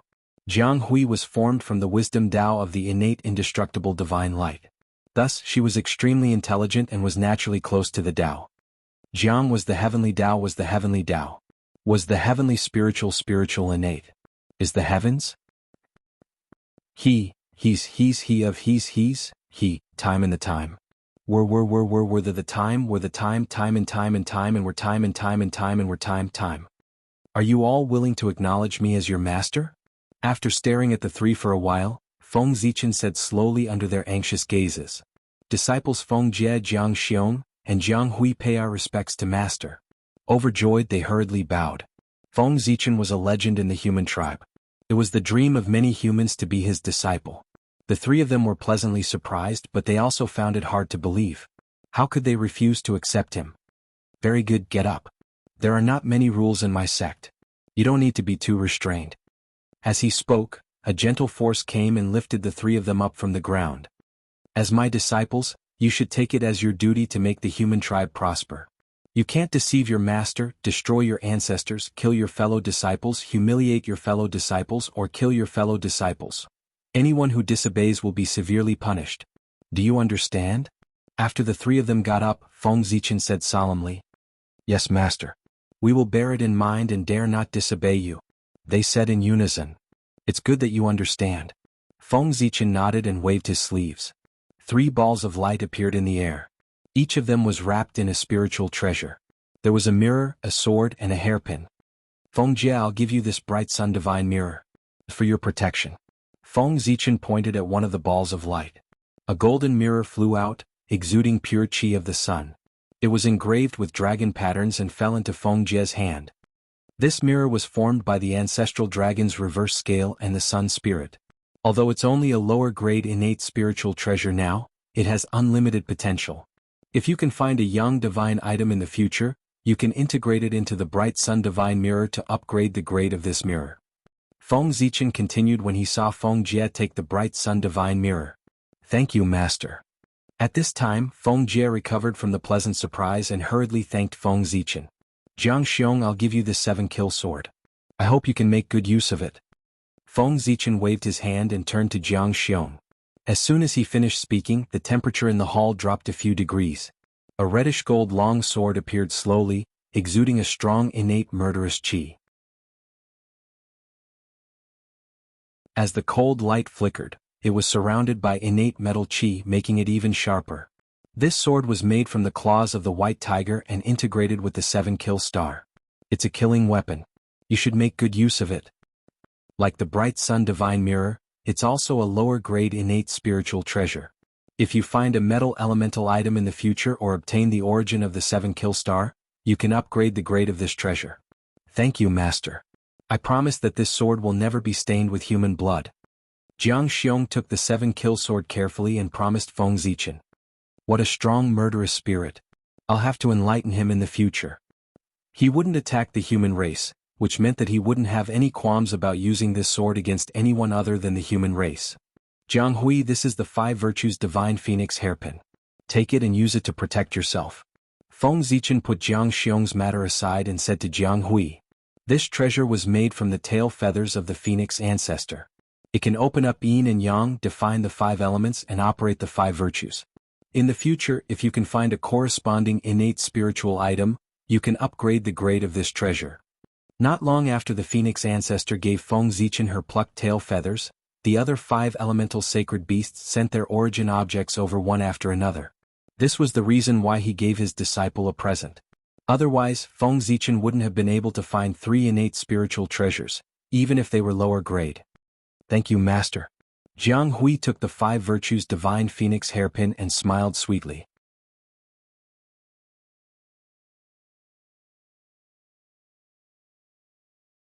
Chapter 129. Essence is expressed in qi. Yin-yang and the 5 elements are the same. Condensation is the gathering of qi and qi is the master. The 5 elements of yin-yang and qi are intricate, and each of them condenses to form. Yang becomes a man and this is the Tao of the father. Yin becomes a woman and this is the Tao of the mother. It is the beginning of a person born from qi. When qi gathers to form, it intersects with qi and then it transforms into all things with endless changes. This was the 3 Enclosures Sutra. It was divided into 3 volumes, the Grand Mystic Pivot Sutra, the Crepe Myrtle Cave Sutra, and the Grand Mystic Mahayana Sutra. It was a Taoist sutra of Khanate existence inscribed in Zhouxing. It was the supreme Taoist sutra that Feng Zichen had obtained on the North Star. After bestowing the Khanate spiritual treasure, Feng Zichen felt that their cultivation methods were too simple and crude. After some thought, he imparted this top Taoist sutra of the Great Wilderness, the 3 Enclosures Sutra, to the 3 of them. There was no specific cultivation method in this sutra. It simply described the great Tao of heaven and earth and the mysteries of the universe. However, it was all-encompassing. No matter what great Tao it was, one could find a thing or two from it. This was a cultivation method that led directly to the great Tao. Anyone could gain different understandings from it. Even saints would benefit from it after fully comprehending it. This sutra is obscure and difficult to understand. It's normal that you can't understand it. It's not just you, even I don't know much about it. Therefore, you don't have to delve too deeply into it. When you have nothing to do, just take it out and recite it once. When it's time to comprehend it, you will comprehend it. After imparting the 3 Enclosures Sutra to the 3 of them, Feng Zichen comforted them when he saw that they were frowning. It was obvious that they couldn't understand it at all. Yes, Master. The 3 of them breathed a sigh of relief. They had thought that they were too stupid to understand the sutra that Feng Zichen had imparted to them. From now on, you will cultivate on the Crepe Myrtle Mountain and strive to achieve immortality as soon as possible, Feng Zichen suddenly said after frowning at the 3 of them. Spirit refinement realm cultivation was a little low. After all, the celestial demon orthodoxy had been passed down for so many years that there was no lack of golden immortals. As Feng Zichen's disciples, they were meant to take charge of the orthodoxy in his stead. How could a mere god refinement realm cultivator face a group of arcane immortals and golden immortals? Master, what about the spirit beasts in Zichen's paradise? Can we attack them? At this moment, Jiang Xiong's eyes suddenly lit up. He was thinking about attacking the spirit beast. You want the spiritual liquid of creation, right? It's fine. You can do whatever you want with the spirit beasts in Zichen's paradise. Feng Zichen waved his hand and said nonchalantly, moreover, if you have the ability to ascend to the peak of Ziwei Mountain, you can also use the creation spirit liquid in the 5 elements creation pool. The purpose of the spirit beast's existence was to train the human race. Not to mention them, even if any human wanted to enter Zichen's paradise to hunt spirit beasts, Feng Zichen would allow them to do so. Understood. Jiang Xiong and the other two were excited. Obviously, they had experienced the benefits of the creation spirit liquid. Seeing how happy they were, Feng Zichen could not help but pour cold water on them. However, if you are accidentally killed by the spirit beasts and lose your cultivation, don't come crying to me. Otherwise, not only will you not be comforted by me, but you will also be punished more severely. Do you understand? Don't worry, master. This will never happen. Feng Jie smiled and said with his head held high, "How can the spirit beasts kill us?" When Feng Jie said this, a powerful aura surged out from his body. It shook the hearts of people, causing them to involuntarily feel a sense of awe. This was because Feng Jie was too powerful in the future. His aura distorted the endless space and time, affecting the present from the future. Very good. I look forward to your performance. Feng Zichen nodded and expressed his approval of Feng Jie. Unlike Jiang Xiong and Jiang Hui, who were reincarnated as innate spiritual treasures, Feng Jie was a god's favored son who was truly born with the fortune of the human race. He was the last innate human to be born. His birth marked the end of the Holy Mother's legacy. Since then, the new innate humans born in the human race were all transformed from later on. No one was born as an innate human. He had gathered all the fortune of the innate human race. He was the last glory of the innate human race. Because of this, Feng Jie as a human could be compared to Jiang Xiong, who was reincarnated as an innate spiritual treasure. Alright, this matter is over. You can go back and cultivate. Feng Zichen waved his hand and sent the three to Ziwei Mountain. Born to be a man, a clean and indomitable spirit, a man of indomitable spirit. How can everything in the world go according to one's wishes? Just have a clear conscience. I'll give you these words. I hope you will remember them and use them to encourage yourselves. When the three of them landed, Feng Zichen's voice drifted over from afar. On Kunlun Mountain, Taoist Tai Ching, who was comprehending the great Tao and searching for the opportunity to become a saint, suddenly felt an inexplicable sense of annoyance and woke up from his Tao comprehension. Is the poor Wei's heart in a mess? Opening his eyes, Taoist Tai Ching's eyes flashed with confusion at first. Then he regained his clarity. He had not found the opportunity to become a saint for a long time. Even with his state of mind, he could not help but feel a little confused. However, an existence like Taoist Tai Ching had a firm Tao heart. In an instant, he severed that confusion and returned to his indifferent state. Sigh. So many years have passed. Why hasn't the poor Wei sensed the opportunity to become a saint? Sighing, Taoist Tai Ching knew that it was useless to continue cultivating in seclusion. He got up and walked out of the quiet room, left Kunlun Mountain, and traveled through the primordial world. Taoist Tai Ching began to wander aimlessly in the primordial world. He moved according to his heart, and wherever he went, he would go. If he was in a good mood, he would stop at a certain place and either preach the great Tao to the living beings there, bestow one or two pills, or leave behind Tao scriptures and mystical abilities. He was very carefree. Gradually, the depression in Taoist Tai Ching's heart reduced by a lot. His state of mind actually improved slightly, causing a trace of joy to rise in his heart. Boo-hoo. On this day, Taoist Tai Ching was traveling when he suddenly heard a cry. The cry was extremely ordinary and did not have the slightest fluctuation of Dharma powers. However, it inexplicably attracted his attention. Is it really interesting? Curious about the origin of the cry, Taoist Tai Ching could not help but walk in the direction of the cry. Grandpa, don't sleep. Wake up and open your eyes to look at me. Not long after, Taoist Tai Ching saw a human child hugging a corpse and sobbing non-stop. The cry that he heard along the way came from that human. This was Taoist Tai Ching's first time coming into close contact with a human. Oh, his organs are dried up, his body is weak, and his life source is exhausted. Taoist Tai Ching was shocked when he looked at the corpse.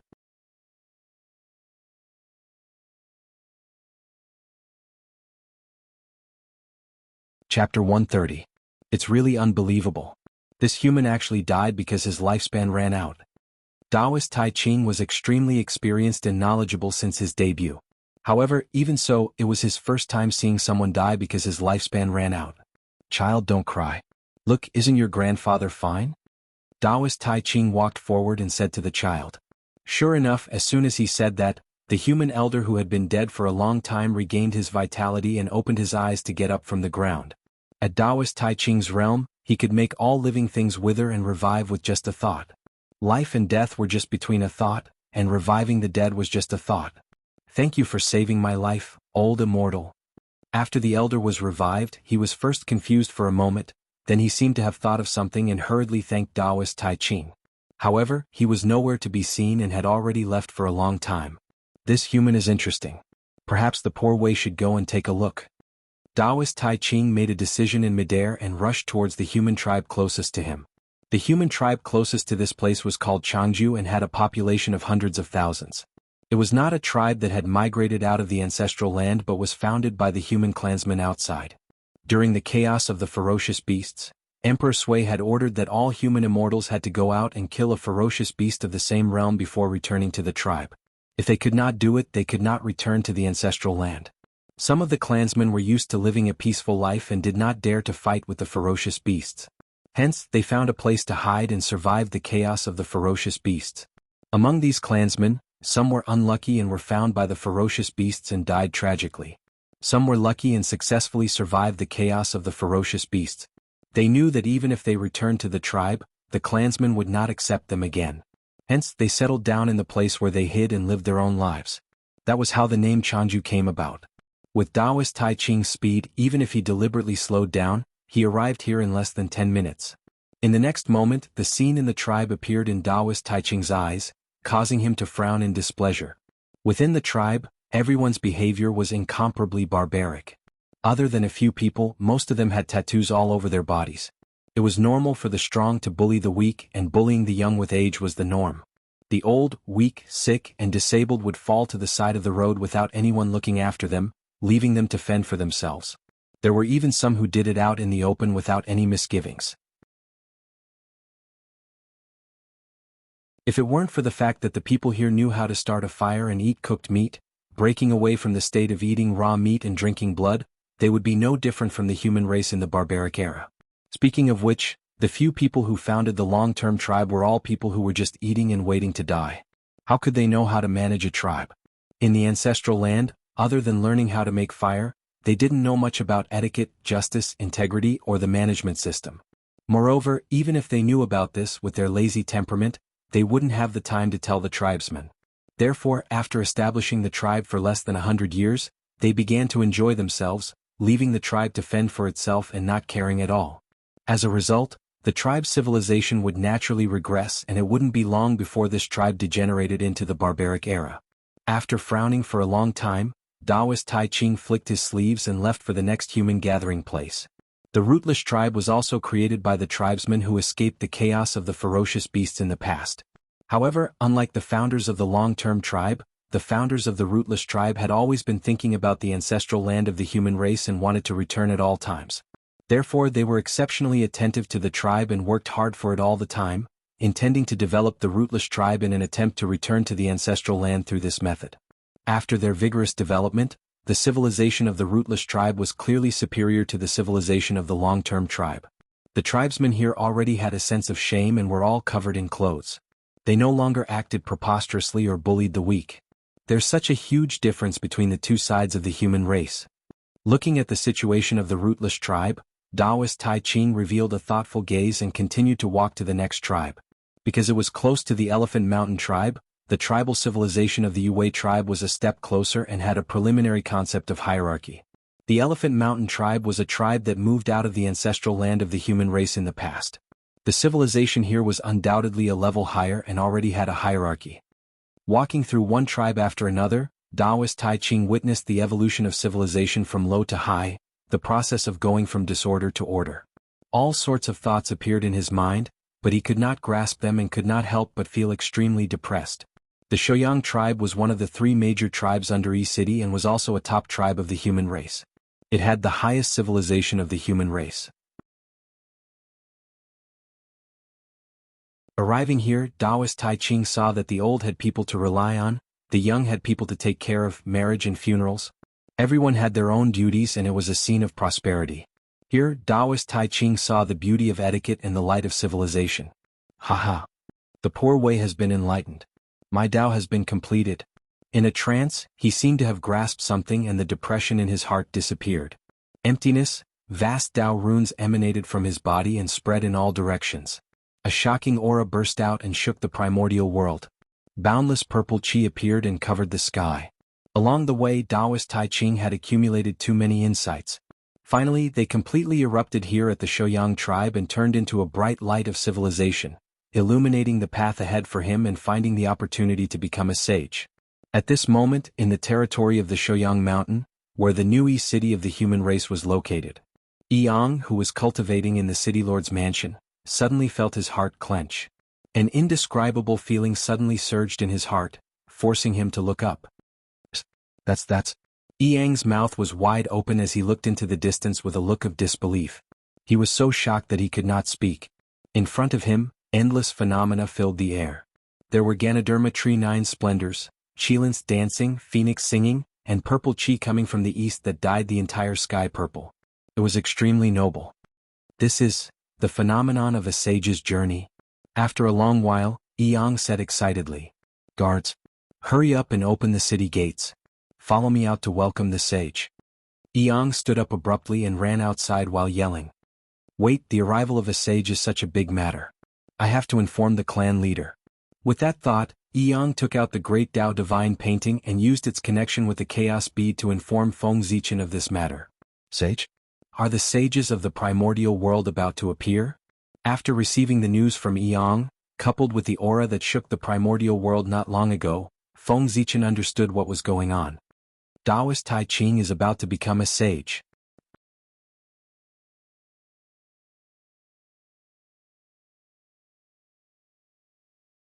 Chapter 131. After pondering for a moment, Feng Zichen's figure suddenly disappeared as he rushed towards City. Taoist Tai Ching becoming a sage in the human race was a huge matter that concerned the destiny of the human race. As the leader of the human race, he had to be present no matter what. Otherwise, it would be inappropriate if he did not even show his face when the destiny of the human race was in turmoil. In the void, Feng Zichen suddenly felt that the space was abnormally heavy. Following that, a huge force attacked and he could not help but groan as he fell out of the void. So powerful. Taoist Tai Ching is so powerful. After releasing his spiritual force, Feng Zichen immediately understood what had happened. With the Shouyang tribe as the center, the void within a 500,000-kilometer radius was enveloped by the powerful aura emitted by Taoist Tai Ching, sealing everything. Since the spatial divine ability failed, Feng Zichen immediately used the star escape technique and turned into a purple light that flew towards the Shouyang tribe. The Tao that can be said is not the Tao. The name that can be named is not the name. Nothingness is the beginning of heaven and earth. Being is the mother of all things. Therefore, nothingness is often used to observe its wonders. Being is often used to observe its mysteries. These two come from the same place but have different names. They are both called mysteries, mysteries within mysteries, and the door of all mysteries. Heaven and earth are heartless and treat all things as straw dogs. Saints are heartless and treat the people as straw dogs. The god of grains is not dead and is called Shenping. The gate of Shenping is called the root of heaven and earth. If it exists, I won't use it frequently. When Feng Zichen arrived at the Shouyang tribe, Taoist Tai Ching had already begun preaching to everyone. It was a moral chapter that contained the power of education. It explained the truth of nature and the world, improving everyone's virtue and conduct. It did not record any cultivation method, but it was more honorable than any cultivation method because it could inspire the wisdom of all living beings. To cultivators, it could explain the truth of heaven and earth in the most common language and point to the core of the great Tao. To mortals, it could explain the principles of dealing with people through things and point to the depths of their hearts. As the saying went, Tao was born, virtue was born of animals, objects were formed and tools were formed. Therefore all things respected Tao and valued virtue. Tao is the most honorable, virtue is the most precious. Fumo's life is the most natural. Morality was related to a person's life and was especially important. 300 years later, Taoist Tai Ching stopped preaching and everyone who was immersed in the great Tao heavenly melody also woke up. Although their cultivation levels did not increase, the light of wisdom and the light of virtue shone behind their heads, causing their connection with the world to deepen and their comprehension of the Tao to take a step closer. Their future achievements would be even greater. Even Feng Zichen obtained many benefits after listening to Taoist Tai Ching's preaching. After everyone woke up, Taoist Tai Ching took out the 8 trigrams cauldron and waved his sleeve. Several types of Khanate spirit herbs flew out and entered the cauldron to refine pills. The Khanate spiritual medicine was condensed from the essence of heaven and earth. Under the burning of the divine Yin fire, it gradually melted into strands of Khanate chi. This was called refining essence into chi. At this time, the 6 Yin divine flame became even more vigorous. The innate energy gradually gathered into a sphere, forming a golden pill. Yuan Tuachuo, golden and dazzling, released great radiance. The golden pellet had 9 apertures and was surrounded by Tao patterns. It flickered with spiritual radiance and was abnormally agile. Gradually, the image of a god appeared and sat cross-legged inside the golden pellet. It continuously breathed in the chi of heaven and earth through the 9 apertures. This was called refining chi into spirit. As a large amount of Khanate chi was absorbed by the god, his figure gradually condensed and then turned illusory. During the transformation, it seemed to have merged with the void. It was vast and boundless, transforming into an illusory body that was connected to the omnipresent great Tao and manifested billions of incarnations. This was called refining the spirit into the void. A bit of Khanate chi was born between the god's brows. It existed before heaven and earth and came from the void. It was connected to the Tao and created all things in the universe. An immortal Tao light rose, the aura of the great Tao spread, and endless runes were born. The Khanate chi became stronger and stronger. The god seemed to have become the incarnation of the great Tao, sacred and mighty. This was called refining the Tao into the void. The 8 trigrams cauldron was the human body, and the Khanate spiritual medicine was the body's own great medicine with endless essence. Taoist Tai Ching used the method of refining the 9 revolutions golden pill to open up a new cultivation path for all living beings. With yin and yang as firewood and heaven and earth as fire, he gathered his own great medicine and refined a round golden pellet. The golden pellet gave birth to a Khanate yang spirit that evolved into Khanate chi and merged with the great Tao of heaven and earth. The moment the pellet was formed, the heavenly Tao suddenly sensed it and merit descended. 50% entered Taoist Tai Ching's body, 40% entered the 9 orifices golden pill, and 10% turned into light rain that fell into the bodies of everyone present.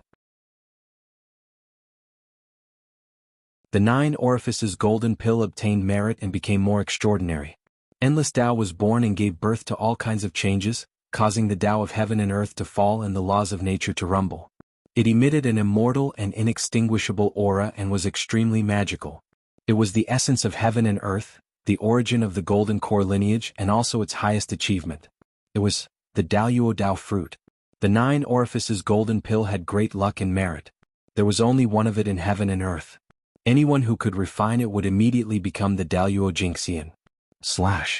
Taoist Tai Ching suddenly shouted. Heavens will appeared and turned into a Tao slashing saber that slashed towards him. Purple light appeared and an illusory figure walked out of Taoist Tai Ching's body. It gradually solidified and turned into an old Taoist in a bagua robe. Grand Elder of the Poor Way, greetings to me. The Taoist appeared and bowed to Taoist Tai Ching as he said. However, Taoist Tai Ching used the merit of Tao creation to sever his obsession. With that, the 3 corpses were severed and the quasi-sage realm was completely perfected. At the same time, he was also the first existence to completely sever the 3 corpses after Tao ancestor Hongjun. Ah, you and I are one. Fellow Taoist, you don't have to be so polite. Taoist Tai Ching looked at Taoist Tai Ching and laughed out loud. After the 3 corpses were severed, Taoist Tai Ching felt his true spirit suddenly become clear. His body relaxed and a great sense of joy rose in his heart. In front of his eyes, the great Tao was unprecedentedly clear and close, as if it was within reach. At this moment, the primordial violet energy that hadn't moved since he obtained it had actually started to tremble on its own. The trembling conformed to the rhythm of the heavens and the earth, and it was like the heaven Tao was speaking in a low voice about all the principles of the heavens and the earth. The Poor Way is the father of Taoist Tai Ching of Pangu. Today, I feel that it is not easy for the living beings of the primordial world to cultivate the Tao. Their future is boundless. They do not know etiquette, do not know the heavenly Tao, and do not know the great Tao. I specially established Ren School to educate all living beings and make them gain intelligence so that they can understand the Tao and do moral things. With the Khanate Cardinal Treasure Taiji painting to suppress destiny and the heavenly Tao as proof, Ren School will be established.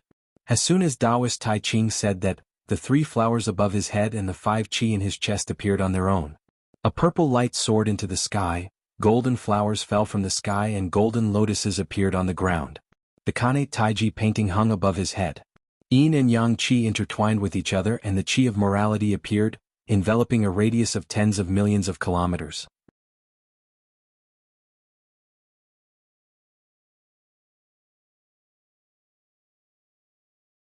Chapter 132. There was a loud bang in the void as fragrance filled the air. Boundless Xianhuang merit qi appeared and surged into Taoist Taiching's body, intertwining with the Hongmeng purple qi. Suddenly, a dazzling purple light erupted from his body and dyed the world purple. It was extremely gentle like flowing water and emitted an extremely noble aura. That was the merit of creation. Under the influence of the merit of education, the merit of creation also moved and merged into Taoist Taiching's true spirit. The truth of Yin and Yang appeared and the qi of Tao was born. After a while, the Hongmeng purple qi and Xianhuang merit qi were all absorbed by Taoist Taiching. He seemed to have merged with all things in the world and emitted a mysterious heavenly Tao aura.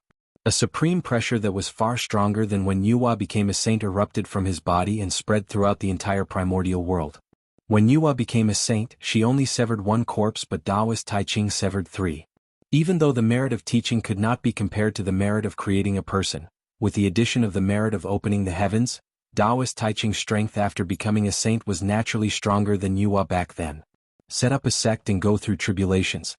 Master of the Emperor, and Master of the King. Set up the Tao of Heaven, the Tao of Earth, and the Tao of Man reveal the hidden saint. There are a total of 1,200 lords. Contain trillions of Brahma Chi. Transform into the present and ancient times, with the 5,000 words of Taoda. Master Yin and Yang, life thunder with 9 and 5 numbers. Great sorrow and great wish, great saint and great mercy, grand supreme elder, heavenly lord of Taoda. As long as the countless living beings in the primordial world did not reach Daluo Jingxian, they all bowed in the direction of Taoist Taiching and called him the Taiching Treasure Hao. That was the heavenly Tao's commendation to Taoist Taiching and conferred him the heavenly lord of Taoda. It also personally created the treasure Hao for him so that it would appear in the hearts of all living beings so that they would naturally chant it. Taoist Taiching has become a saint. At this moment, all the mighty figures in the primordial world were alarmed as they walked out of the Tao field and looked in the direction of Mount Shouyang. After Taoist Taiching became a saint, Taoist Yuqing and Taoist Shangqing who were connected to his aura also understood the opportunity to become a saint. The heavenly Tao is above. The poor Wei Pengge Taoist Yuqing is the primordial beginning. Now that I feel that it is not easy for all living beings in the primordial world to cultivate, I specially set up a sect called Chan, following the will of the heavens, expounding the principles of the heavenly Tao and teaching according to the teachings of the talents. Anyone who is fated can join the sect. With the Khanate cardinal treasure, the Pangu banner, suppressing the providence and the heavenly Tao as proof, Chan school will be established. On Kunlun Mountain, Taoist Yuqing held the Pangu banner and announced to the sky that he had established Chan school. Instantly, a supreme pressure that was slightly weaker than Taoist Taiching's erupted and suppressed the living beings of the primordial world who had just stood up. Above the Jade Realm, there is Brahma Chi, the highest of the highest of the heavens. Yuluo Shao Tai Yushan Shangjing. Misty Golden Palace, limitless clear waters. Mystic Unity Chi, the predecessor of chaos. There are mysteries within the pearl. Open up the scenery of the heavens and transform the heavens. Billions of naive people are countless. Whirling Duan Li Ji returning to the 5 elements. Majestic Fan, the sect of 10,000 Tao. Daluo Yuqing void in nature. Ultimate Tao, heavenly lord of primordial beginning. When Taoist Yuqing became a saint, the heavenly Tao conferred him the title of heavenly lord of primordial beginning. His treasure was naturally read out by all living beings. With the heavenly Tao above, the poor Wei Pengge Taoist Shangqing is omnipotent. Today, I feel that it is not easy for the living beings of the primordial world to cultivate and do not understand the great Tao. I specially established a sect called Jia. The great Tao is 50 and the heavens have 49. Everything has a chance of survival. Today, I have established Jia school to obtain a chance of survival for all living beings. There is no discrimination in education. Anyone who has the heart of the Tao can join the sect. With the Khanate cardinal treasure, the immortal vanquishing sword array, suppressing the providence and the heavenly Tao as proof, Jia school will be established. Taoist Shangqing, who was traveling in the Eastern Sea, also established the Jia order to prove his Tao and become a saint after his 2 elder brothers established a sect to become saints. Swoosh! The moment the celestial slaying sword formation appeared, Endless fiendish aura surged out and engulfed the entire primordial world, causing all living beings to be terrified. Even Daluo Jingxian felt his hair stand on end. However, although the celestial slaying sword formation was the strongest, it did not have the ability to suppress fate. Compared to the fate of the humans in Chan's school, it was much dimmer. Moreover, under the influence of the fiendish aura, a blood-red color appeared in the fate, burying a hidden danger for the decline of the future generations. In the Shangqing realm, known as Lord Lingbao, ancestral tribulation more than 99,000 Brahma Chi. Crimson script glows 668 true words. Due to the crimson script of the primordial chaos, the 9 heavens opened. The epic cave is divided into 5 tribulations. The heavenly Tao, the majestic sect of creation. Cardinal Yin Yang, the ancestor of lightning, great sorrow and great wish, great sage and great benevolence. Taoist Yu Chen, heavenly Lord Lingbao. Taoist Shangqing became a saint, and the heavenly Tao conferred him the title of heavenly Lord Lingbao. However, compared to Taoist Tai Ching, Taoist Yu Qing and Taoist Shangqing were obviously weaker. As the saying goes, good and evil are easy to sever, but it is difficult to understand oneself. They were all in the realm of severing 2 corpses, but Tai Ching had severed 3. As such, his strength after becoming a saint was naturally weaker. The 3 pure ones are indeed the orthodox of Pangu, and are favored by the heavenly Tao.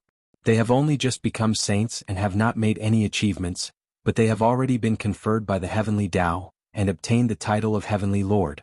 One must know that when Yuhua became a saint, she had cleaned up the ferocious beasts. With such achievements she has not been conferred by the heavenly Tao. This can't compare.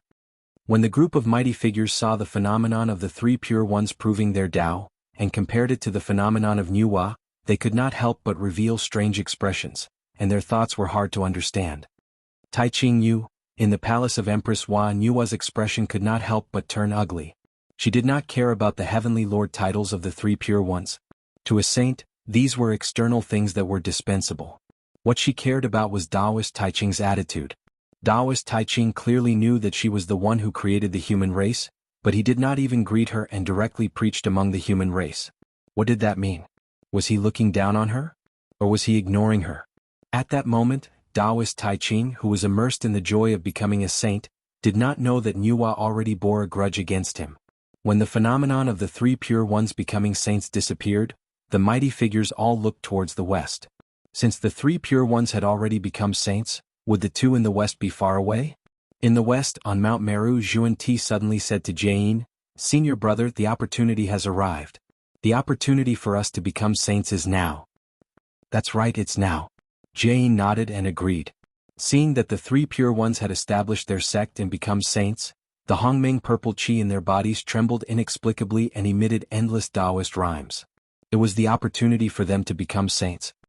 In the name of the heavenly Tao, Jain of the poor way Zhuan Ti has felt the suffering of all living beings, killing and fighting, and there is no way to transcend. Thus I have established a sect and I call it the West.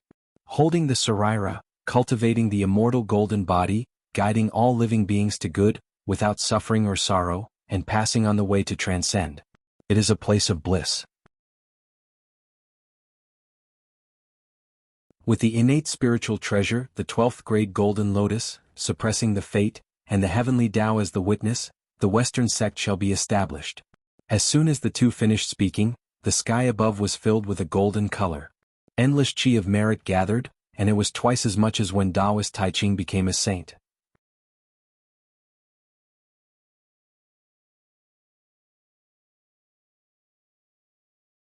Chapter 133. The chi of merit stopped in the sky for a moment and suddenly split into 2. It descended and surged into the bodies of Zhuan Ti and Jain. However, without the merit of creation, how could the 2 of them become saints just by relying on the merit of establishing a sect? When the chi of merit entered their bodies, the aura of the 2 of them immediately soared. However, at the final moment of becoming a saint, the chi of merit was exhausted. The momentum of their advancement came to an abrupt end. Now that things have come to this is the only way. They knew that they could not miss the opportunity. If they missed it, they did not know how long they would have to wait for the next time they wanted to attain the Tao. The 2 of them looked at each other bitterly and made a decision. Sigh. In the end, we are not as lucky as the 3 pure ones who have the merit of creation. After sighing, Jie and Yuan-Ti straightened their expressions. At the same time they made a great wish to the heavenly Tao. When I was a Buddha, everyone in my Buddhist temple loved and respected each other. There was no hatred or jealousy. If I was not willing, I would not become a Buddha. When I was a Buddha, everyone in my Buddhist temple had the same kind heart. They did not doubt other thoughts. What they wanted to say was foresight. If I was not willing, I would not become a Buddha. When I was a Buddha, everyone in my Buddhist temple knew that their bodies were like illusions. There was no greed in their hearts. If I was not willing, I would not become a Buddha. Stuck at the juncture of Tao validation, Jie and Yuan-Ti were helpless. They could only use the Great Wish technique to borrow boundless merit from the heavenly Tao and become saints. However, although this technique could help the two of them attain the Tao, it also caused their strength to be at the bottom of the saints. The two of them made a total of 48 great wishes before they gathered the merit to attain the Tao. Immediately, purple chi filled the sky and auspicious clouds appeared. Countless rays of light flew towards the west. Sanskrit chants sounded on Mount Meru. Golden flowers fell from the sky and golden lotuses appeared on the ground. Many strange phenomena occurred. The connate spiritual energy increased by several times. Jie and Yuan-Ti sat upright on Mount Meru with a smile on their faces. They faced the eastern boundary and spoke of the great Tao mantra, describing the Tao of relics. Lotus flowers flew out with a seductive intent. Those who heard it could not help but yearn for the western paradise. It was no wonder that the two of them were like that. In fact, their attainment of the Tao was a trick. Making a great wish was like borrowing from the heavenly Tao. However, it was not so easy to take advantage of the heavenly Tao. If they were unable to complete it, they would suffer the backlash of the heavenly Tao. At that time, not to mention losing their positions as saints, they might not even be able to keep their lives. In order to protect the position of the saint, Yuan-Ti and Yuan-Ti were bound to fulfill their great wish. They would prosper the Western sect and save the world. However, the Western sect was barren. If they wanted to rely on this place to prosper the Western sect, they would not be able to do so even if the immeasurable calamity descended. Therefore the two of them set their sights on the east, where outstanding people lived. He wanted to cross all the fated people in the east and prosper the Western sect to fulfill his great wish. One had to know that after the great ambition was completed, the heavenly Tao would bestow rewards. The greater the ambition, the more generous the reward. Judging from the great ambition made by Yuan-Ti and Yuan-Ti, once it was completed, the reward would be unprecedented. How dare you? On the sun star, Dong Huangtai saw many demons emitting Buddhist light. Apparently they were bewitched by the Sanskrit chants. He couldn't help but be enraged. He roared towards the west and suddenly rang the Donghuang bell. Dang! The world suddenly lost its sound. The great path fell into silence. Time and space stopped moving. Even many mighty figures lost consciousness for a short time. Only the sound of the bell echoed. After an unknown period of time, it seemed like a moment but also like thousands of years. The world returned to normal. The vision of Yuan-Ti and Yuan-Ti's path confirmation disappeared. Peace was restored on the sun star. Who won? After regaining consciousness, the mighty figures were curious about the result of the battle between the two sides. They hurriedly looked at the sun star, but their eyes were full of bright white. It was Dong Huangtai who covered the sun star. The mighty figures retracted their gazes and looked at Mount Meru. They saw Yuan-Ti and Yuan-Ti sitting in the void with a smile, continuing to talk about the method of condensing the Sarira. However, at this moment their voices were only heard in the west. They could no longer reach the east. Did Tai win? Or could it be that another saint intervened? There was no doubt that the two saints of the west were at a disadvantage in this battle. Otherwise, how could they be at ease preaching in the west? However, whether it was Tai who suppressed the two saints of the west or the other saints who helped, the mighty figures lost consciousness at that time and had no way of knowing. However, they could not know, but those saints and existences who were infinitely close to being saints saw it clearly. What? How can Tai be so strong that he can fight the two saints of the west to a draw? In Empress Was Palace, Nuwa stood up in shock and looked at the sun star in disbelief. How is that possible? Tai hasn't stepped into the realm of origin yet, but he's already so powerful. If he advances further, won't he be invincible?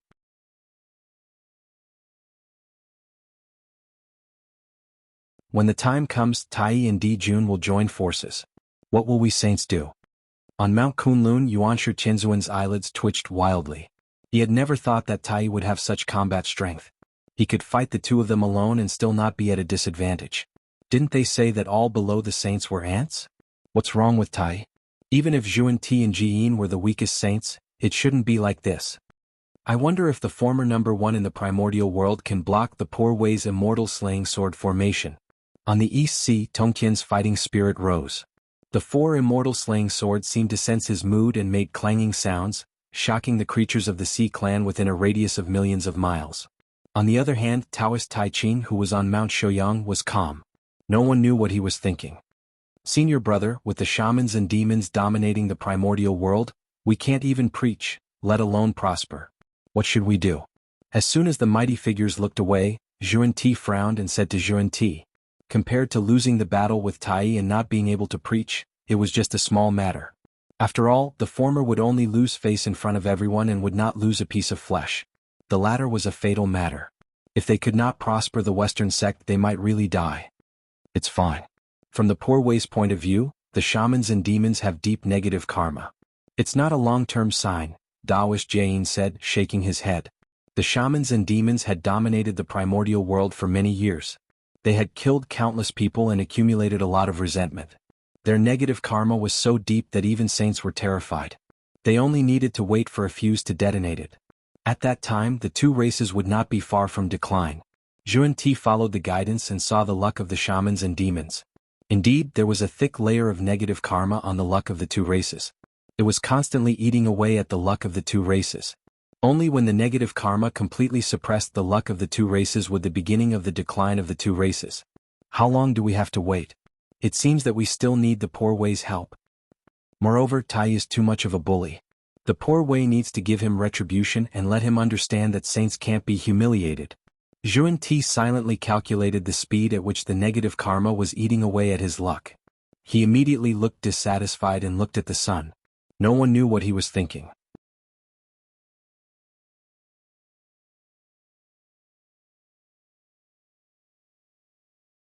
Chapter 134. Greetings, Saint Tai Ching from the Zichen clan of the human race. After all the phenomenons of Tao attainment disappeared, Feng Zichen took a step forward and bowed to Taoist Tai Ching. Clan leader of the human race? Taoist Tai Ching raised his head and looked at Feng Zichen with some confusion. Isn't the clan leader of the human race Swearin in my impression? When did it become this young man? Given Taoist Tai Ching's status, why would he pay attention to the postnatal creation of the human race? It was only when Swearin created the Daluo Jingxian that he slightly noticed and had an impression of the human race. After knowing that the clan leader of the human race was Swearin, he did not care about anything else. What a familiar aura. This aura is a Tao destroyer. You're actually a Tao destroyer too. This is truly incredible. Looking at Feng Zichen, Taoist Tai Ching was surprised to discover a familiar aura. There was a trace of aura on Feng Zichen's body that he had never noticed before. It was the aura of a Tao destroyer that was mighty and vast, yet extremely thin and almost non-existent. If not for the fact that Taoist Tai Ching had just opened up the golden core lineage and was extremely sensitive to that aura, he would have been fooled. Starting from nothing and opening up a path of cultivation for all living beings, giving them the possibility of transcendence. Just how difficult was this? Those who could do that were all people with great wisdom. Such a person would definitely be favored by the great Tao and be blessed by providence. Looking at Feng Zichen, Taoist Tai Ching's eyes flashed with two divine lights that derived the principles of yin and yang, as if he could see through the past and future. At this moment, Feng Zichen had the illusion that he had been seen through. It was as if under this gaze, he had nothing to hide, and all his secrets were exposed in front of the other party. However, an illusion was ultimately an illusion. Although Tao being Tai Ching was strong, it was clear that Pangu was stronger. With the help of Pangu, who in the untainted land could really see through Feng Zichen. Clearly, Taoist Tai Ching could not do it. Under Pangu's power, everything that Feng Zichen had experienced had been modified and rearranged. The things that involved the secrets of heaven and earth had been replaced by new memories. Everything seemed so natural as if he had experienced it himself. Even Taoist Tai Ching could not find any flaws in the river of time and space. The first postnatal creature born with the fortune of heaven and earth? Turning the impossible into the possible, opening up a path of cultivation for postnatal life forms in a hopeless situation. Truly shocking. Establishing human relations, promoting etiquette. Educating a clan, this is the merit of education. After looking at Feng Zichen's past, Taoist Tai Ching could not help but sigh. This was a person with true wisdom. Are you willing to acknowledge Poor Wei as your master? After a moment of silence, Taoist Tai Ching suddenly asked him. Since ancient times, those who attained the Tao all had great luck, perseverance and wisdom. Feng Zichen had all three and had already seen a possibility of attaining the Tao. Not only did it make Taoist Tai Ching want to take him in as a disciple. Moreover, putting everything else aside, Feng Zichen's identity as the first postnatal life form was enough for Taoist Tai Ching to value him. The first connate life form in the primordial world was called Hong Jun. Even though connate life forms could not compare to postnatal life forms, their future was destined to be limitless since they were the first. Moreover, Feng Zichen also had the merit of educating people. Taoist Tai Ching established a sect and became a saint in the name of educating all living beings. If he took Feng Zichen as his disciple, their luck would be connected and he would be able to complete the teachings. It would be very beneficial to him. If I acknowledge you as my master, will you be willing to protect the human race? After thinking about it, Feng Zichen did not agree immediately and asked instead. Now that his wings were formed, as long as he continued to move forward, Daluo Jingxian would be within reach. He was confident that he could even become a quasi-saint and did not need anyone's protection anymore. Therefore he was not very interested in acknowledging Taoist Tai Ching as his master. Now he was more concerned about the future of the human race. The saints had already appeared and the demon race's massacre of humans was not far away. In such a short period of time, no matter how hard the human race worked to develop, it would be impossible for them to have the strength to resist the demons. After all, even the saints had to avoid facing the demons who were sitting on Zhouxing's luck, let alone the small human race. Therefore he had to prepare a way out for the human race in advance for the future. If Taoist Tai Ching was willing to protect the human race, it would not matter if he acknowledged him as his master. Taoist Tai Ching hesitated for a moment and did not know how to answer. After advancing to a saint, his vision had been infinitely improved and he could see the future more clearly. Naturally, he could see that the human race would face a great calamity in the future that was close to extinction. That calamity came from the demons and was vaguely related to the saints. That was precisely why Taoist Tai Ching was hesitant. In order to protect the human race, he had to offend two forces at the same time. Even if he was not afraid, it was still very troublesome. A small human race was not worth his attention. Although Taoist Tai Ching had comprehended the opportunity to become a saint in the human race, he had established Ren School in order to educate all living beings of the human Tao and the primordial world, not just the human race.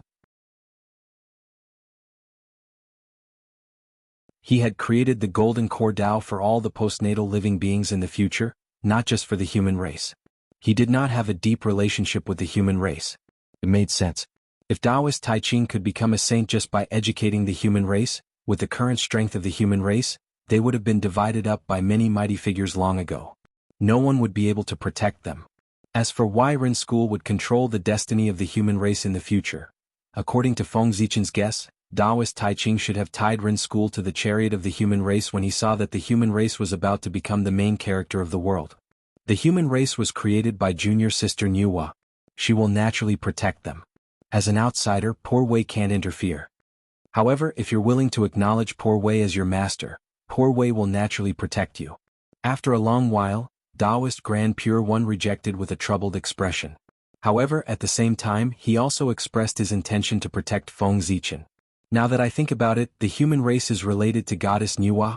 Why didn't you think of it when you were preaching the Tao? While thinking this, Feng Zichen said, then I can only refuse the saint's kindness. As soon as he finished speaking, Feng Zichen was afraid that such a straightforward rejection would cause Taoist Tai Ching to be displeased. Hence, he hurriedly explained. When I was young, I once received the teachings of goddess Nuwa. If I want to acknowledge her as my master now, I have to obtain her consent first. In that case, upon hearing Feng Zichen's words, Taoist Tai Ching was in a difficult position. He had just offended Nuwa. If he rashly accepted Feng Zichen as his disciple now, they would probably fall out completely. In that case, it seems that your fate with Poor Wei has yet to come. Let's talk about taking in disciples in the future. Taoist Tai Ching sighed and said regretfully.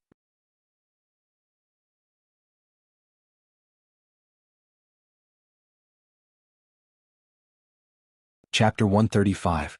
Even though he said that, Taoist Tai Ching already had an idea. In the future, as the leader of the human race, Feng Zichen would definitely be the first to bear the brunt of the calamity of the human race and would be in danger of dying. At that time he would protect Feng Zichen's life and take him in as a disciple. Nuwa would not say anything either. Thank you for your kindness, Saint. No matter what Taoist Tai Ching's intentions were, he had already expressed his goodwill and Feng Zichen would naturally not be tactful. There's no need for that. Although you're not fated to be with poor Wei, you're still fated to be with her. Poor Wei will give you some benefits. After thinking for a moment, Taoist Tai Ching took out a pearl that was shrouded in flames and handed it to Feng Zichen.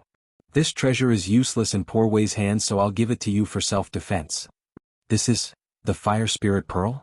As soon as the treasure appeared, the chaos bead in Feng Zichen's body sensed it and he could not help but exclaim. That's right.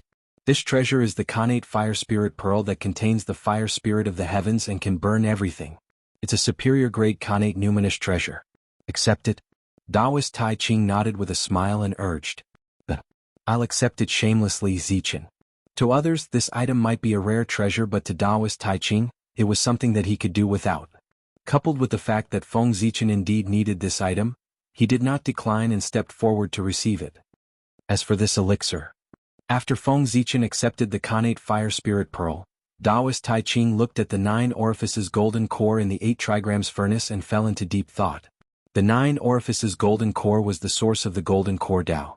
It contained great merit and providence and could create a Daluo Jingxian out of thin air. Feng Zichen looked at the elixir and was extremely tempted. Forget it. The gold core Tao was born in the human race and is innately entangled with the human race. In the future we will have to rely on the human race to prosper. The poor Wei will leave this gold core to the human race. After deducing for a moment in his heart, Taoist Tai Ching realized that the golden core Tao was deeply entangled with the human race. Hence, he waved his sleeve and sent the 9 orifice golden core into Mount Shouyang before disappearing. I'll leave the 9 orifice golden pill on Shouyang Mountain and await the fated one, Taoist Tai Ching said to everyone after he was done. Thank you, sage, for your kindness. Everyone bowed emotionally. That was a Daluo Tao fruit. If they obtained it, they would be able to reach the heavens in a single bound and become the Daluo Jingxian. How could they not be excited? This matter is over. The poor Wei should return to Kunlun Mountain. Taoist Tai Ching waved his hand and lifted everyone up. His figure slowly disappeared and he returned to Kunlun Mountain. Farewell, sage. The crowd dispersed after bowing in the direction where Taoist Tai Ching disappeared. Clan leader, that's a sage. He's the top existence of the primordial world and he wants to take you in as his disciple. How could you refuse? What are you thinking? After Taoist Tai Ching left for a while, Yang asked Feng Zichen with a puzzled expression. It was a great thing to have a sage as his master. He really could not understand why Feng Zichen would refuse. You don't understand. Feng Zichen shook his head and did not explain anything to Yang. Taoist Tai Ching had already angered Nuwa by coming to the human race to preach. If he became Taoist Tai Ching's disciple, what would Nuwa do? By then, Taoist Tai Ching might not be afraid of Nuwa's anger, but his position as the clan leader of the human race would be unstable. Moreover, Taoist Tai Ching's strength was unfathomable. If he became Taoist Tai Ching's disciple, he would have to stay under his nose for a long time. In that case, Feng Zichen was not confident that he could hide his secrets completely. Hence, Feng Zichen did not dare to acknowledge him as his master. However, the sage was almost omniscient and omnipotent. If he dared to say anything bad about them, he would definitely be sensed by the sage. By then there would be trouble. By the way, Yang, you're a Khanate human and you cultivate the cultivation technique passed down by Emperor Sui. It's similar to the golden core Tao. You can switch to this cultivation technique and go to Mount Shouyang to try your opportunity. Seeing that Yang still wanted to say something, Feng Zichen hurriedly changed the topic. In the current human race, most of the postnatal humans cultivated the God-Fiend Tao and gradually became the mainstream. They might not be interested in the golden core Tao. On the other hand, Khanate humans cultivated Qi refinement techniques that were similar to the golden core Tao. Hence, it was extremely easy to switch to this cultivation technique. It's not that simple. At my realm, I've basically determined my Tao path. How can I change it just like that? Besides, if I had a great opportunity, I wouldn't have been forced to abandon the city by the ferocious beasts. I'm afraid I'm not fated with this pill. Yang shook her head. She was not optimistic about her chances of obtaining the 9-hold golden pill. That's right. At your realm, you've already begun to look forward to Daluo. It's not easy to change your Tao foundation. However, if you have nothing to do, you can try to figure out the golden core Tao. After all, it's a sage's personal disciple. It contains the truth of the great Tao. Even if you don't cultivate it, you can still get a lot of benefits by looking at it every day. It can make up for the shortcomings of your cultivation technique.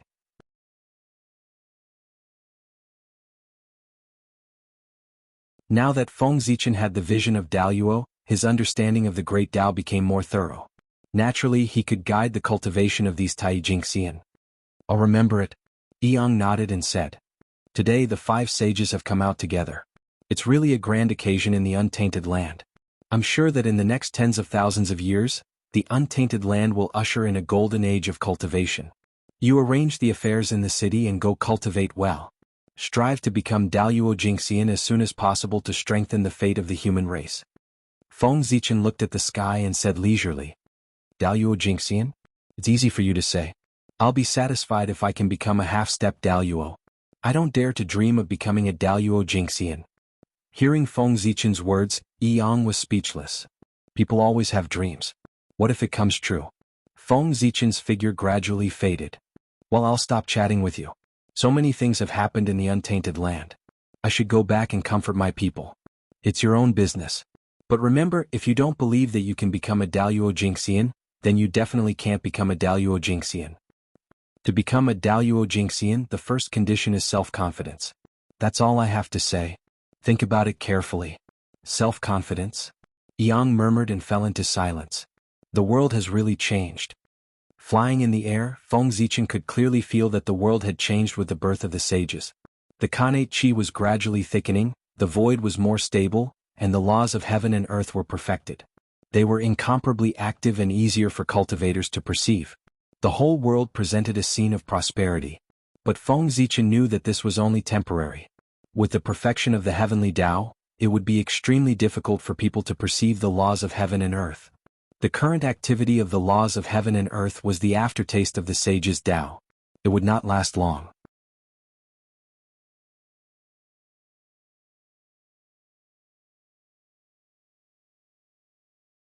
Chapter 136. It seems that I have to reach the Daluo Jingxian realm as soon as possible. Knowing that the cultivation environment in the primordial world would become difficult after tens of thousands of years, Feng Zichen could not help but feel a little impatient. With the help of the fate of the human race, Feng Zichen's progress could be said to be rapid. He was now not far from the Daluo Jingxian. What he lacked was nothing more than accumulation. After all, apart from comprehending the great Tao, cultivation was also a process of accumulation. He had to constantly polish his Tao and increase his maturity. He had cultivated for less than 50,000 years. Compared to the Tai Jingxian who had lived for millions or tens of millions of years, his accumulation was too little and his maturity was slightly insufficient. Even though Feng Zichen had the Daluo Jingxian realm, his maturity was insufficient. His origin was too thin and was not enough to support him. Breaking through to the Daluo Jingxian realm made people feel a little helpless. Time. What I lack the most now is time. Unfortunately, I've never heard of any time mystic realms in the primordial world that can accelerate my time. Otherwise, I can use this to quickly step into the Daluo Jingxian realm and save hundreds of thousands of years of accumulation. To break through to the Daluo Jingxian realm required a long time of accumulation. Even if Feng Zichen was anxious, there was nothing he could do about it. Of course, not all living beings needed to accumulate. At the very least, innate godfiends did not need to. They were originally formed by the innate origin. When their cultivation level reached a certain level, they would naturally advance. If innate godfiends were treated the same as ordinary living beings, how could they live up to their title of biological son of the heavenly Tao? How could they set off their special status? Suiren had only cultivated for 100,000 years more than Feng Zichen, but he had been able to reach the Daluo Jingxian realm earlier. It was because he was the first person that Nuwa had created. He had poured in Nuwa's blood, sweat, and tears. His innate origin was extremely dense and was not inferior to the innate godfiends. Therefore he did not need to accumulate. He could break through to Daluo Jingxian as soon as his cultivation level reached a certain level. After returning to the human race, Feng Zichen first checked on the situation of the human race. Seeing that nothing major had happened, he sent out his divine Tao incarnation to handle the affairs of the human race for him. As for himself, he returned to Zichen's grotto heaven to absorb the innate qi and condense his origin energy. He wanted to break through to the level of Daluo Jingxian as soon as possible. On this day, after Feng Zichen failed to communicate with the world tree in the chaos bead, He tried to suppress it and forcefully extract its connate origin. However, he was interrupted by two powerful auras. Poor Wei, Taoist Yu Qing of Kunlun Mountain will open the mountain gate today. Anyone who is fated to come to the front of the Jade Palace can be a disciple of Poor Wei. Poor Wei's Taoist Shangqing of Kunlun Mountain will open the mountain gate today. Anyone who wants to pursue Taoism can head to Kunlun Mountain and become Poor Wei's disciple. Humph, you're lucky this time. After I'm done with this, I'll teach you a lesson. Feng Zichen glared at the world tree and left for the ancestral temple. After returning to the human race for less than 100 years, Feng Zichen was already tired of the process of collecting innate qi. He couldn't help but come up with an idea. He was only missing 9 innate essences to reach the level of Daluo Jingxian. Why did he have to condense them bit by bit? He could just take them and refine them. In the Eldritch Wilderness, the innate gods and demons were the ones with the most abundant innate essences, followed by the various innate spiritual treasures, and lastly, the innate living beings all over the Eldritch Wilderness. However, Feng Zichen couldn't just go on a killing spree and kill innate gods and innate beings for the sake of condensing the innate origin, could he? This was not in line with his original intention, so he couldn't do it. As for the innate spiritual treasures, each of them was extremely precious and could only be found by chance. Moreover, Feng Zichen's innate spiritual treasures were all very useful. How could he be willing to destroy them and take their essences? After thinking for a while, he turned his attention to the world tree. What was more suitable than the world essence to refine the innate essences? Moreover, he'd put in a lot of effort to raise the world tree, but the benefits he'd gained from it could be counted on one hand. On the other hand, the world tree had gained a lot from him. It shrank back when something bad happened and disappeared. But it was always the first to appear when something good happened. To be honest, Feng Zichen had tolerated it for a long time. Now, Feng Zichen wanted to borrow some of the world essence from the world tree, but after a long discussion, the world tree refused. He was furious. If he didn't teach it a lesson, it would really think he was the boss. All golden immortals of the human race, come to the ancestral temple at once. His voice was loud and spread throughout the human race, ringing in the ears of every human golden immortal and summoning them to the meeting hall. In the meeting hall, Feng Zichen sat on the main seat and looked at the immortals below.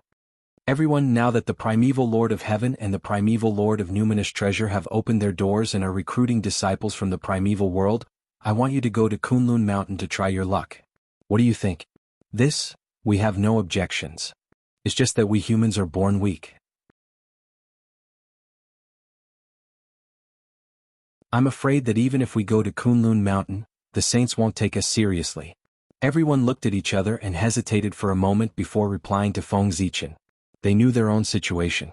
As a race born after birth, even if they were personally created by the saints, they couldn't be compared to the other innate races except for their appearance that resembled the connate Tao aptitude. Moreover, many of those who went to Kunlun Mountain to seek a master were probably connate godfiends. If they went to seek a master, the saints wouldn't take them seriously. Don't worry about this. Didn't the primeval Lord of Numinous Treasure say that anyone who has the heart to seek the Tao can become his disciple?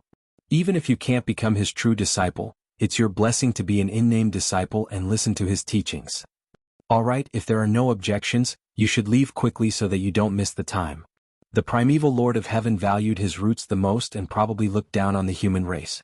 Although it was said that he liked the human race, among his disciples except for Jiang Zia, no one had heard of the human race. It was obvious that the legend was not credible. The Grandmaster of Heaven taught everyone without discrimination. The chances of them joining the Jia sect were very high. It was not bad to be able to get the title of an outer sect disciple. Moreover, even if they failed to become his disciples, it didn't matter. Because in the end, the 3 pure ones would each preach the Tao. All living beings near Kunlun Mountain could hear it, so that those who failed to become his disciples would not make a wasted trip.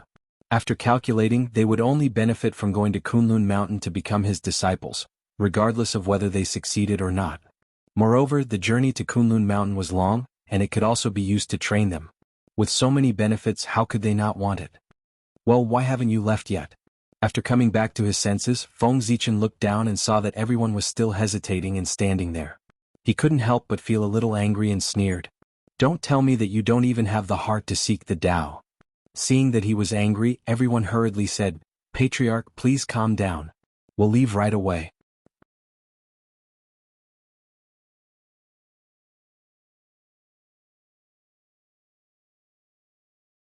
Chapter 137. After everyone left, Feng Zichen's figure flashed, and he entered the chaos bead again. However, before he could do anything, layers of green light appeared on the Tree of World. Innate runes appeared, and the aura of the world origin flowed. It was mysterious and unpredictable. Then the green light shook and suddenly condensed into a ball of world origin, which flowed into Feng Zichen's body. Not bad. When I become Daluo Jingxian, I'll give you a lot of benefits. This time, the Tree of World was so tactful that Feng Zichen's mood improved a lot. His hatred for it also decreased a lot. Then, divine light surged in Feng Zichen's body. Runes flashed, and the heaven and earth furnace appeared on its own. It swallowed the world origin that flowed into his body and drew in the power of heaven and earth to refine it. There was a loud boom. Flames of the way appeared and burned fiercely. It carried the power to distort the void and burn toward the world origin. Traces of green light flowed out of the world origin, turning into the purest origin energy. It kept merging into Feng Zichen's origin. It continued to grow and shorten the gap between him and Daluo Jingxian. This method is indeed feasible. Refining this ball of world origin alone is equivalent to 100,000 years of cultivation. Moreover, the truth of heaven and earth contained in the world origin has benefited me greatly. After 100 years, Feng Zichen completely absorbed the world origin and woke up from his meditation. He couldn't help but exclaim when he sensed the changes in his body. As he spoke, Feng Zichen turned his gaze back to the Tree of World. A ball of world origin was equivalent to 100,000 years of cultivation. If he had a few more balls, he wouldn't be far away from becoming Daluo Jingxian. As if sensing Feng Zichen's malicious gaze, the Tree of World trembled and shrank into the center of the chaos space. Its branches and leaves swayed, expressing its grievance. Sigh. Feng Zichen sighed. He understood that the Tree of World Origin had accumulated this ball of world origin for 10,000 years. The next time he wanted to get it, he would have to wait another 10,000 years. Although the world tree could absorb the power of the endless dimensions and condense the origin, it could not do so. However, it still needed to support the 3,000 great worlds, which consumed a lot of energy. It was already not easy to squeeze out a lump of world origin, but it was impossible to take out too much. Looks like I'll have to find more chaos products in the future to accelerate the growth of the world tree. Only then will it be able to gather more world origin. The current Tree of World was still too weak. If it could truly grow up, even if it supported the entire untainted land, a mere world origin would be nothing to it. After sighing for a while, Feng Zichen returned to the Ziwei mountain and continued to breathe in Xiantian Qi. Cultivation, in the end, still required one to be able to endure loneliness. Even if he didn't like it, he had to slowly learn to adapt.